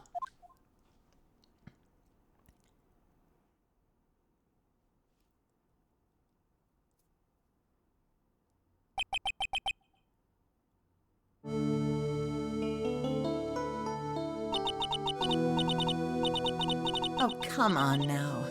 Surely you aren't fooled, are you?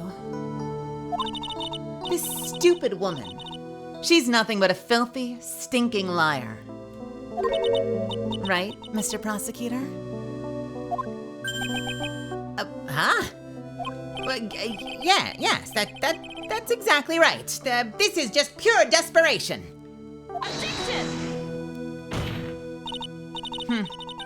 I wonder which one of us is the desperate one. So, Ms. Hawthorne, this cold medicine, I wonder if you wouldn't mind taking some.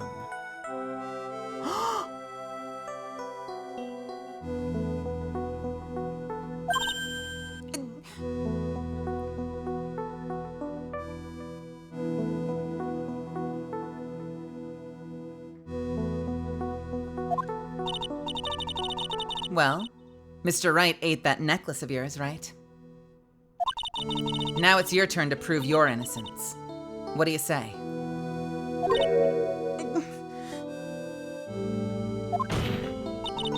If I'm just a filthy, stinking liar, then there's no need to worry. So come on, show us! I dare you to take some of this medication right now.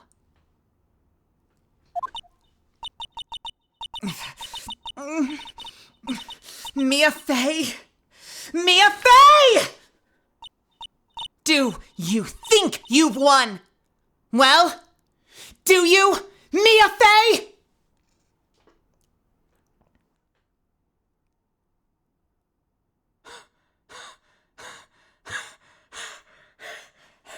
Holy shit, dude!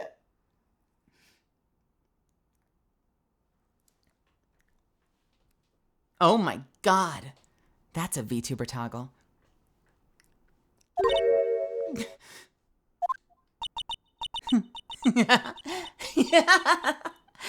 That is just fine.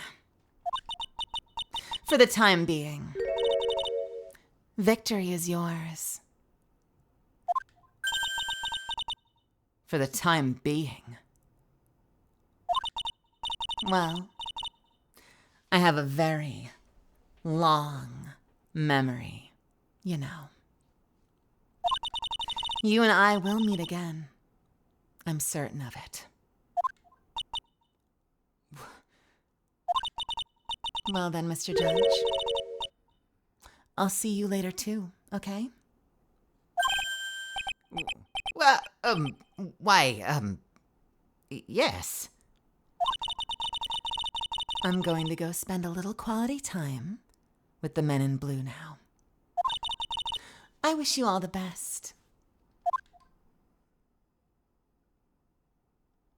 What the fuck? What the fuck was that breakdown? Queen of Queens, welcome. Rookie Bubbles, welcome.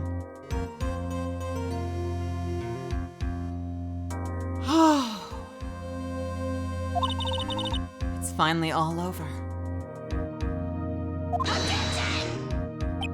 I refuse to accept this. The defense hasn't shown a scrap of evidence to support their outrageous claim. But even so, your witness seems to have accepted it. I don't care. I'm Winston Payne. And I don't believe one word that this rookie lawyer said. Well then, Mr. Payne, let me ask you this. Yes? Would you care to try this cold medicine? Oh, dude! What? Just a little earlier, I could have sworn you said. There. It's all right, rookie. For example, I would trust this witness, Ms. Hawthorne, with my very life. So, if she's so trustworthy, then I'm sure there couldn't possibly be any poison in there, right? You see, And here comes the back pedal. Come on now, rookie killer. Show this rookie how it's done. How much trust do you really have for this woman? Are you willing to bet your life?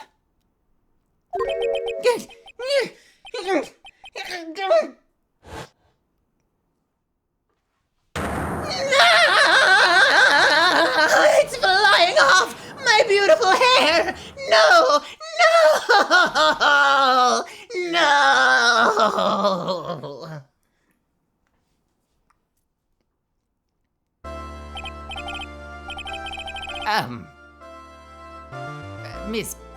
Mr. Payne? About Ms. Dahlia Hawthorne. Yes, Your Honor. I'll file papers for her immediate arrest. Tragic. But not surprising. I knew there was something suspicious about her from the very beginning. Don't lie, just admit you were wrong. By the way, Ms. Fay. Yes, Your Honor? Was it just me? Or did you and Ms. Dahlia Hawthorne seem to know each other?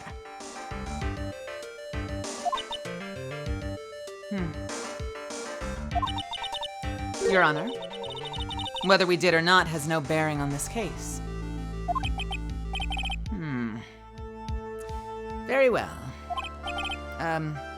Mr. Payne. This can't be happening.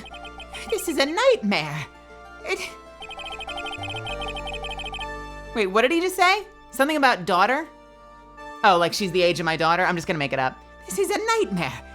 She's barely older than my daughter.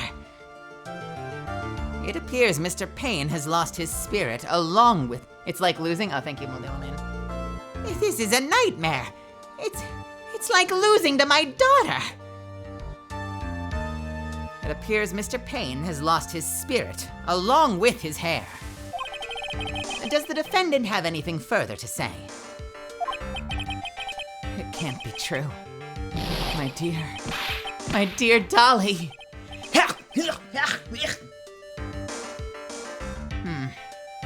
Very well then. I believe I am ready to pass judgment and bring this trial to an end. The court finds the defendant, Phoenix Wright. Let's fucking go! Thank you for the hydrate.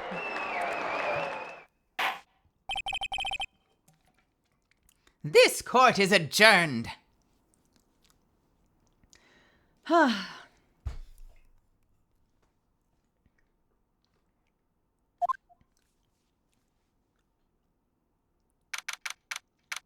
April 11th, 3:16 p.m., District Court, Defendant Lobby, number 3.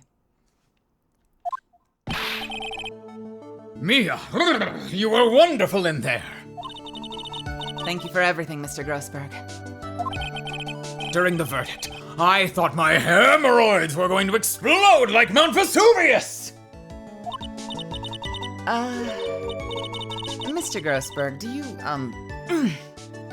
maybe think you could stop talking about them? Well, that's rather rude. Anyway, this case really made me think. What does it really mean to have a relationship of mutual trust with a client? Perhaps it is we veteran lawyers who've lost sight of this.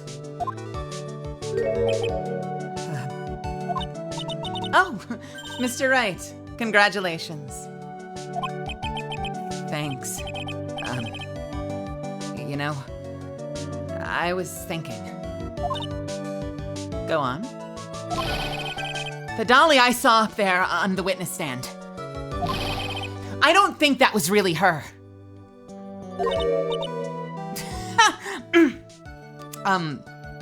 What? Yeah, the dolly I know could never have said those kinds of terrible things. The dolly I know could never have said those kind of terrible things. Maybe she was like, I don't know, a fake or something. Oh boy. This poor kid still hasn't got a clue. You need to forget about her, Mr. Wright. For your own sake. Yeah, you're right. It's probably for the best. Also, you need to relax a bit more. Try and grow up a little. But out of all my friends, everyone says I'm the most grown up. Whew. What kind of company does this guy keep? I'm guessing mostly just Larry Butts? Like between him and Larry, sure. Ugh. What kind of company does this guy keep? Right now, I'm studying to become a lawyer myself. That's what you keep saying. But I thought you were in the art department. Well, yeah, I am. But there's a friend that I desperately want to help. And if I hurry, then I should still be able to save him in time. What the fuck? I see. Say, Miss Faye, a lawyer is someone who can help people when they're in trouble, right? Mr. Wright, I'm still new at this myself. But I think that's exactly what a lawyer is. Okay. I'm gonna gonna do it. I'm gonna study my butt off. I'll become a lawyer for sure. I hope. I hope we see each other again someday. Hey, maybe even in court.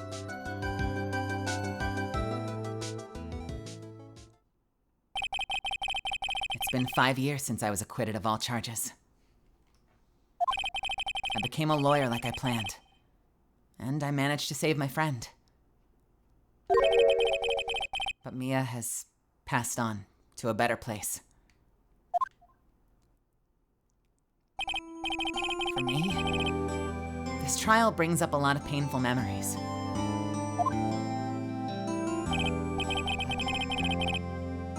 It also brings up some very precious ones.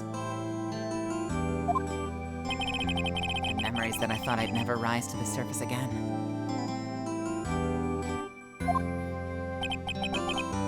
Mia's gone now.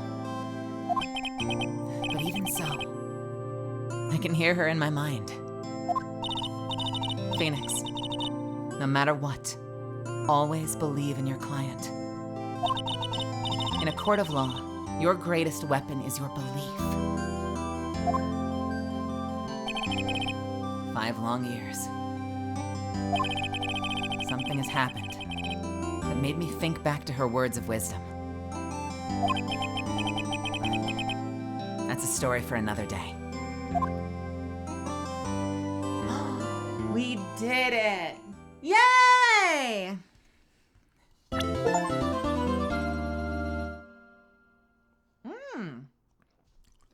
Who is that dashing man? Who is this man's? A brand new episode has been added. And that, my fellow misfits, is the end of Turnabout Memories. The starter case of trials and tribulations. We got there. Mia's gone. But I can still hear her in my mind. And nearly every trial when someone in my family channels him, channels her. That's really funny.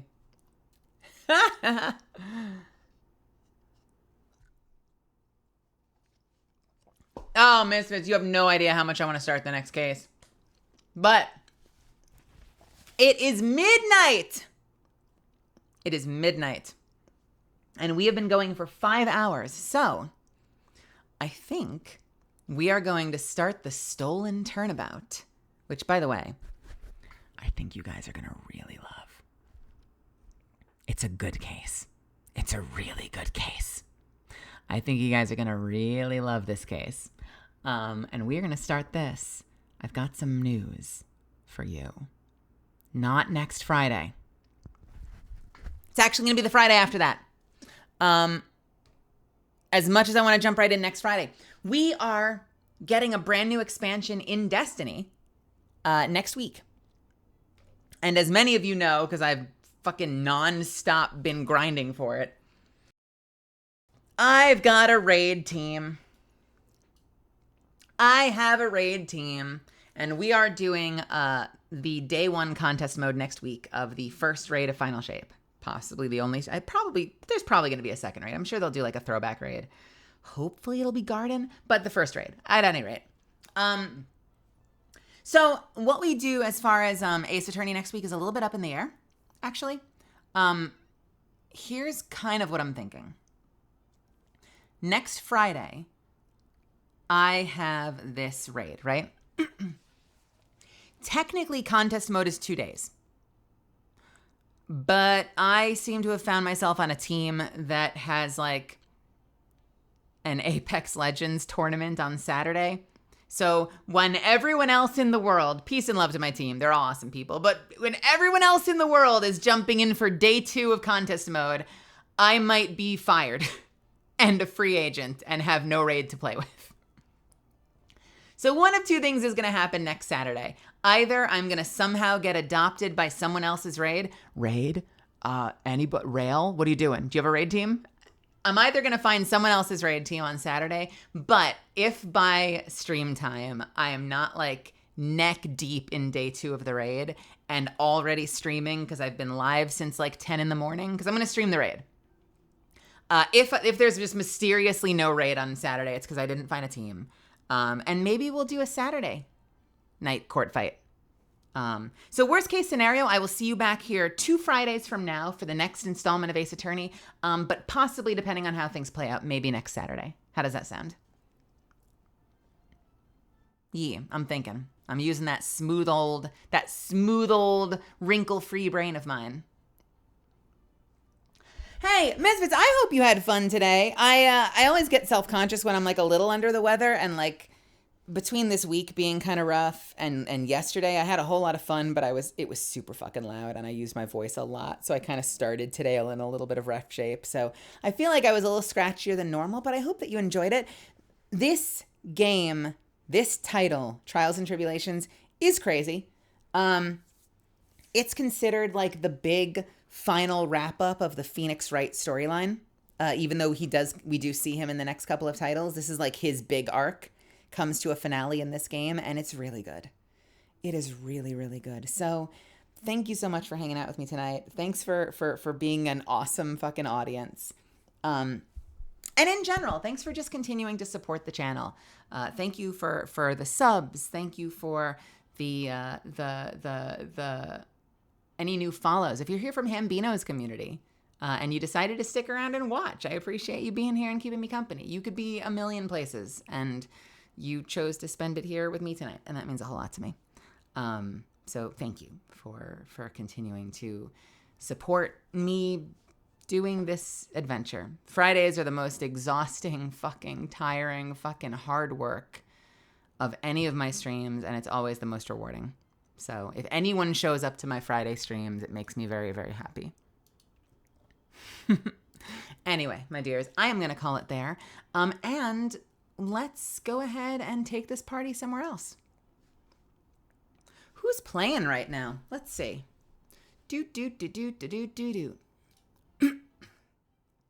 Also, it is June 1st, so if it applies to you, happy Pride. Happy every company now makes their Twitter profile picture a rainbow, but also just happy Pride in general.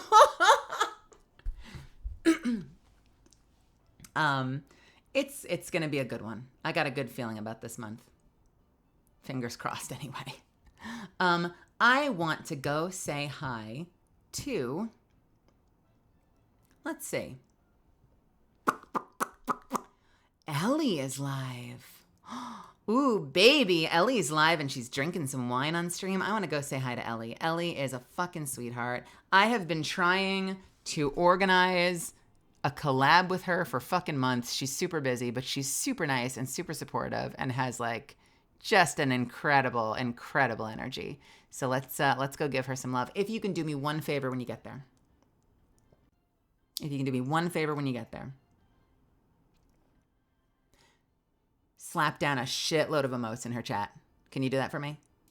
If you're just one of my followers, pick whatever you have access to. The heart, the raid, that's a great one. Just type out 2 of them, copy and paste it till it's the end of the thing. If you're one of my subbies, whatever makes your heart sing. I'm a big fan of the animated ones, but just like, if you can do this for me, if you can hear the sound of my voice, if you can fill her chat with a whole bunch of adorable Melisande emojis, I think it'll put a big smile on her face, and that is what I aim to do when I show support to the people I love. So let's go do that. Let's make her really happy. Let's go support her stream. That said, if you end up taking off after this, if you go to bed, I hope you have a wonderful night. If you decide to hang out with Ellie, I hope you have a great time, and I hope she takes good care of her. Do not eat her. Do not eat my friends. All right? You let them live. All right? I'm watching you. Even though I'm ending stream, I'm watching you.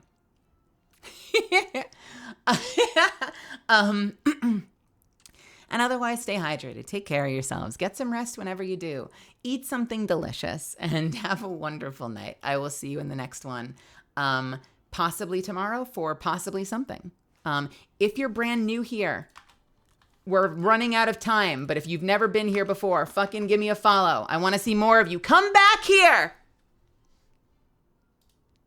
Love you a lot. Have